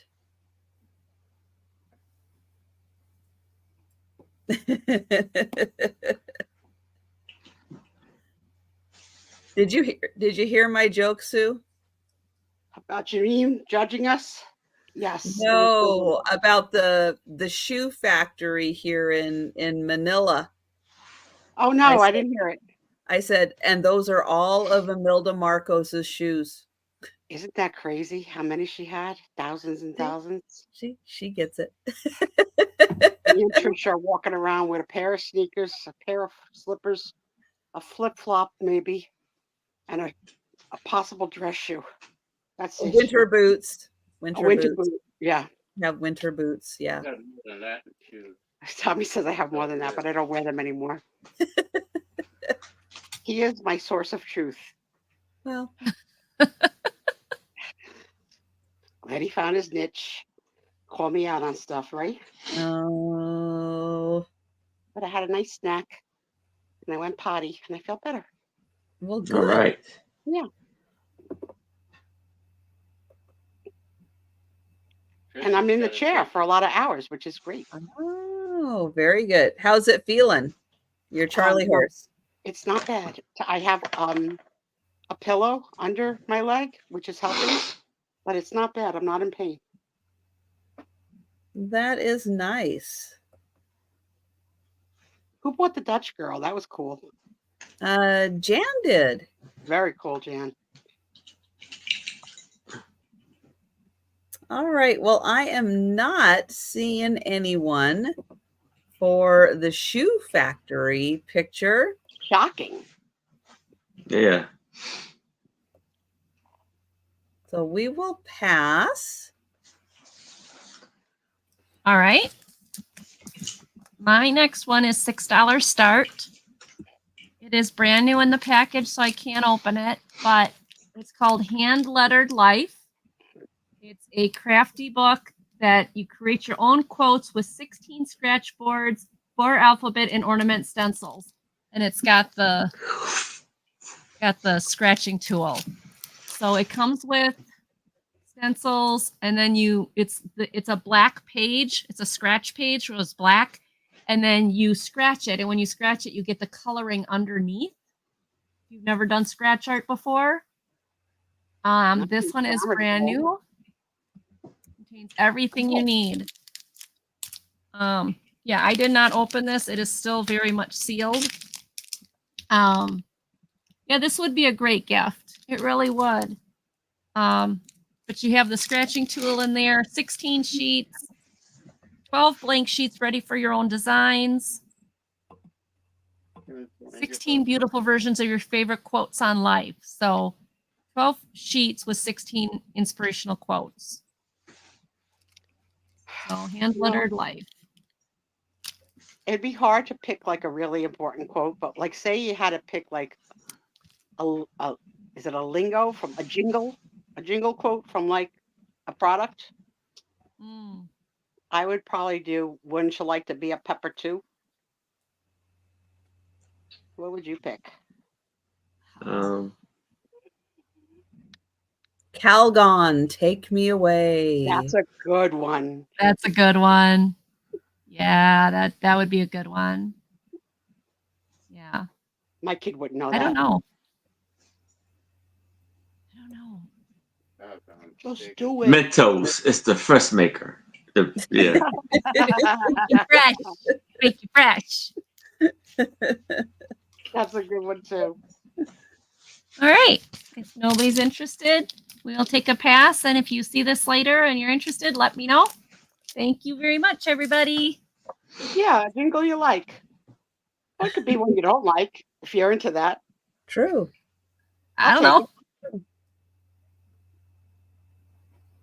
All right. This is, if there's any pig lovers out there, I think this not be. I think this Everybody one loves pigs. is just too irresistible. It's super cute. Okay. It is a Break them tile down. trivet. It's going to start at $7. It's one of those nice framed tile trivets. But look how cute and happy this little pig is. That is one happy freaking pig. Yeah. It's almost like a Jim Shore pig. It's got great colors. Trisha, do you eat pork? Yes. Me too. I love it. We're having it tomorrow. I'm excited.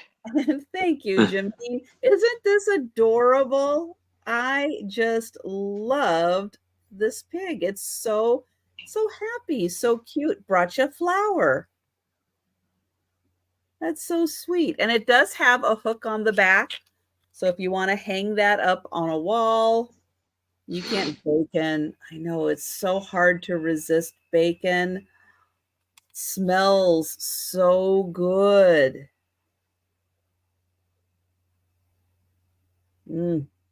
Sorry, pig. Apologies to the pig. I didn't realize Hi, the first Stephanie. time I went to a pig roast that there was actually going to be a pig. Oh, a whole pig. Yeah, that was in Hawaii. Yeah. I That's was different. like, what the heck was I thinking? I was like, we got tickets. We're going to go to a pig roast. I was like, oh, great. I was like, oh my God, like the pig is there.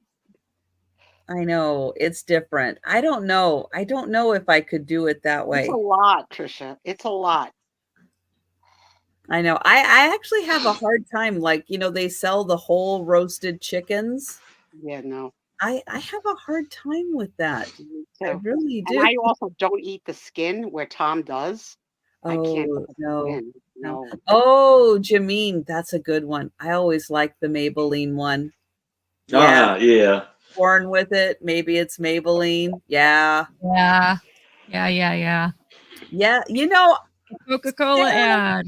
Sarah Lee, I was just thinking of that, going, oh yeah, the Coca-Cola jingle ad. Yeah. I was thinking that right before Bacon Lean.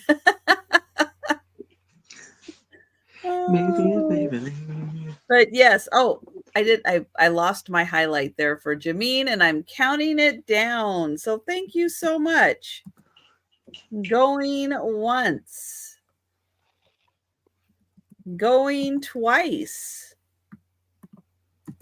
And sold to Jameen. Thank you. This comment is not endorsed. We're not endorsed by this company, but for those of you that have a Dunkin' Donuts, and I know Trisha doesn't, they sell bacon cooked very inexpensively. So if you don't want to smell up your whole house Really? and cook all the bacon, you can buy a small package of bacon, which would make a nice BLT sandwich for one, and very inexpensively. Really? Mhm. Wow. Know that. Really good. Wow. Really good. All right. So I have a postcard from Alaska for $3. And look at this beautiful Hey, picture Stephanie. of this snow-covered mountain overlooking the houses. With a big storm. I was going to say, Trisha's going to have that painting next week. I know. Look at that massive, The massive contrast dark of the white cloud. and the dark, crazy. That's like that moment captured Isn't that is pretty? amazing. Yeah. Sometimes that's when black and white photography is so cool, because all you focus in on is the contrast.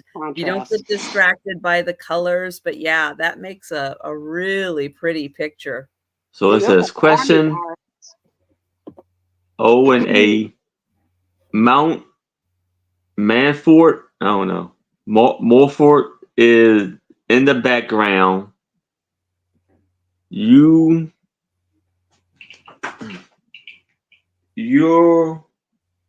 can see lining, driving road, use of house and bark. So something. That's beautiful. And that blown up would be really cool. Hi, Lucinda. Yes. Welcome Hey, in. Lucinda. Hello, Lucinda. But don't they sort of look like army barrack housing? Like all Yeah, lined up? it may be. Is it? It is a fort, right? Oh, Yeah. then yeah, it could be. Yeah, be. I think so. But that sky, oh my goodness, it's gorgeous. Oh my goodness. Yeah. Come up here. Yeah, that really is. Gratitude. That's amazing. Come up here. I'm not picking you up. You want to come up, you jump up. So I didn't see Tom give the dog a bone before. I just saw the dog go flying with what looked like a yardstick, because the bone is bigger than the dog. It looks like an extra long churro. Remember churros? Like, you know, like yes. That's what it looked like he had. He was running with a churro. That's funny. I alarmed Tom. He goes, no, I gave him a bone. Uh-oh. So you scared. Says Delbert, you know my question. Dun, dun, dun. Ooh. Ooh. Ooh. Uh-oh. What'd you do, Delbert? What'd you do? Well, we will count that down for Jameen. Is Delbert? I didn't see Delbert in the chat. Yeah, he just came in. Yeah, he just got in here a little bit. Going once, going twice. And sold to Jameen. All right. Congratulations, Jameen. Oh. Well, you better tell Tara, because that's not cool. Uh-oh. That is not cool. Did we just... Oh. I'm looking at the profile picture. I thought that was Homeschool Lou. Cinda kicking up her heels. All right. This is going to start at $10. This is a series of 1960s little coloring books. Aww. The first one is Little Chief's coloring book. Yeah, go ahead. And the crayons were invented in the 1903. Oh, so apparently before that, they were coloring with like clay and stuff like that. Charcoal too. Yeah. Oh, wow. Yeah. And then toys to color. Thanks for looking that up, Aaron. You're welcome. I see the pig Now that Trisha just sold. There is one page. I think there's a couple pages in this one that are colored, but overall, it's not colored very much. You could so not be friends with these kids that colors out of order. Like, what are you thinking, kid? Start with page 1. Little Now, boy blue. Just Connect the remember, line. when the twins do it, it's okay. Honey, I'm going to give them sheets. I'm not going to give them books. We're going to color this sheet that Nonna copied out of a book, like a school teacher does. Okay. I know they're going to eat crayons. I know it. The 12 months. They're eating each other. Has a little taste for Rose. She licks her. She sucks her toes. They're like 2 little wiggle worms now because they're on the precipice of crawling. So they're doing tummy time. They're picking up their bun. They're going on their arms. They're rocking and rolling back and forth. They're not making any. They're not moving anywhere yet. But they do a lot of rolling. Yeah, they're right on the. King Cole's coloring book. Old King Cole was a very old soul. Are these from the 60s? I believe they were. So last time I showed them, I thought they were from the 70s. I did some research, and I believe they're from the 60s. Okay. A picture of a picture hunt with the 3 little kittens.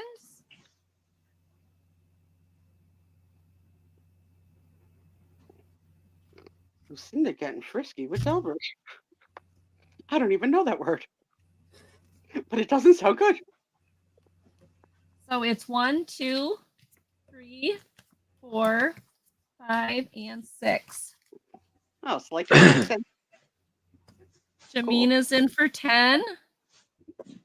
Yeah, I don't know. They're all done by Mager, M-A-G. Get that to M-A-G-E-R, if that helps. They've all got that on it. There is nothing, like when you open it up, though, it just shows like the first coloring page. There's no like information page on any of them. And like I said, a couple of them have no coloring in them at all, or they might have one pencil mark, and then that one has a couple pages colored. So. You want to take a quick time out for a crayon story, Angie? Yeah, go ahead. Absolutely.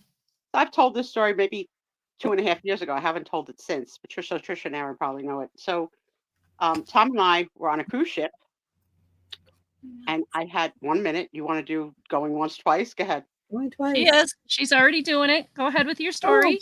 And I had no idea that I had split my pants. No idea. Oh, no. And the only hint I got was I transferred out of my mobile scooter onto a bench, like for lunch. Mm-hmm. And it was pleasantly cool to the touch, not realizing it was touching my bare bottom. Mm-hmm. And I didn't have on underwear. I was underwear free. It was before diapers. Oh, no. At the table next to us was a table of a mother and father and a boy and a girl. And the mother had the kids have their coloring books to entertain them while they could have some peaceful eating. When the little girl's crayon fell to the floor and rolled under my table. And the mother said, "It's okay. You can go get it. The lady will let you go get it."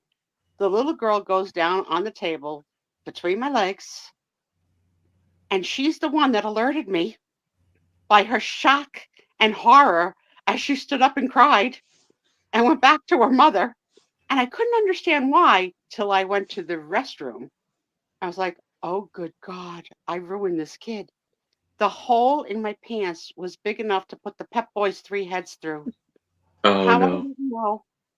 I must not have a lot of sensitivity down there.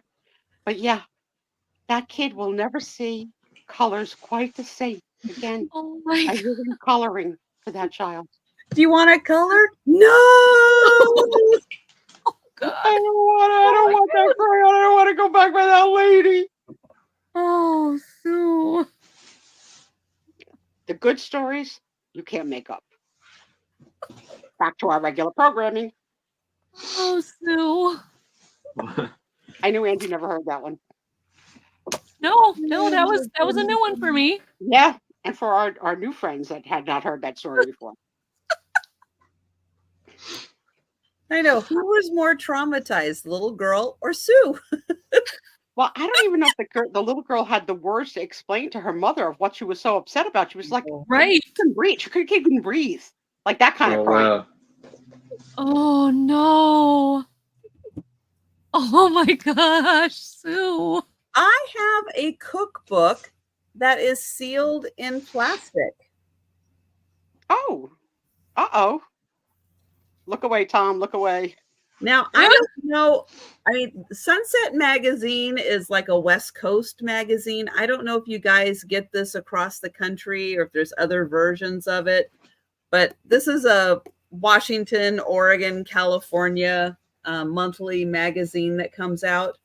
This is the Great Outdoors Cookbook, Adventures in Cooking Under the Open Sky. But I know people grill year round, so it's not just a summer kind of thing. But it is sealed in plastic. So I will show you the pictures. Look at that, grilling cinnamon rolls. Grilling. Oh, there's bacon.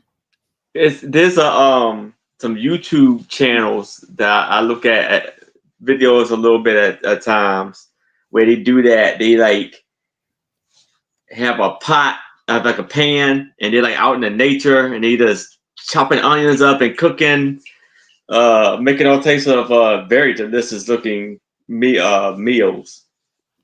So hundreds of recipes and tips. Live fire lessons with top chefs, advice on equipment, and basics that will boost your skill.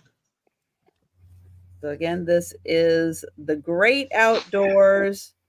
I know Sunset Magazine is really good. It's really, really good. So on the cover in the center, in the front, it has street corn. Tommy and I had it last night from one of our local restaurants. If you've never had this thing called street corn, which is all that crapola that's on top of the corn, it's delicious. Really? Yeah, I don't know what the crapola is, but it's delicious. And to answer your question, Lucinda, after that event happened, Tom said to me point blank, "This is why you need to wear underwear." Well, That's I it. mean, he does have a point. He had a point. It was my second warning. Uh-oh. Yeah, so all done with a grill. Yeah, Tommy's Great got to give. some If cast you iron have collection. someone who wants to, who is a griller, maybe you're getting them a new grill for Christmas. Hey, that is a great gift. Still sealed. Yeah, that's a good gift. And that is $8. All right. We'll let you think about that.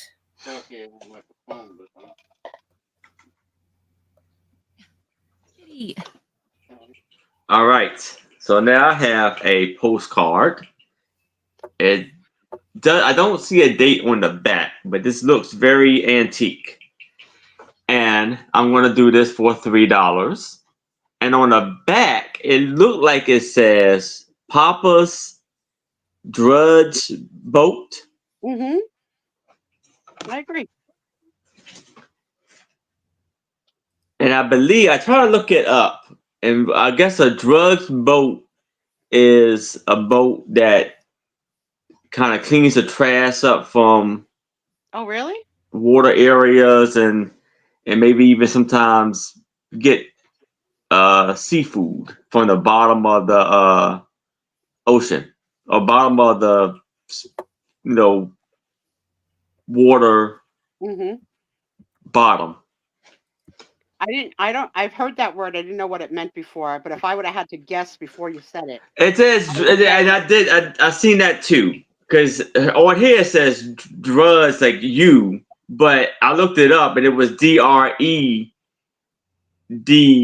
D-R-E-A-D-S-E-G-E. So I think he just kind of misspelled it. He put a U instead of the E. Or dredge boat.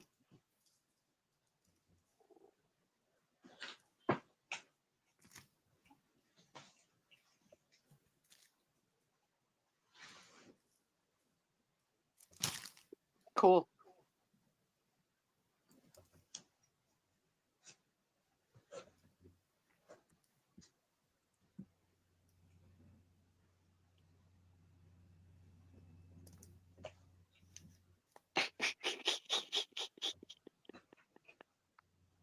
Well, I did plan to not wear underwear. At that point in my life, I was not really digging underwear.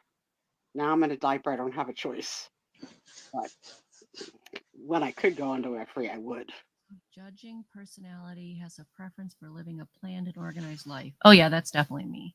Yeah, me too. Yeah. Oh yeah. Not me at all. I asked Tom this morning at about 10:05. I says, "What do you want to do today? What do you want to get accomplished today?" And he said to me, "I don't know yet." I was like, "All right, let me know, because I think I might be able to make it to the office today. I might be able to walk enough steps to make it to the office." And then the whole day turned on its head because he got a rock in his windshield. So he had to No. the windshield repaired. So he had his own agenda. My agenda went out the door, which is okay. But he left That is me, the question. and all of a sudden I hear like the bath going on. Tom, we have a jacuzzi. I was like, "Tom," he goes, "What?" I was like, "Are you taking a bath?" He goes, "Yeah, why?" I was like, "You didn't tell me."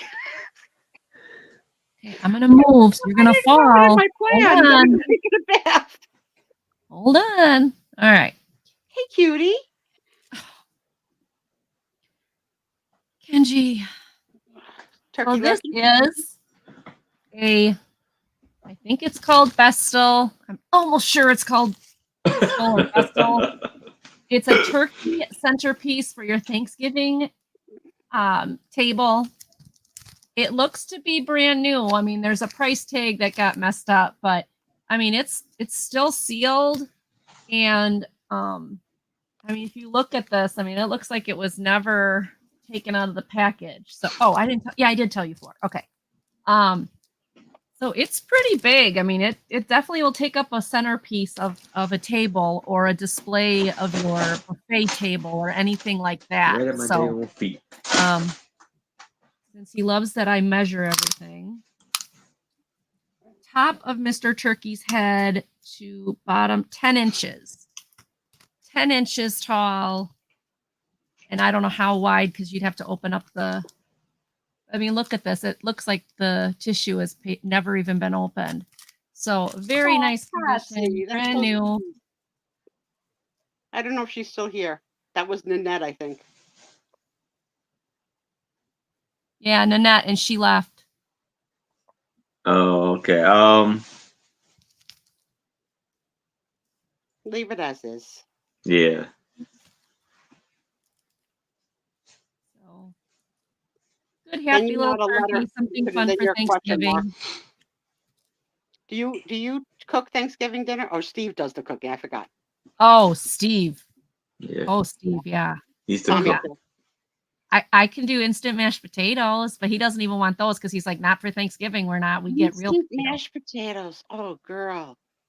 I can't cook, Sue. Like, okay, that's not true. I can cook like 3 different meals, and that's about it. A state that makes potatoes. Like when I do pasta, anytime I do pasta, that's not the state. And yucky, and like, I just do not cook. I am not. I don't know if it's my ADHD. I can't focus on a recipe, or if it's just. Sue, I don't know what it is, but Sue, that's Idaho. We'll make a deal. When you make mashed potatoes from scratch, Angie will make mashed potatoes from scratch. There's the deal. Ooh, snark, snark. Snark, snark. No, but I am very blessed. My husband being an only child, his mom taught him to cook. And since he lived as a bachelor all those years before he met me, he cooked. So now, like, I'll be like, I'll be asleep in bed and he'll wake me up and he'll like, oh, breakfast is ready, and he'll have a fully cooked meal for me. I mean, I am Wow. I know I am totally spoiled. I married good. Are you making notes, Took me Aaron? a few marriages, but I got to it. But yeah, he's an awesome cook. Thank God. But I gotta take some cooking lessons first because I'm like Angie. Yeah, you gotta practice your A there. I can make spaghetti. That's good. Good start. I make a really good it's a wonderful start. Tell me you guys are eating tomato sauce out of a jar, I'm gonna die. Huh? Yeah. Yeah. Tomato sauce out of a jar. Yes. Nobody has all day to make tomato sauce. I wouldn't buy it for $3 at a store. Nobody's got the time. Where am I? If I had a pile of tomatoes, I wouldn't know how to. I don't know how to take a pile of tomatoes and turn them into the sauce. You just put it in the blender. Don't. You just don't. You don't know. I just go to the store and buy it. Exactly. I mean, if there's an apocalypse, yeah, I know I'm gonna die. We gotta do more than that. I'm ready for that. I'm all prepared for, I'll be all right. Well, we got those 12 rolls of toilet paper at Trisha's house. I got the toilet paper. I can do canned goods. I'll be all right. Oh my God, canned goods. Well, Sloppy Joe. I love Sloppy Joe. Oh, I love Sloppy Joes. Out of a can? Yay! Yes, oh, I love Sloppy Joes. Really, Sue? Who's gonna be? Like I said, I'm at Trish. No one has time to be making the spaghetti sauce off of scratch. That's like that sweet. I do make a really good enchilada. Like, ain't nobody got time for that commercial. Remember that? Yeah. Sweet brown or something. Sweet brown. Ain't nobody got time for that. Nobody got time for that. I'm glad that she said Team Angie. I don't feel so because I'm with Trish and Aaron. I don't cook. Thank God my husband. You gotta be kidding me. You're putting ketchup. There's no in the morning. In the morning, his omelets. Oh. What you want me to make the noodles from scratch too? No, I will allow you to not make the noodles. There's a flat tire in the fireplace. How do you get a flat tire in the fire? Okay, she didn't say fireplace. Tire place. Yeah. Fireplace. Vision. Mm-hmm. Yep. So this, for everybody who likes historic pictures, they do this, across the country. Everybody's got these little now and then books, but this one is Seattle. So you can see a picture. You can see a picture right there of the kids in the lake. Cute.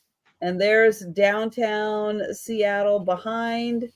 And that's what it looks like. So Puget Sound. There you go. Now, does it look like that now? Oh, no. Oh, no. No? Add about a whole second skyline behind it? About four. Add about four skylines behind it. Yeah. Wow. The little people are so cute on the cover. Yeah. They look like the little rascal kids. This is all about, so there is Princess. Yep, we have a princess. Mm-hmm. Princess Angeline. There she is. And so Seattle is named after Chief Seattle. Okay. And that is his daughter. And she got to live in her house in the middle. I think she was down at the port. I think she was down at the waterfront. But she got to live there until she passed. That was part of the deal. And so she was like right in the middle of everything. But yeah, this takes you all through Seattle, building up, and then they have all the pictures of kind of how it looked then, how it looks now. Even though this book is old. It's still, still pretty good of how it looks now. There's a lot of hills in Seattle, and there's a lot of hills that they, oh, was that the fire? There's a lot of hills that they flattened. They flattened a lot of areas. Oh, this is for the, for going up to Alaska. There's a whole museum in Pioneer Square showing, artifacts and stuff of all the shops and everything when everybody was going up to Alaska. But $8 for this really cool book, and you can learn all about Seattle and the area. So there is Niagara Falls, which, we have Snoqualmie Falls, which they do not let you do this anymore. No, they don't let you near it because this is how tall the falls are. Wow. They're crazy tall. So they don't like it when people just start wandering out. Crazy. But there now is a beautiful hotel up there. Profanity Hill is, where is Profanity Hill? That's down, it's not really a hill, I don't think. Let me find it in here. I think is Sarah Lee still here? I think that's kind of by Pioneer Square. Let me see, Profanity Hill. Here it is, page 21 and 23. Or maybe it's number 21 and 23. Oh, yeah. Here's a view. A view from Profanity Hill. Why is it called Profanity? I don't know. That's one thing I do not know. I guess it's just First Hill. Let's see. Unknown. Pioneer Square. Panoramic view. Directly behind. Those are the landmarks. Let's see. It is called Profanity Hill because even for those without bundles to carry, it was such an expletive hill to climb that people would swear as they were climbing up it. And that's true. When you get down to Pioneer Square, heading up the hills, yeah, they are. It's like climbing a mountain. You can't, like, don't do it. That's like the town I grew up with. I told you that it's the second hilliest community to that one. Very steep hills. Do you think they cuss along the way, Delbert, or only when they finally get to the top? So I did mark one of the pages here because some people will recognize this view. Oh, the Space Needle. Familiar? From Frasier. Yeah. There you go. From Frasier. Yep.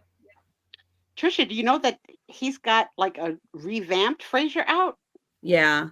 I saw the first episode. It's my girlfriend who loves Frasier says I can't watch it. It's not good. It's not good. No.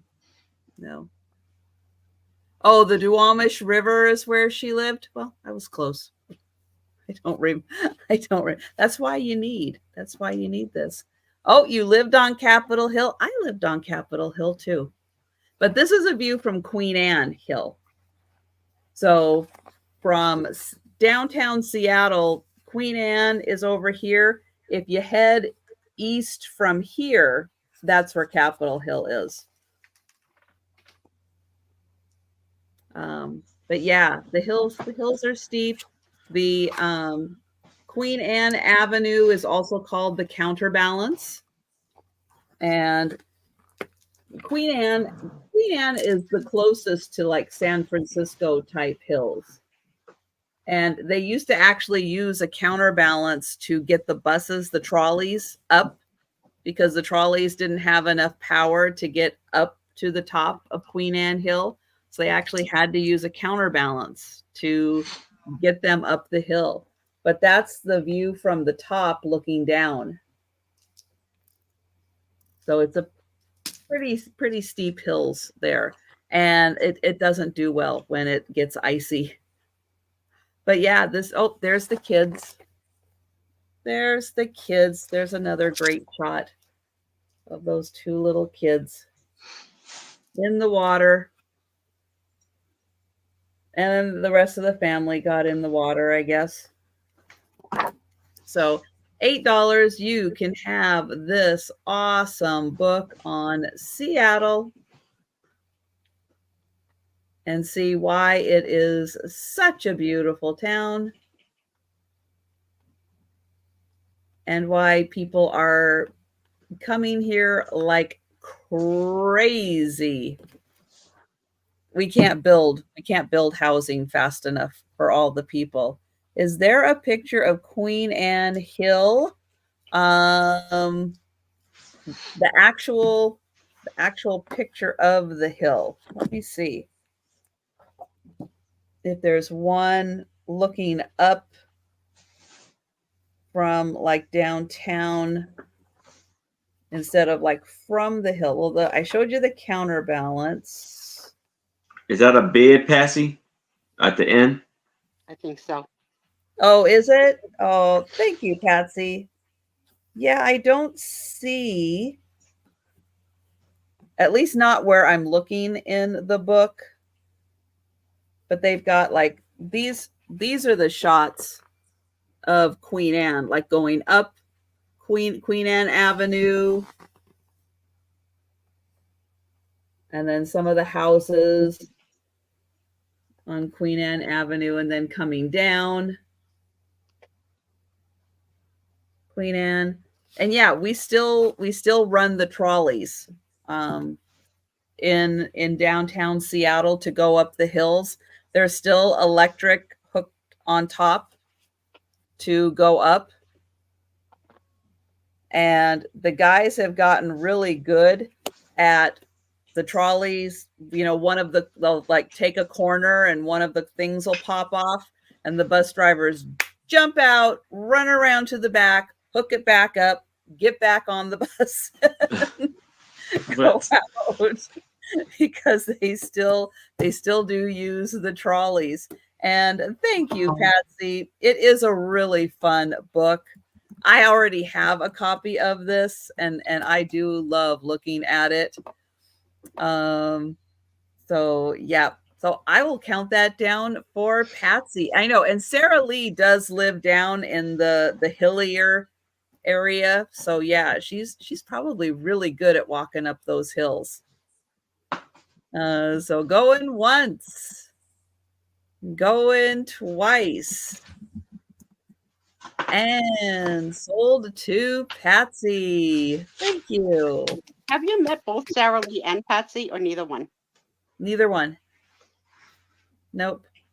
I don't get to downtown Seattle that often. So yeah, so I have not had an opportunity yet, but maybe one day. And Angie, how was your Wisconsin meetup? All right. Uh-oh. Yeah,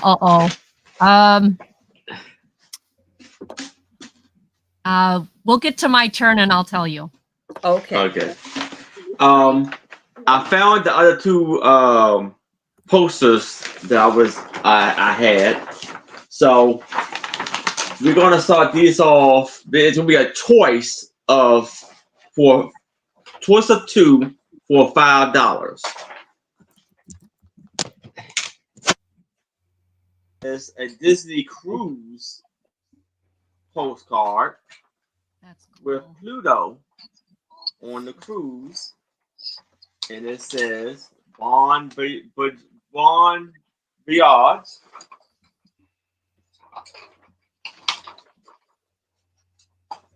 And so it says Premier Cruise and Disney World Week. I've never seen an E at the end of the word bond. Huh? Oh, because he's chewing on a bone. I get the joke now. Bon voyage. Okay. Oh, it does say bone, doesn't it? I didn't get it at So first. that's one. And this is like it's from like the 70s or 80s, like the 70s. And then we have this one.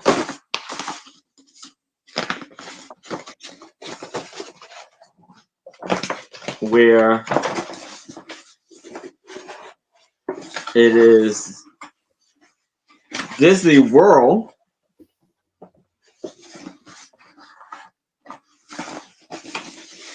And it's all of the game out here, out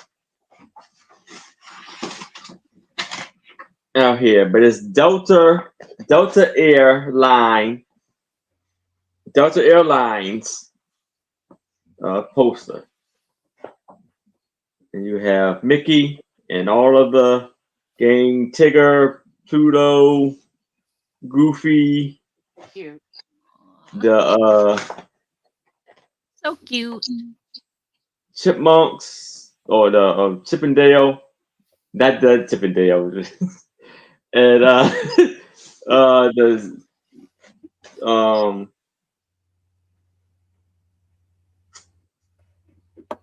the Seven Dwarfs, or at least one of them, Sleepy looked like Dopey. Dopey, Yeah. and That is an older poster though, because that Tigger they haven't used in years. that's for five. That's a cool one. So you can do A for the Bon Voyage and B for the Delta. Hi, Pee-wee. Hey, Pee Wee, what's happening, sir? End of a cooking conversation. So my question to you, Pee-wee, is what are you making? Kenneth wants to know. So, yeah. Here, Sue. All right, so $5 choice on those. All right, so Angie, tell us about the meetup. It didn't happen. Oh. And I have not really talked about it, but my co-host canceled on me. And when she did, I could not come up with all the funds myself. I couldn't do it all myself. I couldn't. So we ended up having to cancel. And I was really heartbroken. I was really looking forward to it. So we won't go into any more detail than that, except to say that that person didn't. It was supposed to be co-hosted. We were supposed to work together, and that didn't happen. So okay. So I didn't get to go. So what I did instead was we stayed home, and I got a whole bunch of stuff done around here. Okay. I know the good news is the good news is that several people that wanted to get together have come out of the woodwork and said, let's plan one for next year as a team. Not including the co-host, but just our team.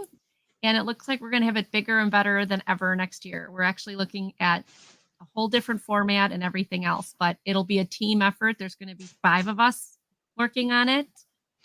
So next year will be much better, and I'm excited. So there is some good news out of it, but that we won't go into details because I don't want to get into specifics for that other person, but other person canceled on me. So last minute, they canceled Friday night for a Saturday meetup. So I was kind of stuck. Wow. I was kind of stuck. Yeah. All right. So I think this is our last one, right? It is. Okay. This is going to be a $10 start. $10 start. It is 2 Mary Englebright books. And I love Mary Englebright. I love the bright colors. The first one is Crafts, Celebrate the Season. And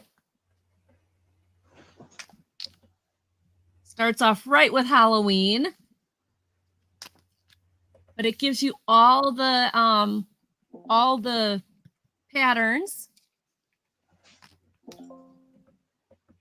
Trick or treat floor mat. How to decorate pumpkins in different ways. and all the directions to do it.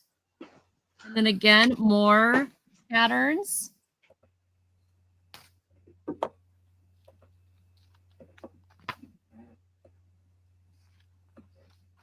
And then we've got winter.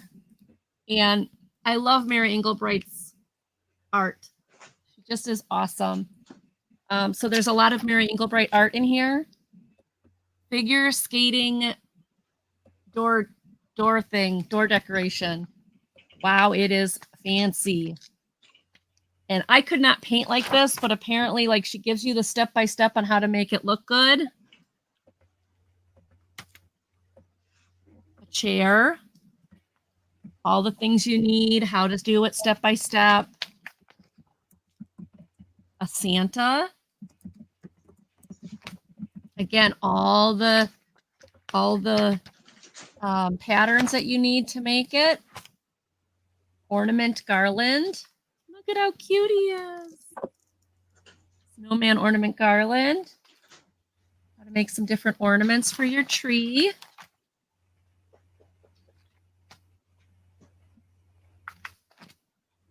Bird feeders.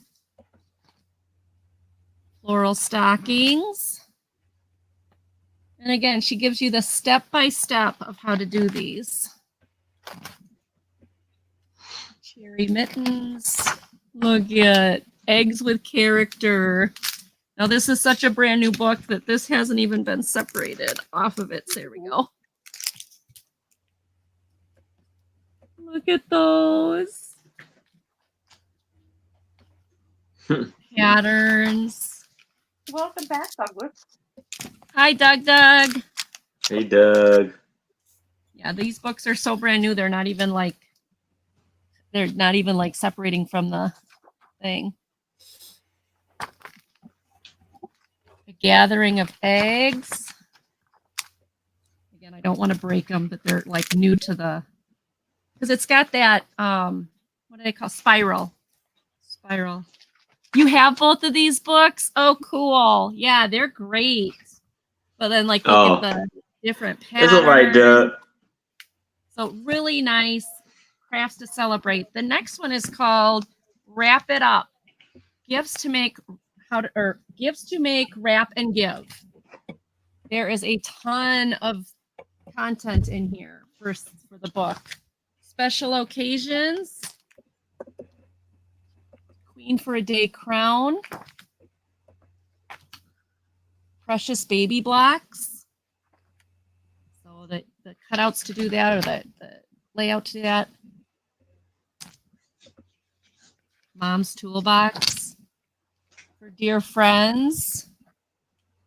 Oh, well wishes. Aw, the chicken scoop and the Band-Aids and stuff. Well wish box. Sewing bird. So this is just chock full of different Christmas things you could do.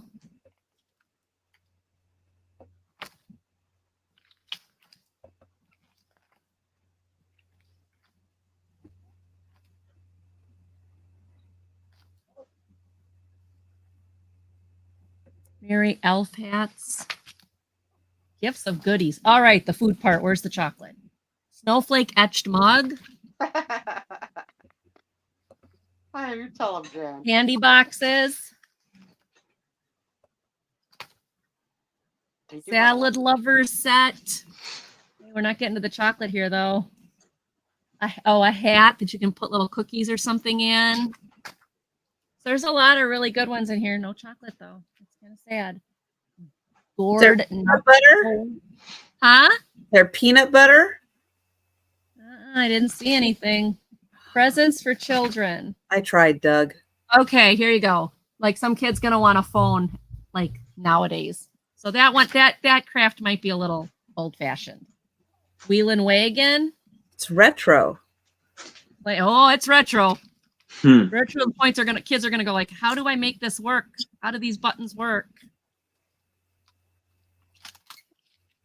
How to make a snowman kit. Good luck bag. And different bows you can put on top of your packages. So both of these are chock filled with things you can create, things you can do, things you can make. $10 for the set. And they are in pristine condition. All right. If anybody's interested in them later, please feel free to let me know. Thank you so much. All right.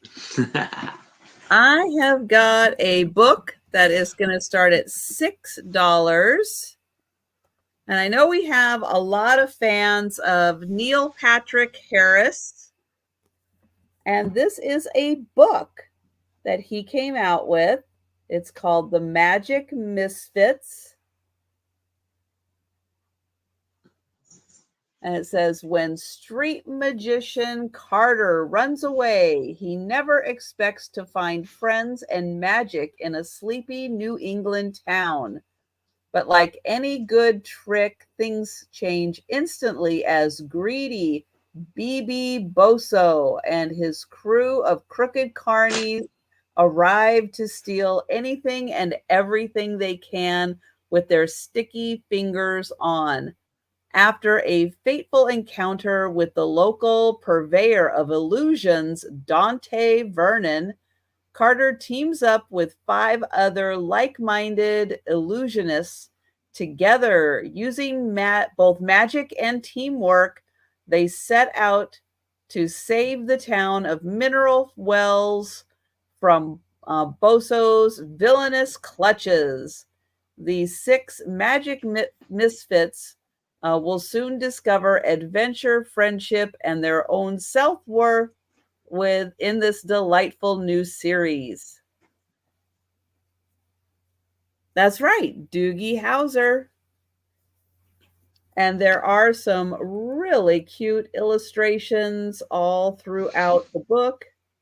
It's a nice, easy read. Oh, yeah. I look forward to every year him and his husband with their children do a family-themed Halloween costume. And it's always over the top. It's so good every year. I think they have twins. Hi, sweetie. Hi. And this book does have 21 chapters, which I thought was cute with all the cards and everything. So that is $6 for the book. Oh, Doug. You saw one of those temper tantrums that you talked about earlier? I think so. Mom, I think that's how it started. No, I didn't want to miss Doogie Howser. No. So there you go. $6 for the book. So that is the end of the sale. And on Friday nights, we do not do speed rounds. So if you want to go through, take a look now, anytime at items that are 2 of them. Yeah, they both jumped up here. Guys. We'll still be on for a while if you want to claim anything that we passed on.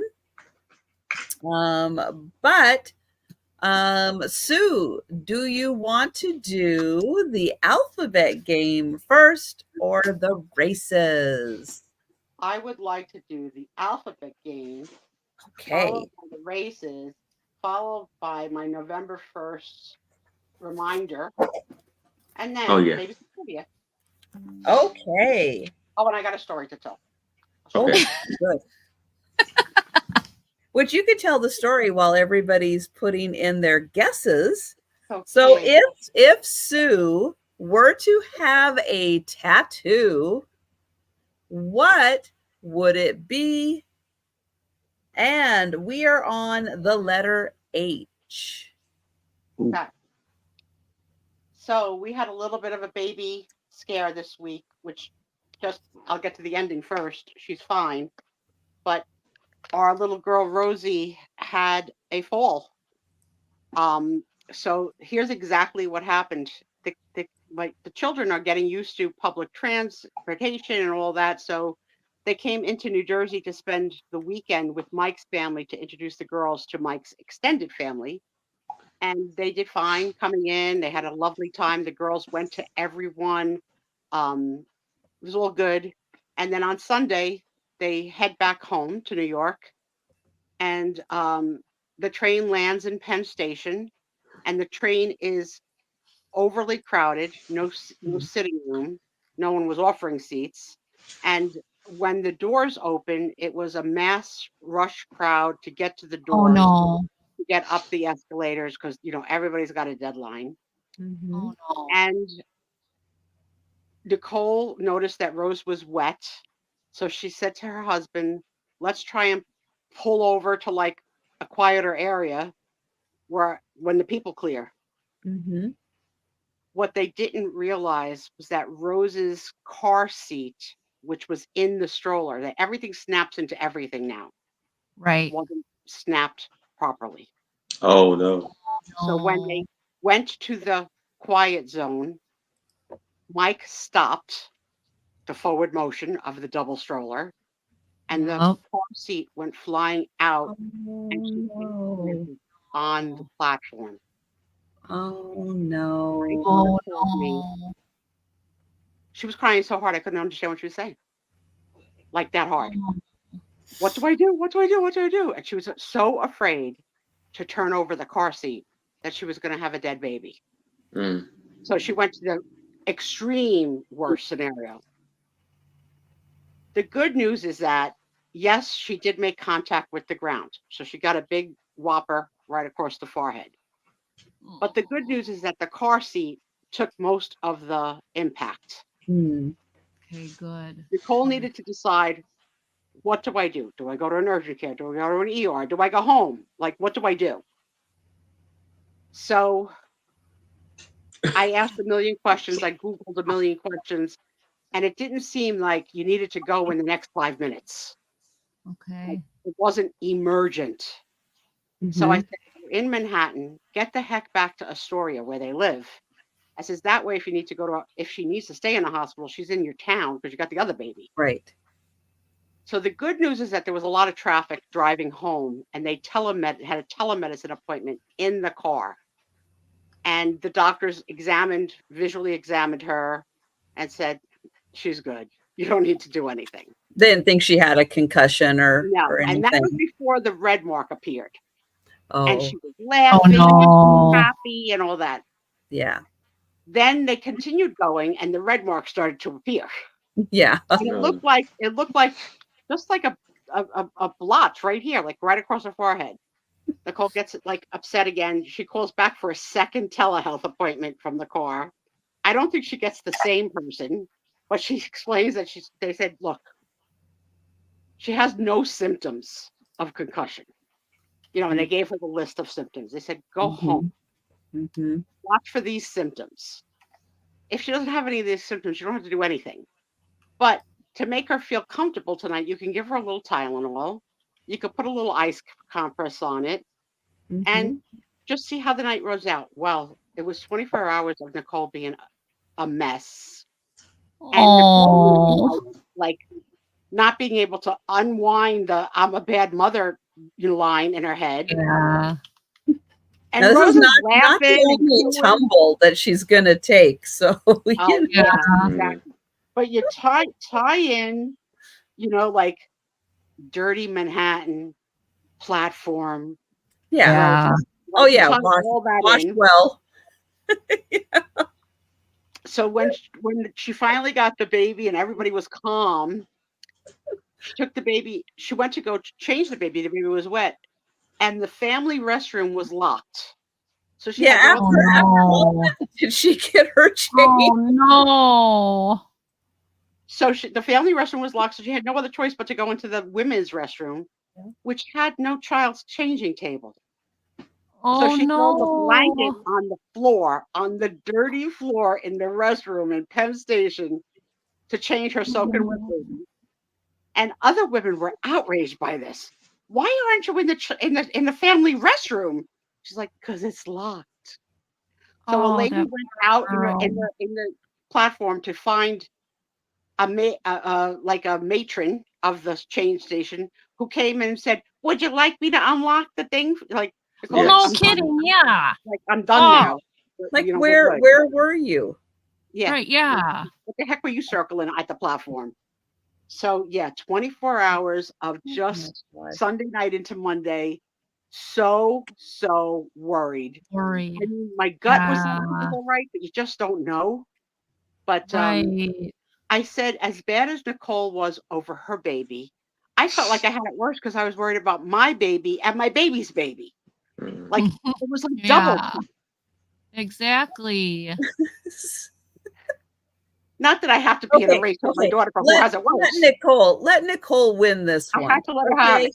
Okay, let her have this one as being the had one to who let her gets have to it, worry Trisha. the most. Had to let her have it. So then, as the week is progressing, I don't know if it was Monday night into Tuesday, Tuesday night into Wednesday. I have no freaking idea. Yeah, Tuesday night into Wednesday.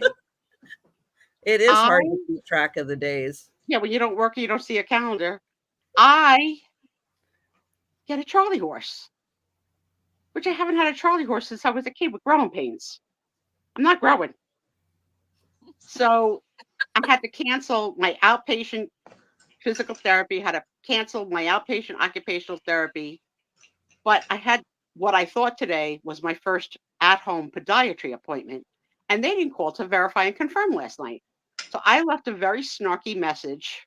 I didn't mean to be snarky, but I was a little snarky. So I was like, "Hello, this is Sue Speizio calling. I have in my book that I have an appointment tomorrow on October the 4th for my first podiatrist appointment. I don't see that I have any confirmation from you either by email or text. Can you call me when your office opens?" Like, okay. So then this morning at like 9 o'clock, this very lovely girl said, "Hello, is this Susan Speizio?" I said, "Yes, it is." She goes, "Well, Susan," she goes, "this is so-and-so from the podiatry office." She goes, "Your appointment is Tuesday the 8th. So no one's coming." And you know who I blame this on? Tom. Of course. Because All I his don't fault. have in my room my calendar. So I've got everything in here, which I guess gets shuffled because there's a couple of October dates that are significant, like the day that me and Tom met, the day of our wedding. So I got it all screwed up. So I said to Tom, he comes in this morning. I was like, Of course, it's Tom's fault. "Yeah, it's always Tom's fault. It's always Tom's fault." And then he took a bath without asking. I was like, "Well, you don't need my permission. You don't need my permission to take a bath." I says, "But you got to tell me when you make a move in the house where you're going." This poor guy. Oh my goodness. So that's it. That's my stories for the week. And let's see what we've got here on the H's, shall we? It's a lot. There is a lot. Yeah, Yes, there is a lot. We have. Now, Trisha, you do it at your speed, not in Angie double time. Not my speed. Okay. We have hat. Oops. Hang on one. Okay. We have hat, horse, heart. Heart is a baby. Go ahead. Hawaii. Hawaii is a baby. Horseshoe. Hang on. Heart. Hawaii. Okay. Aaron. Hot dog. Hoagie. Hot air balloon. Hibiscus. Doug also said Hawaii, but he was not the first. I'm sorry, Doug. See, I'm not looking at who puts it in because I don't want to be accused of playing favorites. Heron. Oh. Right. Heron. Heron says with a K. No, heron. A bird. Like a bird. A bird. A heron. I'm thinking about something else. H-E-R-O-N. Oh, heron. Heron. Heron. Heron. Heron. Anyway. Hey, that's his name. That's his name. He's not a bird. Aaron, not Aaron. You're saying the same thing twice. Aaron and Aaron. Go ahead. Han Solo. No. Hockey. No. Darn. Hangers. The wire, really, Doug? The wire one? Tom would put in hangers because he loves that line. Go ahead. Heifer. I don't do heifer. Hamper. No, stinky. Halo, because of course, Halo. Yeah. Although I do like the song. Halo, Halo. Hellraiser. No. Hyrex. What? Hippo. What was the word for hippo? Hyrex. About that They're one. cute. What's a Hyrex? Hyrex. It's like a little, like an amoeba. No, it's a cute little fuzzy. It's not a prairie dog. It's similar in size to a prairie dog. It's really cute. No, Angie. No, Miss. Oh, it's like an Australia or something like that. They're usually Angie's in like. Gonna be petting them soon. And going in their cages. No Hyrex. They're typically in like hippo. Like Middle East area. High five. Okay. High five. High five. Sort of like I like high five. So Thanks. let's got 3 that I like now. Hippo? No, high five I liked. Oh, you like high five. Okay. Hydra? Nope. Hunks? No. Hot fudge Me. Sundae. Hot fudge Sunday, yes. I hope I hit that 100 on Sunday. Otherwise, I got to wait all another week. But I don't know. 4 pounds is a lot. I don't know if I lost 4 pounds this week. High chair? No. Hopscotch? No. Fuzzy handcuffs? Who put that in? Doug. So you know the way to my heart, man. Porter? Wait, I do like the fuzzy handcuffs. Okay. Hot mess. Hot mess? Okay, good. He makes me a hot mess. He makes me jello. Hopscotch board? Hamster? Oh my God, who put in hamster? Holding hands? Don't tell her. Don't tell her. Don't tell her. Again? Angie, get out of the animal kingdom. And see, I just put a whole bunch of animals on there. Hedgehog? Angie. The Hulk? Hawkeye? No. Another Hawaii. Nicole starred with Alan Alda and something. Another Hawaii. Oh, really? Oh, and of course, Homeschool Lou. Aw. Well, I found Humpty Dumpty. Okay, Homeco. Hyena, not Angie. Not me. Don't blame me. I think hydrangea. Yeah, hydrangea. And hydraulics. Okay, you can throw hydrangea in the ones that are my tops. And let's go through the tops now. Okay. Ow. Hydrangea. Oh, and haunted house just popped up too. Oh, haunted house. Yes. I don't like to be scared. Okay. Or even we have heart. Hawaii. High five. Hot fudge sundae. Handcuffs fuzzy. And hydrangea. Oh my God. All right. I got to take hydrangea out. Okay. And go again. Apologies to hydrangea. Heart. Hawaii. High five. Hot fudge sundae. Handcuffs fuzzy. Okay. I'm going to drop high five. Go ahead again. Okay. No high five. Heart. Hawaii. Hot fudge sundae. Handcuffs fuzzy.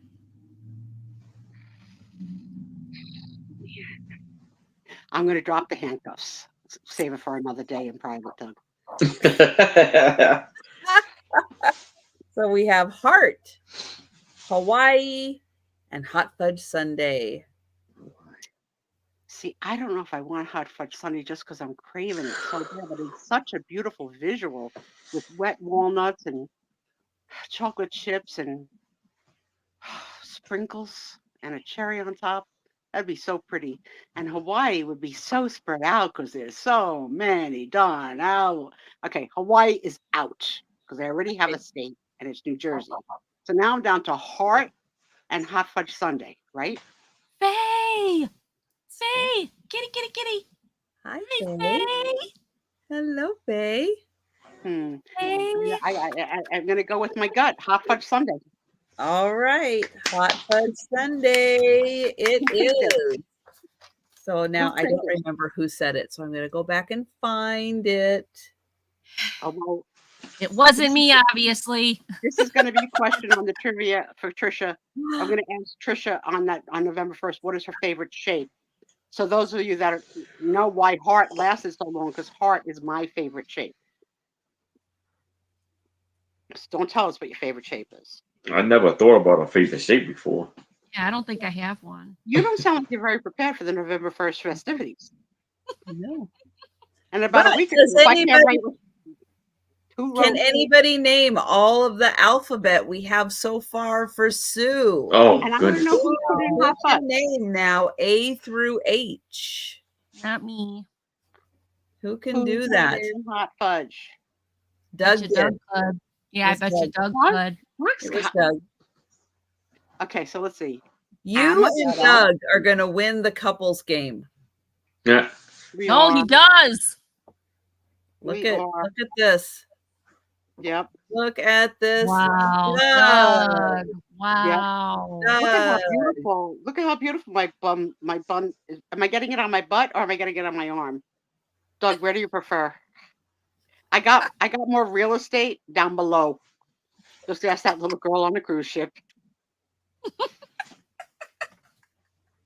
Well, you can have your Hot Fudge Sundae be your tramp stamp. That's true. That's true. Although, but then you wouldn't get to see it. So when I turned 40 and I married Tom and we went to Hawaii, at that point in my life, I wanted to get surprise. I wanted to get a tattoo on my butt. I wanted to get cherries. Why? I don't even know. Somehow or another, I talked myself out of it, which I'm so glad that I'm 65 now and don't have cherries on my butt. It's ridiculous. Why cherries? I have no idea what I was thinking at the time. No idea, but that's what I wanted to get. Okay. That's different. Yeah, well, fortunately, I didn't go through with it because imagine the doctor's appointments. I'm sure that they wouldn't even not the weirdest thing they would have seen. Yeah. Imagine the little girls on cruise ships. Not even close to the weirdest things. All right, who's ready to do some races? I just love the shape too, right, Kathy? I love the shape of a heart. All right, so first up is the member appreciation race. So everyone who is a member on my channel, and thank you again, Cheryl CRR13 Richie, for doing gift. There we go. Gift memberships. Thank you. Awesome. I have got everybody here, but I need a number to shuffle everybody. Oh, Sarah Lee likes heart shapes. Nice. I got a feeling Trisha's going to be something like 8-sided. I don't know why. All right, Doug says 3. We're shuffling 3 times. So there is 1, 2, and 3. And they're off. Hi, Randy. See? Hey, Randy. The men of the Speizio show know how to talk to me. They know how to butter me up. I like how you're going. I like it like that. Zoe. Randy. Jameen. And who's on the bottom? Jolita. I gotta look on this. I still have Jamie under her other name. I need to update it because Jamie has updated her name. She's just Jamie B reseller now. She dropped the nails. Oh, okay. Yeah. And it is it's hard to see that. I'm like, Sleeping Bee. Who is Congratulations, Sleeping Bee. I don't know if I know Sleeping Bee. Aye. That's not the girl who had a pregnancy and stepped over a snake at our front door, right? I have no idea. No idea. Oh, that was Blind by Beauty, BBB. Okay. Yeah. That was a while ago. Oh yeah. Oh gosh, no wonder I don't remember that one. That was quite a while ago. I don't have a clue. I don't know what we're talking. I don't know who it is. All right. So congrats, Sleeping Bee. Next up is everyone who left a comment on a video. So if you left a comment, you're getting entered into the race. And if you want to get entered into next week's race, we'll go through my videos and leave comments. It doesn't have to be it can be an emoji. It can be anything. Just leave a comment. And don't forget to leave a thumbs up also when you're watching the videos and the lives. All right. That is going to be the emojis. And someone give me a number to shuffle. Okay, Jolene, I'll watch it later. Lou says 2. All right. 2 it is. There's 1. There's 2. And they're off.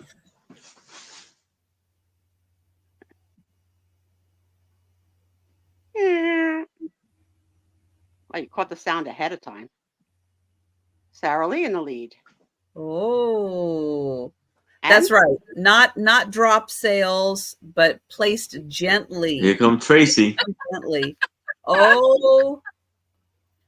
Tracy, she sprinted out too quick. Oh boy. Donna. RN. Look at that. Doug, you were so close. Tracy was close. So close. But congrats to Donna, who hopefully is getting some sleep because her neighbors are getting a new roof on. Oh. And while she's trying to sleep during the day, they're hammering on the new roof. Poor thing.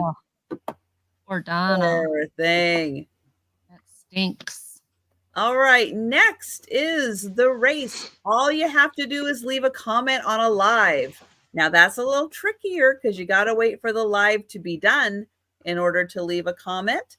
But for everybody who came back to a live and left a comment, they got into stupid cat. He jumped up right in front of me and landed like he tried to land on the desk but missed and fell right straight down. Oh my gosh, that scared me half to death. All right, I can't. A couple of gingers somebody wants to adopt. I can move my 2 boys. All right, so someone give me a number to shuffle everybody for leaving a comment on a live. By 2 people. Woo! All right, 1. 2, 3. Tried to jump up on the desk and totally missed and just fell straight down. I don't know. All right, it is the Rowdy Leprechauns. Go Leprechauns, go! go. And if you want to get entered into next week's race, all you have to do is leave a comment on a live or several lives. I do 8 lives a week. That gives you 8 opportunities to leave comments. Randy!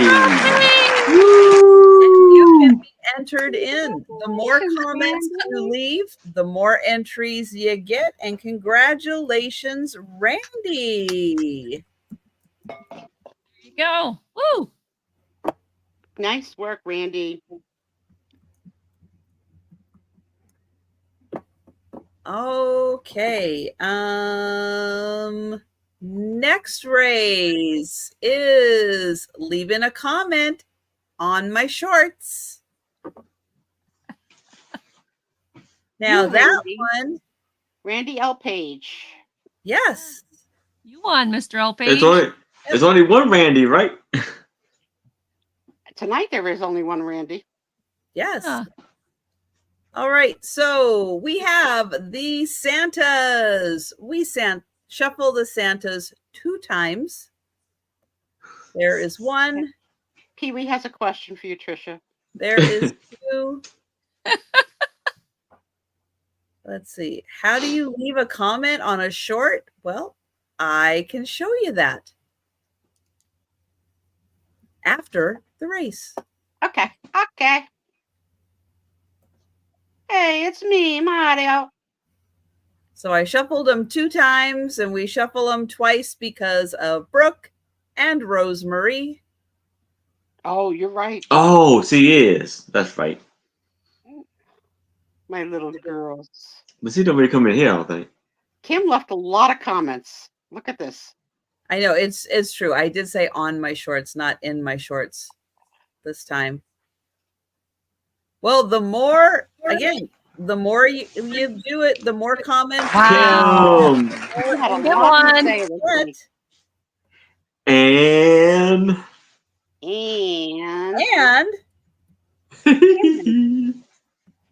Kim wins.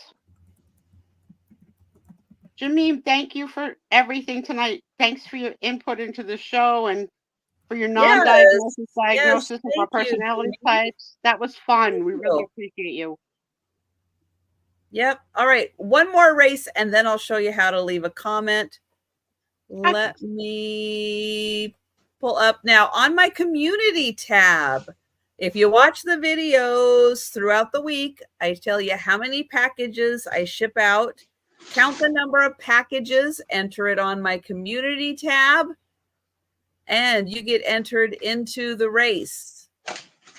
This week, we have 2 people. Just 2. Your chances of winning could have been really good had you entered. So there we go. And we do not shuffle. So it's Tracy and Kim. It is Tracy and Kim. Who's it gonna be? 50-50 chance. Yep, and they're staying pretty neck and neck. They are. Oh, Tracy's pulling ahead. Well, do ducks have necks? Kim's like, nope. Yeah.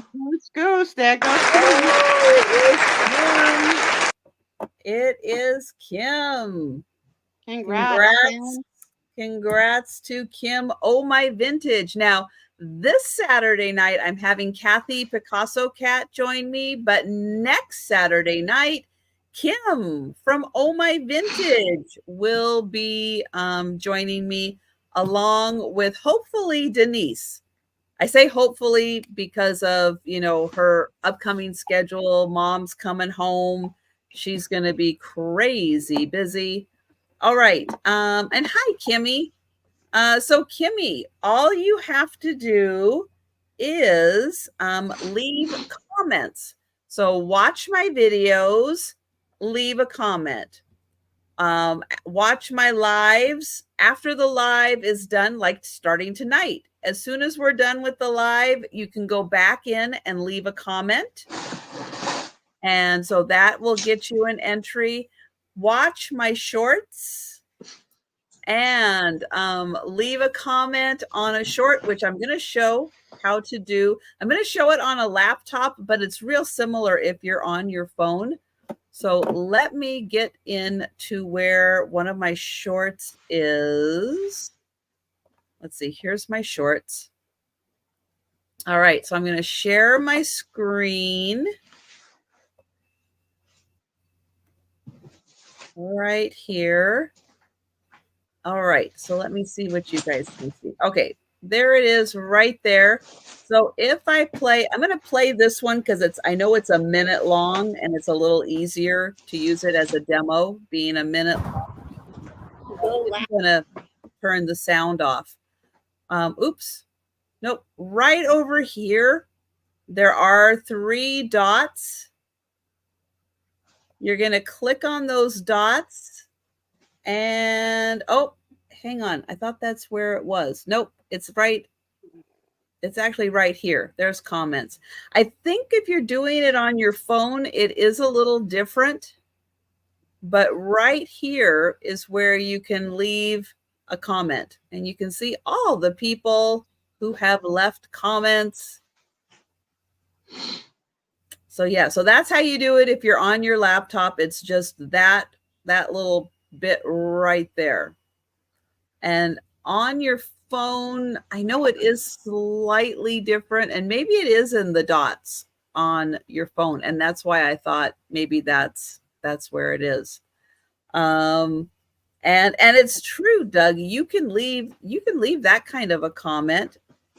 Very heavily encouraged for you to do that. Yes. Randy. And yes, I put out 6 videos a week and 8 live sales a week. I don't always have an opportunity to put out shorts, but if you go in and you do all the videos, if you go in and do last week's videos, the week before's videos, a month before videos, and the same with lives, the more comments you leave on different videos, the more entries you get. So, Kimmy, the truth is you don't have to listen to Doug, but it does make me happy if you listen to Doug. But it's not a requirement to win. It's not a guarantee win, No, but not it is a guarantee entry. And it is a guarantee to make me smile. There you go. There you go. All right. Can I have my show now? Absolutely. It's time for the Speizio show. So, kids, I want to do a little trivia, but I want to take this time to remind everybody that we are hosting a not your birthday party for Trisha on Friday night, November the 1st. So it should be an unbirthday. You know what? When you want to plan it next year, what? It'd be fun. You could freaking name it. Alice in Wonderland. A very merry unbirthday. I don't even know what you're talking about. I never saw it. She doesn't know Alice in Wonderland. Oh. I don't know that song. No. If it has nothing to do with an ice cream sundae, I don't care. Listen. Don't cross me, Angie. Don't cross me. She'll kick me off the show. I don't have that kind of power. But I can get myself kicked off. Okay, so it's a non-birthday, birthday party for Trisha on Friday, November the 1st, because Trisha is unable and unwilling to share private information, and we respect that because she's protecting her privacy. So we are going to give her a party. Now, here's what's going to happen on that night. I'm hoping that Trisha comes in costume, but it's not a requirement. Okay. Angie's going to be in at least something. And Aaron, I don't know. I can't guarantee Aaron what he's going to do. And he's not really realizing how fast this date is creeping up. Yeah, I got it. And how much pressure is on me for it to go well. Okay. So Aaron and I are sending gifts for Trisha to unbox live on the air. Mine have already arrived. Mine has two. And well, I didn't get to you, Angie. You want to write my script now? No, I'm excited. I want to have a party. I know, but I'm on to the next. Slow your roll. Slow your roll. So, Aaron will be mailing his this week. Yes. I'm sure. Yes. And I have asked, begged, pleaded, encouraged every one of our friends to send a little something to Trisha. Now, that little something doesn't have to be something of great monetary value. I want you to send something that'll make her smile or laugh or giggle. So I have suggested, and you could take it or leave it, go to a dollar store, buy her a can of lima beans, whatever you want to buy. I'm using that example every week so that I don't give you a lot of ideas. Come up with your own ideas.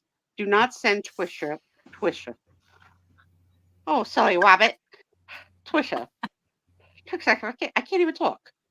Do not send Trisha 30 cans of lima beans because she's not going to eat them. But we want to do an unboxing. That could be a challenge, but you're going to have a challenge. So we're going to do a challenge that so everybody that sends, she will unopen. We're also going to do an open mic cam night.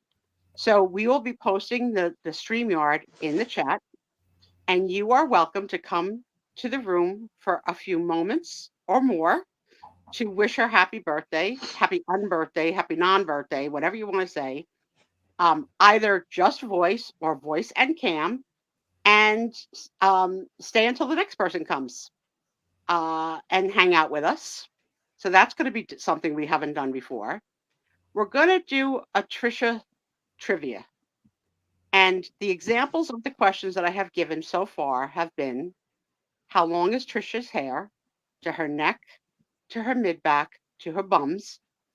The other question I gave was, what is, oh my God, I forgot. What's the example I just gave like 2 seconds ago? Angie, now. My favorite shape? Yes, what is her favorite shape?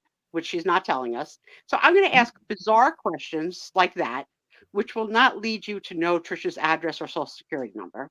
And just get Trisha chatting and telling us little known facts about Trisha. And then I want to do a little bit of a scavenger hunt. And I may assign these things out to different people. So I may give Doug come up with 10 items that Trisha has to get. And she has 2 minutes. And then Doug has to do that's gonna be like impossible. Don't I have faith in you. So don't make it 10. Don't make it 10. What if the 10 things are in the same room? How do you know they're in the same room? We're gonna see. Then we're gonna do another little thing, a contest with a prize. The contest is, we've noticed, well, I should say Tom noticed and Doug noticed, that Trisha uses a transitional word often, and the word is the word and she says it sort of like this, and. So we're going to do a little contest where everybody can get to do their impersonation of Trisha saying, and we will determine a winner, and the winner is going to get a brooch. Ooh. And we're going to have a good time. And we're going to, obviously, there's going to be a sale because they all need to, they can't afford to not sell on at all. So we'll do a sale, but we'll just incorporate everything as the night goes on. Sound like fun? That sounds excellent. Okay. Mm-hmm. So Angie, Doug, come up with 10, and then I'll pick which ones we could do. Angie, here's where I might need you. Okay. I haven't been able to use my hand to write. Yeah. So maybe like the week before, if I still can't write, I'll have you type out the questions that I have in my head. Sure. Yeah, okay. Absolutely. I'll be more than happy to. Okay. And Aaron, you know what you got to do. Gotcha. Ain't nobody got time for that. Well, he's got something else to do. He knows. Yes, November 1st. Friday, November the 1st, the night after Halloween, because we picked that day because Halloween is Trisha's most favorite holiday. So we didn't look to see if it collided well with the calendar. So we're close, November 1st. We are But it's a close. Halloween party. We are. All right. Last week, we finished the entire 1980s trivia pack. And so tonight, I Wow. have for your consideration But I like the 80s. totally 90s. Oh my gosh. Okay. 80s. Totally 90s. Let's see how we do. You know what? It's going to be, Lou, I think we're going to do it at the beginning of the evening to see how long it lasts and then close it to do their sale. And, you know, we'll have our Speizio chit chat at the end. I don't know it really depends on how much she gets, how much in the scavenger hunt she finds, how many stupid questions I come up with. You know, everything is sort of like patent pending. But we will take any suggestions or any not after the sale. I think we're going to do it before the sale. Yep. I mean, we'll let everybody come in, you know, and then when we close it down, they'll sell. How about that? How about that? That means Doug will be here at the beginning for the fun part, and then he can come back for the close at the end of the part. Yeah. All right. Who is ready for their first 1990s question? What was the title of Madonna's controversial 1992 book? Was What? it book? Do you not understand the way I speak? Book. Book. I heard you. I'm good. I'm good. Was it erotica, sex, or drugs? Oh, these are too easy. Let's talk about sex, baby. Let's talk about you and me. Oh, I think it would be erotica. No, I'm what's guessing. that? Oh, it was. Okay. See, so much I read. next question. Which movie won the 1998 Oscar for the Best Original Screenplay? Was it Titanic, Good Will Hunting, or Godzilla? Good Will Hunting. It is Good Will Hunting. So let's see what Lou. Lou says, okay, I'm going to try my best to be here for 7, but I'm hosting a fundraiser the next day, so I may have to last minute things to do. I hope not, though. I need everything done a week ahead. Okay, that's your challenge. That's your challenge, Lou. And yes, we will make time for you and your well wishes when you are here. Don't worry about it. Absolutely. I have my. Oh yeah, I got it. What was the name of Ross and Rachel's baby in Friends? Was it Lily, Sophie, or Emma? Emma. Yeah, these are almost too easy, right? No idea. Oh, you don't know? Well, They're too young. No idea. Now you know. You guys are too young. She might know this one. This is like more for kids her age. Full House took place in which city? Oh, San Francisco, Detroit, or Portland? San Francisco. So, Yes, Aaron. San Francisco. What color, spelled color like the British, was the cat from Sabrina the Teenage Witch? Was it white, black, or ginger? Yes, it was black. Black. Yeah. It's like Joe. Yeah, like Joe. Which of the following was not a player in Super Mario Kart? Toad, Mario, or Bounce? Bounce. Bounce. That would be right. Honey, come play trivia. In the Spice Girls, what was Mel B known as? Posh Spice, Scary Spice, or Sporty Spice? Scary. Scary. Yeah. Right. No idea. Yeah. In my attic, I have the Spice Girls dolls, like the Barbie dolls. Wow. Rocked from Lou's rocking this too. Just to let you know. I know the 90s are easy for us, right? We suffered through the 80s. And Kimmy does good with trivia too. Good job. Good job, ladies. Rocco from Rocco's Modern Life was what kind of animal? Angie, animal. Wallaby, cat, or kangaroo? Never heard of it. I have no clue. Okay. Wallaby. Animal Kingdom. It was Wallaby. Yay!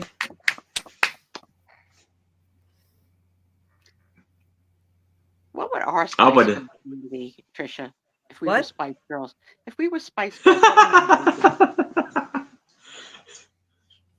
I guess I would have some ginger spice because once upon a time I did have red hair. But wasn't there already a ginger spice? Is there a sassy spice? I'm a snarky spice. There you go. There you go. Sassy and snarky spice. Snarky spice. I love it. That's perfect. Bonus point for me. Get the t-shirt. Snarky spice and sassy spice. Aaron would be the manager called Stud Spice. There you go. There you go. Yep. He has to harem on Friday and Saturday nights. In which year was the first Tamagotchi released in Japan? 94, 95, 96. Huh? 95. 94. No, 96. 96. Trisha and I are both wrong. There we go. Oh, see, they said That 94. Yeah. This is right up your nerds' alley. Who wrote the book series Goosebumps? Mm. Oh, R.L. Stein. That's right. Yay. I got one. Oh, I don't know this. What was Tommy's last name in Rugrats? Finster, Pickles, or DeVille? Pickles. That's right. I have no idea. Oh, I love Rugrats. Yeah, it was funny. Greatest It was good. advice ever from Angelica. If you have to ask, you'll never know. Words to live by. Tommy Pickles. Which Tommy Pickles. American NBA player appeared in the film Space Jam? Oh. Dennis Michael Rodman. Jordan? Michael Jordan. That's correct. Michael Jordan? Oh my God. Yeah, Michael Jordan. What was the name of the first cloned sheep hitting headlines in 1996? Molly, Bill, I remember it. I think it was Molly. No, was it the D? Dolly? Dolly. Yeah. I remember that. They got it. They got it in the chat. Oh, yeah, they got it in the chat. In what year did the Soviet Union collapse? 90, 91, or 92? Oh, are you kidding me? Did anybody ever tell them? I'll think that 90? when I was in high school. There we go. 91. 91. Very good. Whitney Houston's I Will Always Love You was featured in which film? The Bodyguard, Bodyguard. or Boogie Nights? Bodyguard. That was a good movie. I like that. Yeah, that was a good one. Who was Kurt Cobain married to? Oh, Trisha's. Courtney Love. These are too easy. These are too easy. He's from Seattle. In what city does Matlock? She's not from Seattle, and he's not from Seattle. Oh, okay. Matlock. Is it Atlanta, Chicago, or Houston? Houston? No. Say it again. What city does Matlock take place in? Atlanta or Chicago? No. Atlanta. Lou says Atlanta. Good job. But Good here's job, the interesting guys. thing. They're rebooting that now with Kathy Bates. Yeah. She's going to be Matlock now. Oh. Yeah. I'm not going to watch it anyway, but whatever. In what year was the Game Boy Color released? 97, 98, 99. Game Boy Color. 98. That is correct. Okay. I totally guessed. Thank you. Thank you. Okay, I don't know this because I never saw the show. In The Simpsons, who shot Mr. Burns? Maggie Simpson, Marge Simpson, or Lisa Simpson? Maggie? I'll say Maggie. Yeah. I don't watch The Simpsons. I guessed. I don't like cartoons, really. Oh, I She was the love baby, this. so I figured it was an accidental thing. It'd be the baby. Yeah. In The Fresh Prince of Bel-Air, what was the butler's name? Aaron. Don't Jeff. you love that? Like, so here's a story about an Hamlet. I love that. I can't do it. My kid and Yes. her friends can just do it beginning to end. Yeah. I don't have, but I In love this it. movie, you're good. So Fresh Prince of Bel-Air, what was the butler's name? And it is correct, Jeffrey, but with a G. Oh, really? Yeah, sort of like the Oh. Toys R Us giraffe. Oh, okay. In Friends, what was Phoebe's twin sister's name? Really? She had a twin sister? Yeah. Mhm. Oh, wow. Oh, what was her name? It was Ursula. That's right. I think I'm gonna hold up giving answers Ooh. because you guys are pretty good on guessing without me giving you the answers. If I have to give you the answers, I will. What 80s show is Frasier a spinoff of? Cheers. Absolutely. Okay. Yeah. Oh, okay. In Saved by the Bell, never heard of it. What were Oh, Zach what? and Kelly dressed up as the night they broke up? Oh, I don't know. Oh my gosh. I remember that show because I was a teenager. Well, I was Yeah. an adult at I'll that give time, you but I don't. choices. Were they Romeo and Juliet, scientists, or cowboy and cowgirl? I guess it'd be Romeo and Romeo and Juliet. Yes, sir. In Friends, what was the name of Ross's monkey? Bubbles or something. I don't know. Yeah, I think you're kind of close there, Aaron. I think you are. Bobo or Bobo. Give me the Doug guesses. Doug is Oh, the no, closest. Doug. Good one. Marcelo. Marcel. Yep. Marcel. Good one. I saw interviews of the actor who played Ross talking about the scenes with that darn monkey and how it was a nightmare. Like the monkey was like abusive. In Boy Meets World, another show I don't know. What is the crazy older brother's name? The crazy older brother's name. I forget his name. Meets World. Give me the choice. Eric, Paul, or Chad? Eric? Yep. In Friends, what did Phoebe promise to give Chandler if he never smoked again? This one, I have to give you the answers. A car, a duck, or $7,000? Her probably a duck. I know. I don't remember. I was thinking it's probably a duck too. Yeah. No, I mean, I was an avid fan. I don't know this answer. Yeah, it's about $7,000. That's the answer. Oh, okay. That's crazy. Even hearing it doesn't sound familiar. Mm-mm. What is the name of Mulder and Scully's supervisor on the X-Files? Oh. Clues. Walter Skinner, John Doggett, Monica Reyes. Yeah, Walter Skinner. Yeah. Yeah.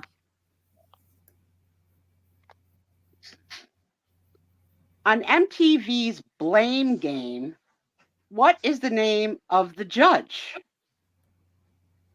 Judge Deed, Judge Reed, Judge Mead. What? No idea. No idea. Anybody? Deed, Reed, or Mead? I don't know. It is Judge Reed.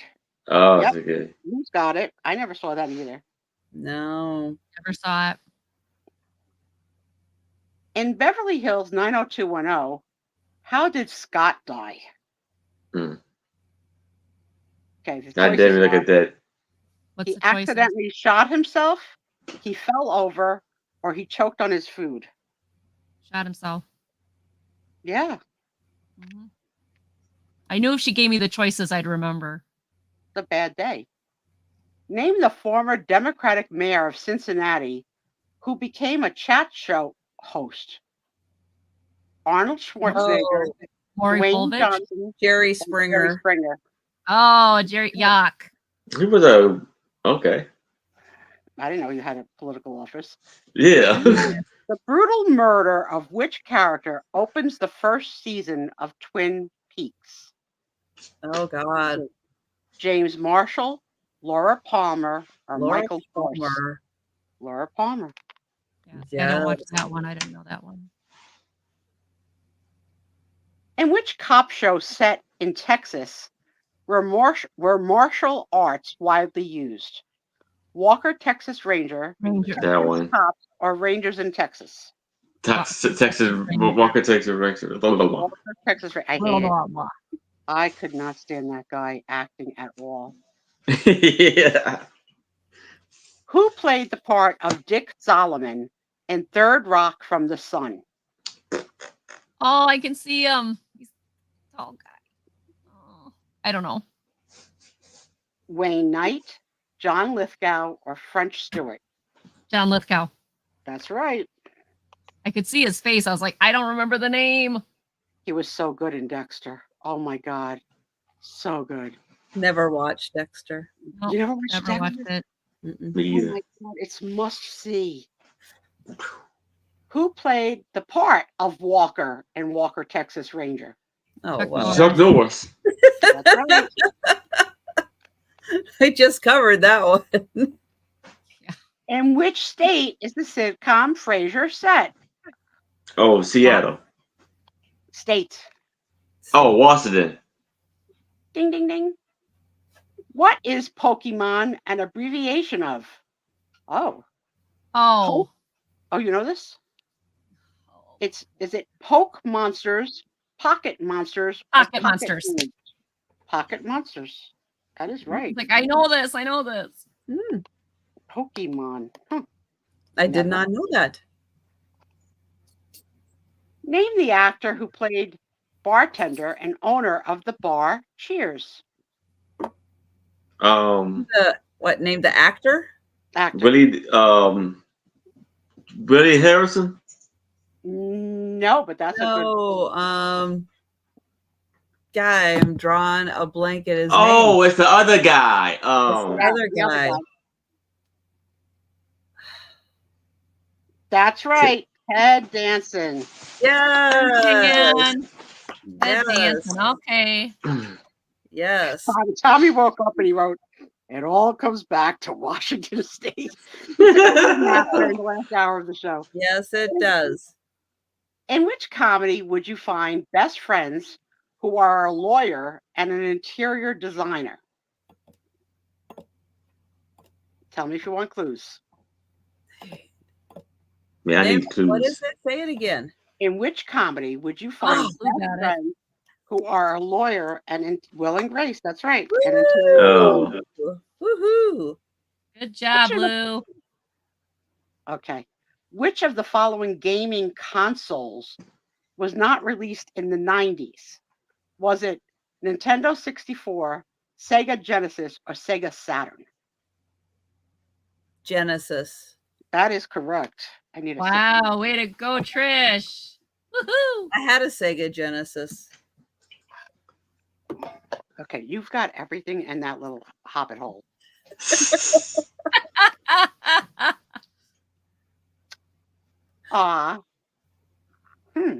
Which Happy Days actor co-produced MacGyver? Tell me if you want clues. Ooh. Clues. Al Molinaro, Ron Howard, Howard. or Henry Winkler. Ron Howard. Nope. No. Really? And I don't know. It was Henry Winkler. Really? Oh, Did I tell you really? about my time that we sort of met Henry Winkler? Did I you? don't think so. Sort of. So we we did a trip out to LA and Hollywood and all of that stuff, and we spent part of one day at Hollywood Squares, which Henry Winkler was the producer of. And when you go for like a taping like this, they tape like 5 shows, like one after another, after another, after another. And the host was Tom Bergeron. Yeah. And of course, contestants. And Henry was on stage a few times, pretty much scolding Tom Bergeron, like no, like blah blah blah. And then at one point, a rumor got backstage that Ricky Lake was in the audience. Ricky Lake being my daughter, because she sort of looked like a little bit like Ricky Lake back then. Oh no. So Henry came on stage in between shootings to wave hi to Nicole, also known as Ricky Lake, and she wasn't. So like, there's all this pandemonium in the audience. He's like, "Hi, Ricky. Hey, thanks for coming." And he's looking right at her, and Nicole's like, and everybody's turning to Nicole. She's like, "I'm not Ricky Lake." Well, that was an embarrassing way to meet Henry Winkler. Yeah, that's our Henry. And plus, he was very like mean to Tom Bergeron, but Tom Bergeron was an a-hole. Oh, really? Yeah, it was crazy. It was fun though. It was so fun because I never would have guessed that. The unedited first answers out of the comedians' mouths were always so much funnier than the answers that made it to the show. Oh, really? Oh my God, they were so dirty and so foul and so funny. And Nicole was like a kid, like a teenager. I don't remember how old, but it was something. In what famous town was Beavis and Butthead based? Clues? I think I know this. Clues. Midford, Texas, Highland, Texas, or Luton, Texas? Oh.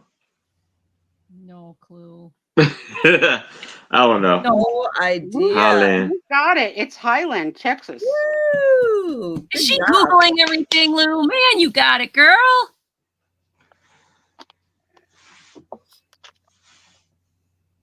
In the initial episode, you are good. I want you to be my partner in any trivia game.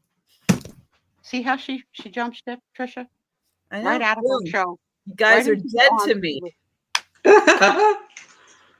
You know what? We got Aaron. We got Aaron. We got our ringer because Aaron pulls him out of a hat. He does. He does. Goodbye, Angie. He does. Animal lover. In the initial episode, like I'm gonna put a hippopotamus on my arm. What is this? Like that's not even like nice, Angie. My arm's not that cute. You should have said baby hippo then. You should have said baby hippo. You said hippo. Oh, that would have been good. It's an H word though. But baby hippos are so cute. I'm not talking to you now. Smiles. We're not speaking. In the initial episodes of Babylon 5, saw that, it is revealed that the Earth has only just survived a battle with which civilization? I'm going to give you the answers. Minbari, Klingons, or Centauri? Centauris. No.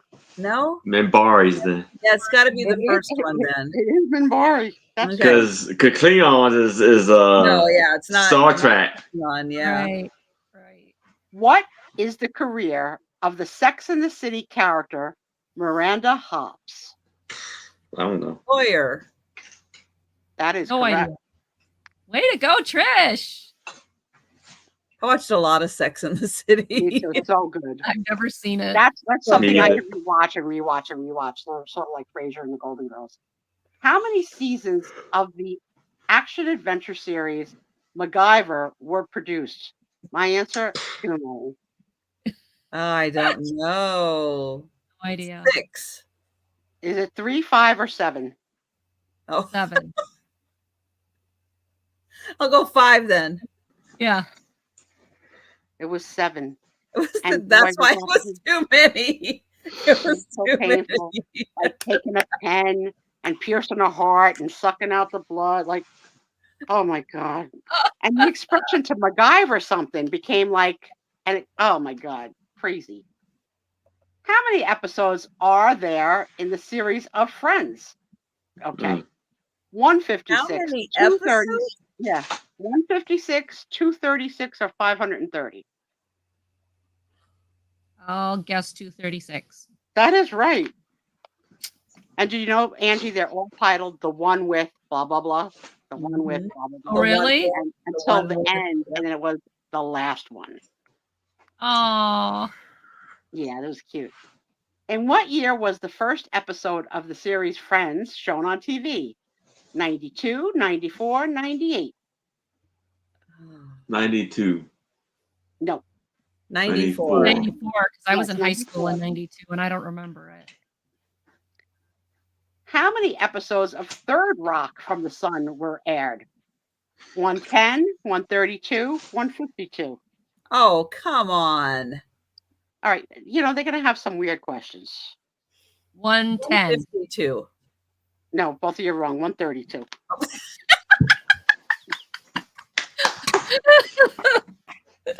Name the spin-off series to Buffy the Vampire Slayer.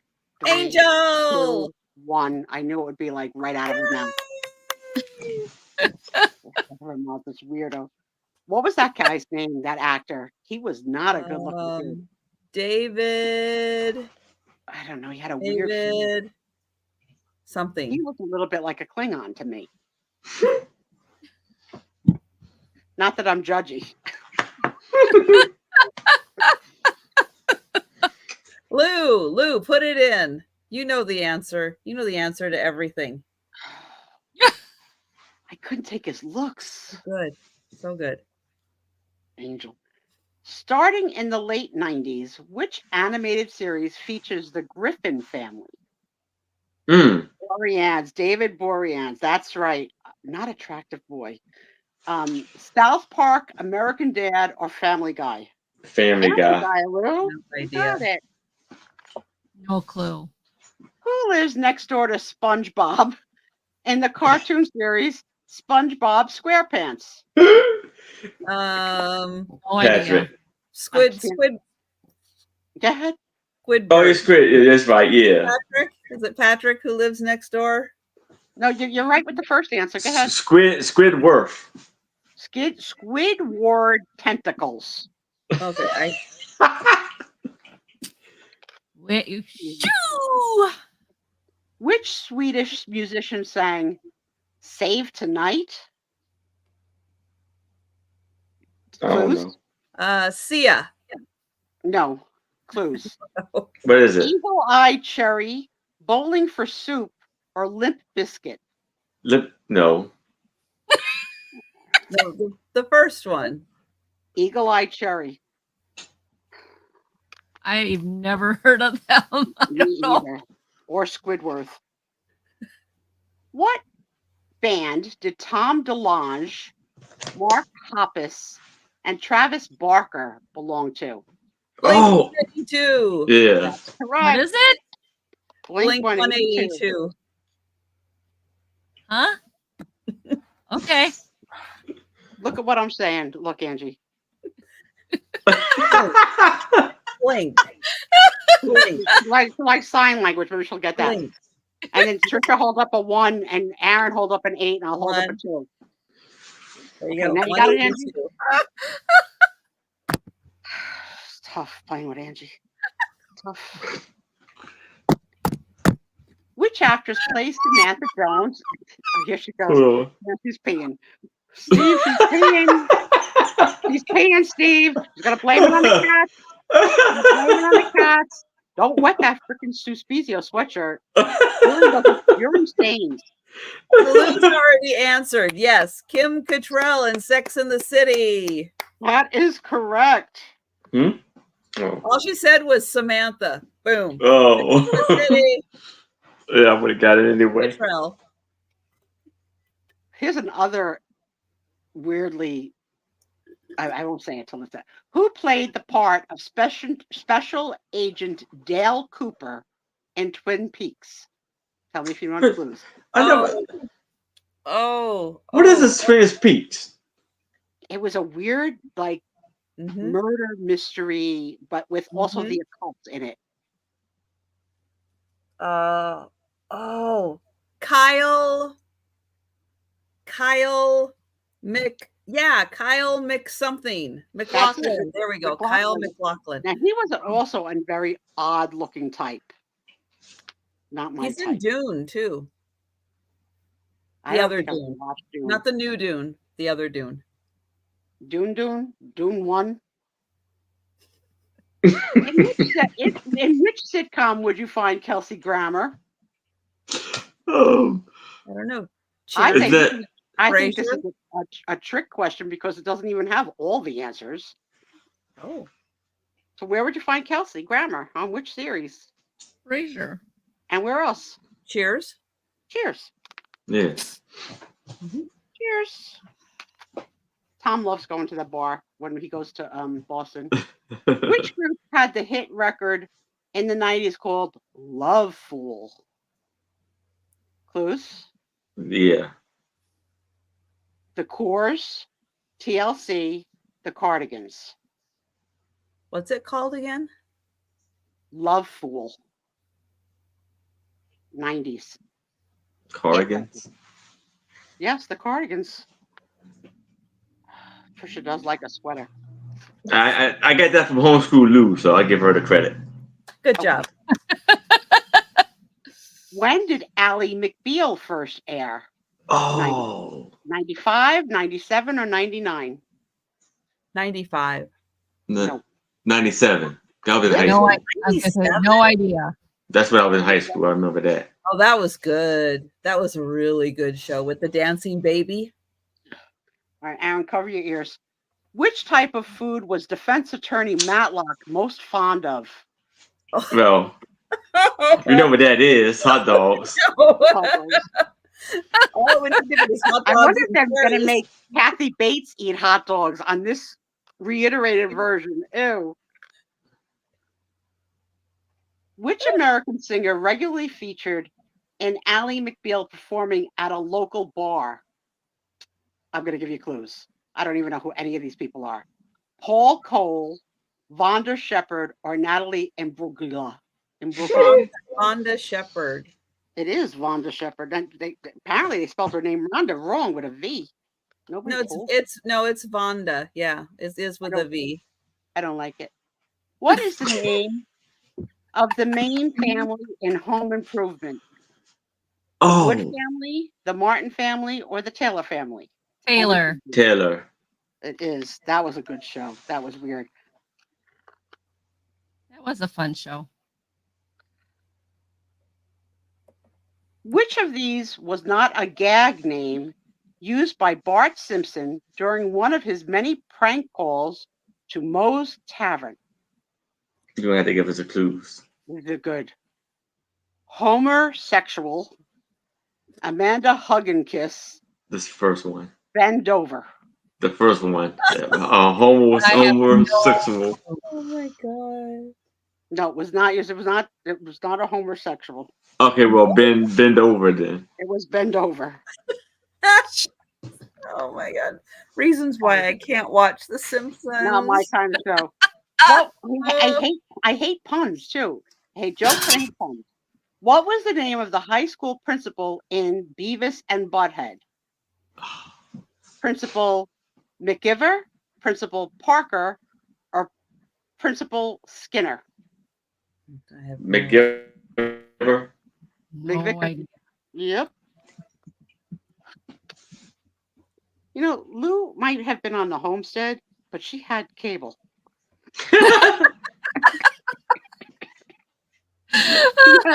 She is the one to beat in the speed round. Attention. In the speed round, she's the one to beat. Yeah. Name the fiction. You know what I found out about Lou yesterday? For always paying attention. So Lou tells me and tells the room in another chat yesterday that Lou is her child's name, not her name, and that she will not tell us her name because it's unusually odd. Huh. Good reason. Good reason not to say your name. Yes. Yeah. Now people in the room are like, now I gotta know. Right? Like, now I gotta know. But she won't budge. And I respect that. Say it.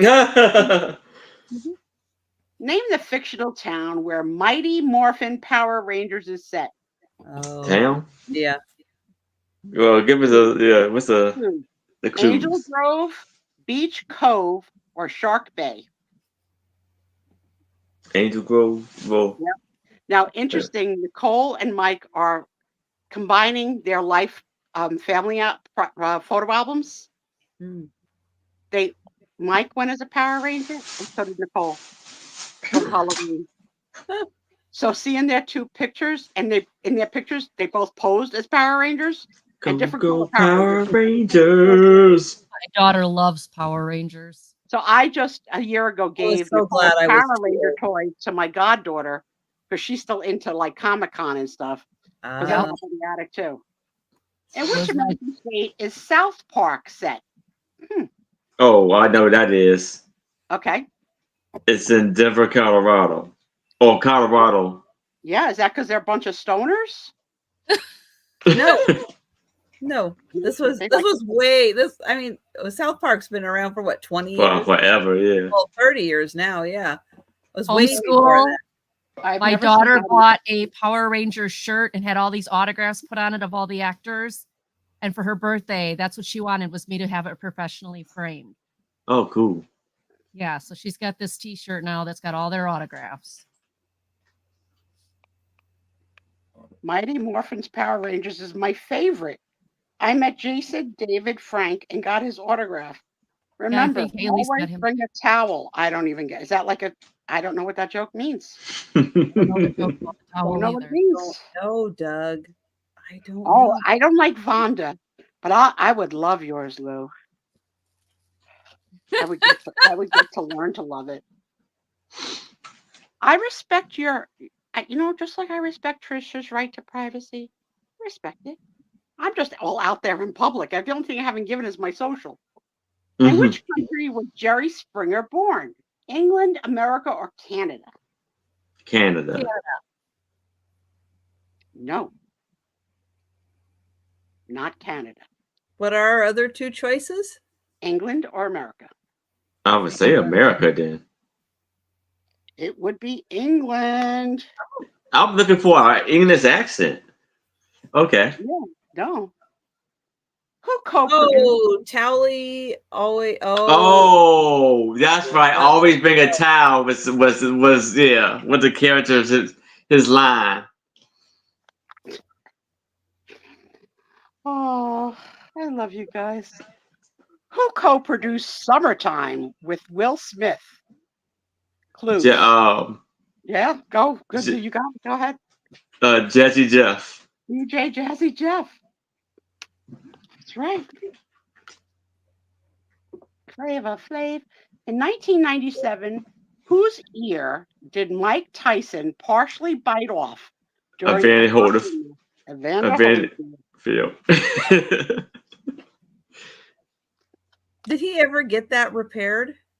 I think so. I don't know. I don't know. It was like the top part of it. I mean, I don't know. What are you saying? He didn't really need it, Aaron? I mean, it was like Where you going with that? You already like you said, you don't need it like that. You know, there's nothing. It doesn't affect anything. Remind me to have you on my legal team when I choose somebody. He didn't really need it. I was like, okay, if the glove don't fit, you must have quit. Aaron will come up with like, you don't need that part of your ear. Grow your hair. You're good. Did Speizio really affect your life by biting off your ear? I can see it. In which year did the Nirvana band member Kurt Cobain die? 93, 94, 95. Are we having a moment of silence? 95. I don't know. I don't remember. I don't remember, but I would say 93 because it was close to when I graduated. It was 94. Okay, yeah. We almost finished with this frickin' box. Wow. Who sang Boom, Boom, Boom, Come On Up to My Room? Is that the song? Boom, Boom, Boom, Coming Up to My Room, Aaron? Was it? Yeah. I remember that song. The Out Here Brothers or the Verve?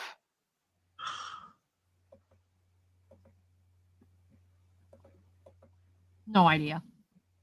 I don't know. This would be in the realm of disco. That's why Trisha has no clue. I have no The idea. verb. I'll guess the verb. No idea.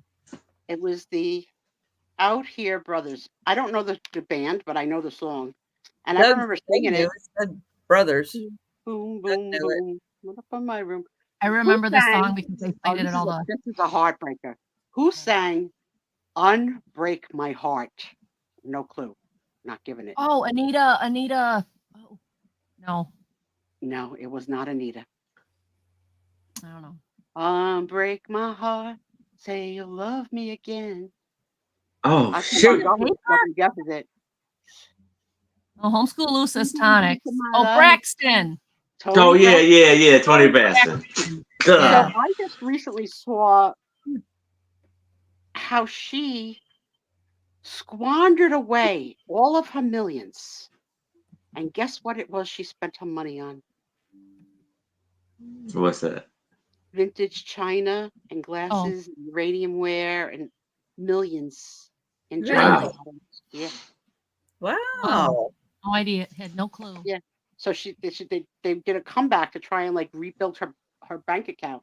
That's why they did the show Braxton Family Values and stuff, where the sisters came forward to try and help her. She spent all her money on china. Wow. Does she have a beautiful collection?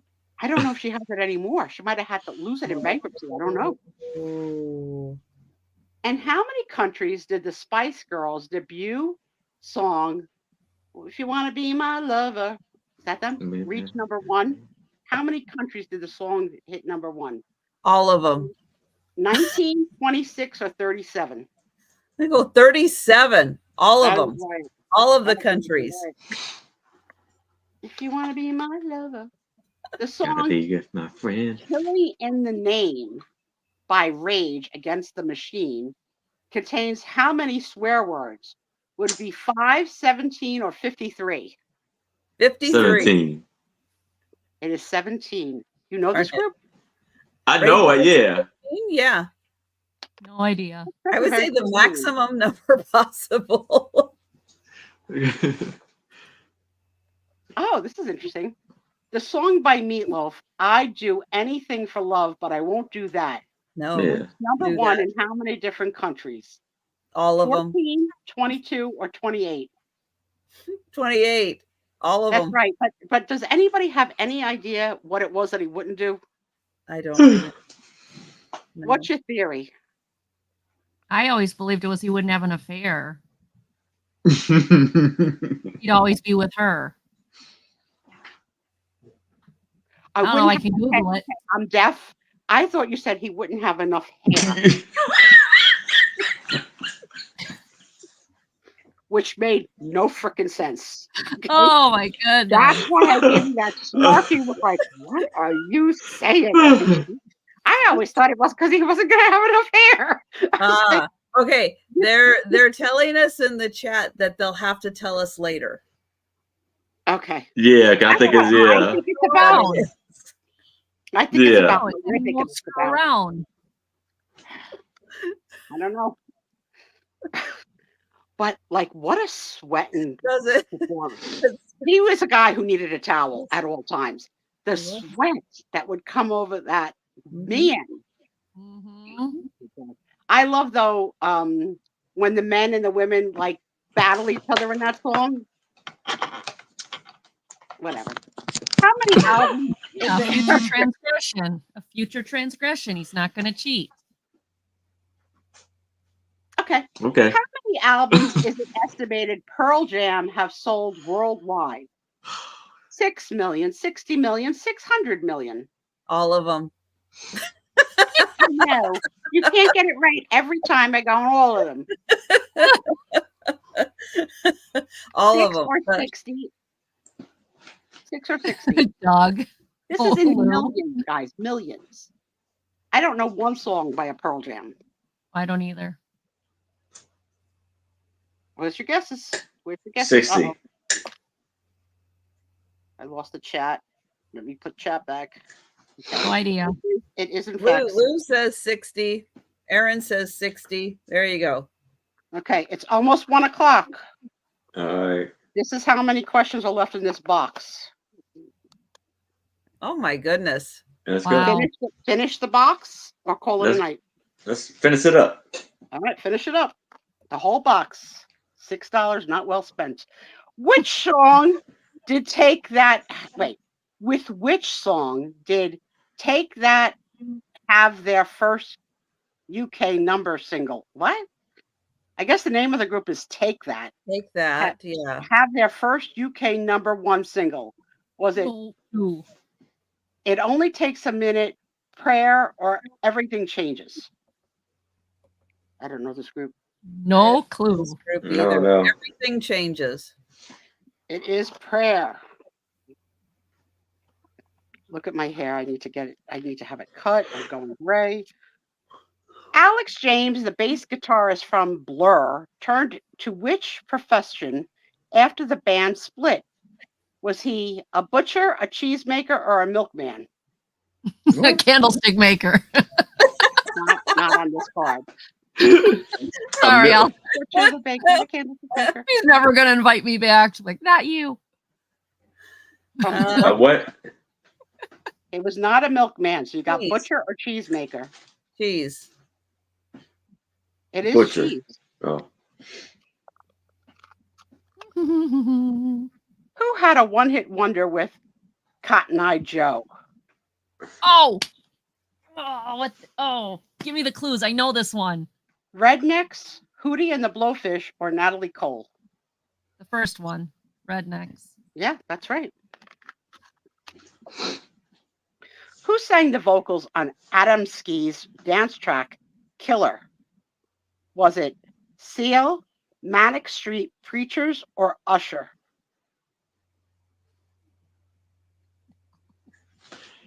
Seal. Yeah.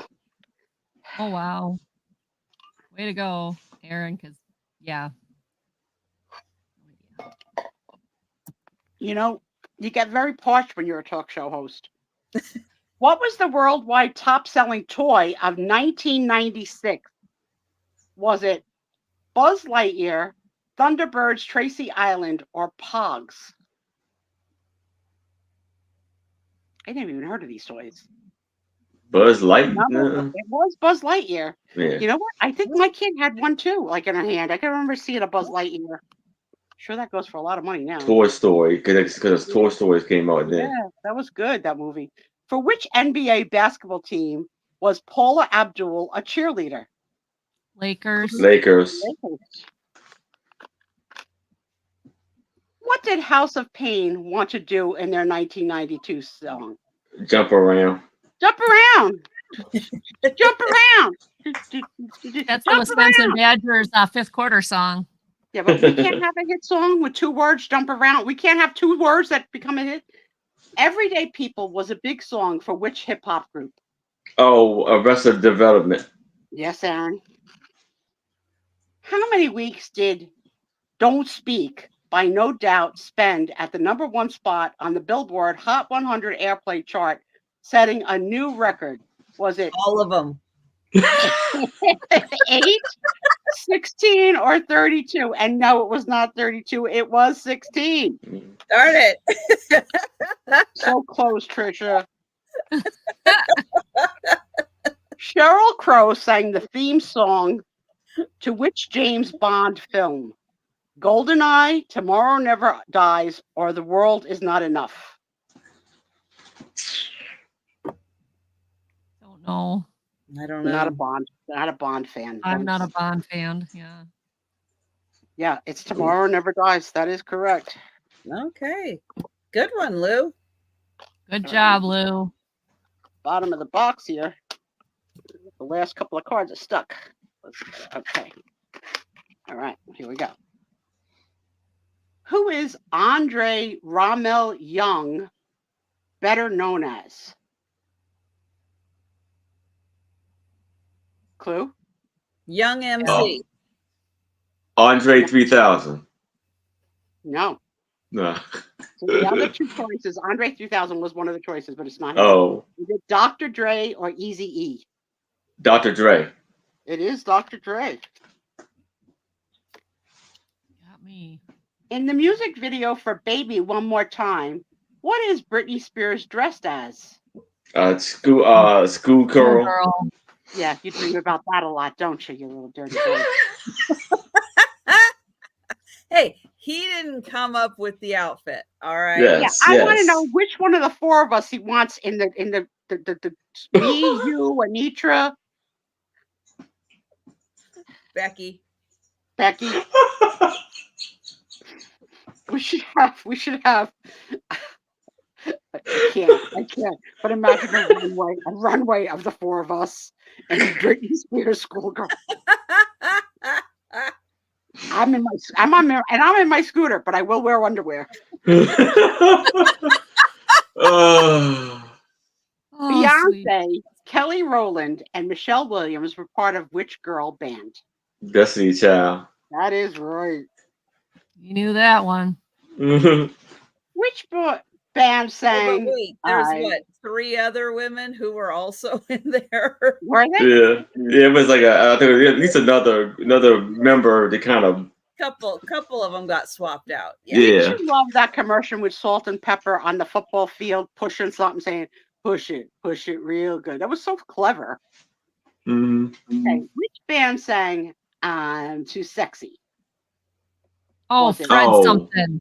Yeah, it was a Fred. Fred something. Fred. It was a Fred something. It was a Fred. Dead-eyed Fred or something. Doug, type it in. Doug knows it. Right said Fred. Yeah, because I think Doug's referenced that a few times in the chat before. Yeah. When Doug tells us that they're from Pennsylvania, then I give up. No, they're from another country, I think. Aaron, this is your name all over. But you know they performed in Pennsylvania at some point. Oh, I'm sure. Which female group sang "No Scrubs"? Oh, TLC. That is right. Wait, what? What is the name of the U2's lead guitarist? Bono. No, this is weird names. Like, guitarist. He's a singer. Yeah, the guitarist. We're gonna have to. I used to know that. I have no clue, you guys. I used to know that. Why I'm drawing a blank. Okay, is it The Edge, the Spike, or the Rock? It's the Edge. It's the Edge. Ugh. Which indie band from Manchester, England, was originally known as The Rain? Oasis. I don't know. I was like, what? Who is Sean Combs better known as? Oh my God. P. Diddy. Oh my God. This card has to get framed as a famous card. Can you believe that? Like crazy.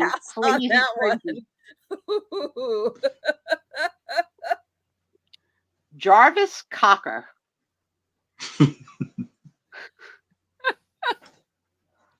Was the front man for which British band? Supergrass, the Stone Roses, or Pulp? Stone Roses. No, I don't know. Pulp. I have no idea. No, we're not. No, we're not. That card aged well. Right? Right. Crazy. We'll have to play this at our 5-year anniversary again, see if we remember what he said. Who sang the 1995 hit single, "This is how we do it, baby. This is how." Oh, Martell Jordan. That is true. That song. We're in the music ones. He's just rocking it there. Yep. Pun intended. Aaron knows. Aaron knows. Pun intended. From which area of London does the boy band East 17's name refer to? How we know? Walthamstow, Wandsworth, or Watford? Let's move on. Yeah. What? Okay. It's Walthamstow. I have no idea. How are we gonna know? Lou knew. No, Lou knew it. We're not British. We're not British. I don't remember them at all. Who co-wrote and originally sang the song "Angels I don't know that song. My angel is a butterfly. Is that no? That's my Oh, Okay. Is it Robbie Williams, who I think is a member of this channel, Mary J. Blige, or Ricky Martin? Probably Robbie. It is Yeah. Robbie. I don't know the Probably song Robbie though. Williams. Have I got the right song? My angel is a butterfly. No. No. No. That's not No. awesome. That's the Yeah, angel but is a who did centerfold. Robbie Williams used to be in what boy band that I can't remember anymore? What huge before One Direction, but it was a huge boy band that he was part of. Kimmy Lou's says, gonna know. Doug might know. NSYNC. Kimmy says Blige. I am clueless. Take that. Take that. Yes, take that. Thank you. Thank you. That was going to drive me crazy not remembering that name. Okay. What popular is the key word here, Popular TV program was Natalie Imbruglia a star in? Home and Away, Neighbors, or EastEnders? What the fuck? Never heard of any of the three None shows. of them. None of them. So guess. Home and Away, Neighbors, or EastEnders? EastEnders. No. No. Neighbors. Won't you want to be my neighbor? How'd you know that? How'd you guys know that? In which year did the UK boy band Take That initially split? That's not even a question. In which year did the UK boy band Take That? Oh, that's the name of the group, Take That? Yeah, we were talking about that. Apparently. Just talking about that. Initially split. Did they split in 95, 96, or 97? Lou says 95. No idea. Nope. No. 97? No, 96. 96. Oh. Final two questions. Okay. It was a sad year. In what country is Bjork from? Where is Bjork from? Sweden. Nope. Iceland. Iceland. Iceland. And the Oh my last gosh. question, and we finished the entire 1990s trivia game. Oh, One sitting. so easy. All of them. Seal sang "A Kiss from a Rose. Rose." Thank you for playing 1990s trivia. Hey, that was fun. That was good. That was really good. I know I don't know 1990s trivia. That's what I know. The 80s were harder. These were pretty good. Don't you have some from the 70s too? You know what? I just looked and they're out of stock. I didn't get the 70s, didn't come in. So I've got other stuff. I've got the weird questions from Angie, which are like thought-provoking, You The cowgirl one? The cowgirl one? Yeah, the moral decision. Those are weird, aren't they? You That's got why I one had for to the grab it. 2000s. I've got a game called, I think it's called Scruples, which you have to say whether or not, like if you got the wrong change at the grocery store, would you say it or keep it or like that? Like what would you do? Like Would I even notice? Probably not. I was good at noticing things like that. I was looking at something online last night, and it was just like the cutest little billfold to carry your money in. Because I think about you in your little bad jeans out on the flea market day with your cash and just like pulling out singles and stuff and like dropping a 20. I'm worried about you. So I was looking at like these little billfolds, right? Saying like, what could fit in Trisha's back pocket that she won't feel as a wallet or a purse, right? No. So like there was nothing, trust me, nothing. But the more I looked, the more I laughed about thinking about you and whether or not you use your front pocket for singles, your back pocket for fives, your left butt for 20s.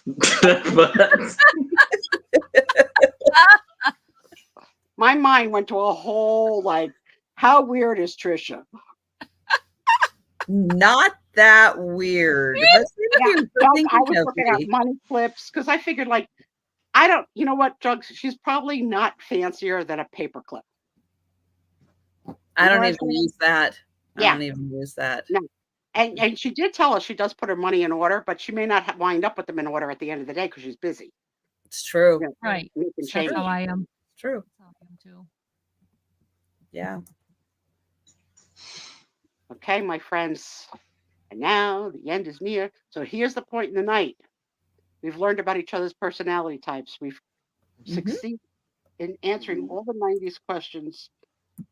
Tom wants a paper bag. Oh, paper bag for the money. Tom, wouldn't it be fun like when we were single and it was 10 after 1 in the morning and I would say, I'm a little hungry, and you would go get us White Castles? Remember those days? How do you feel about that tonight? Are they close? 15 minutes, 20 maybe. That's not. You need something like 5 minutes. 5 Yeah. minutes. Yeah. Yeah. There's nothing like White Castles in the middle of the night, you know? Just If they Never made had it it. without onions, I would be down. Never for had that. White Castle. But I don't do the onion. I never had it either. oh Night, my God. Lou. Night, Lou. Night, Lou. Thank you guys all for coming. We're going to call it a night too. We're going to ask you, as we always do at the end of every show, after thanking you, we're going to thank you for coming. The guys are going to tell you about their weekends and next couple of days. And I ask you, while they do that, if you have any questions for any of us, now is your time to ask. And Angie, I'm going to let them go out of alphabetical order. What have you got this weekend and the next couple of days planned? Okay, so Sunday I am on Chatty Kitties with Leanne. And then Monday I've got Monday Market, and I've got Sabrina. Simon Says Let's Make a Deal as my special guest. Nice. And good night, Douglas. Good night, Doug. Night, Doug. And how about you, Aaron? Well, tomorrow at 6:00 p.m. Eastern, I will be on my channel with my lovely two co-hosts, Anitra, I Spy Queen, every Becky. Time he calls them his lovely two hostesses. Every freaking time. Us, nothing. Sue and Trish. Trish and Sue. You don't get lovely. Okay, I will do that. No, I'm not. You know what? You know, don't give us a pity, lovely. We don't need it. Okay? We don't need it. We know our worth. I sing your song all the time. You do. And the Sue Speizio show. Show. And yeah, that's it. The Saturdays, the tomorrow sale, and Tuesday I do a boats boating video. I mean, a drop sale. The Wednesday sale, I don't know. I may have to think about. Do I want to continue doing the Wednesday sale or not? Okay. All right, you keep us posted. And last but not least, our hostess with the mostest, the lovely Trisha. What do you got going? 9 sales a week, 4 kidneys. 4 kidneys.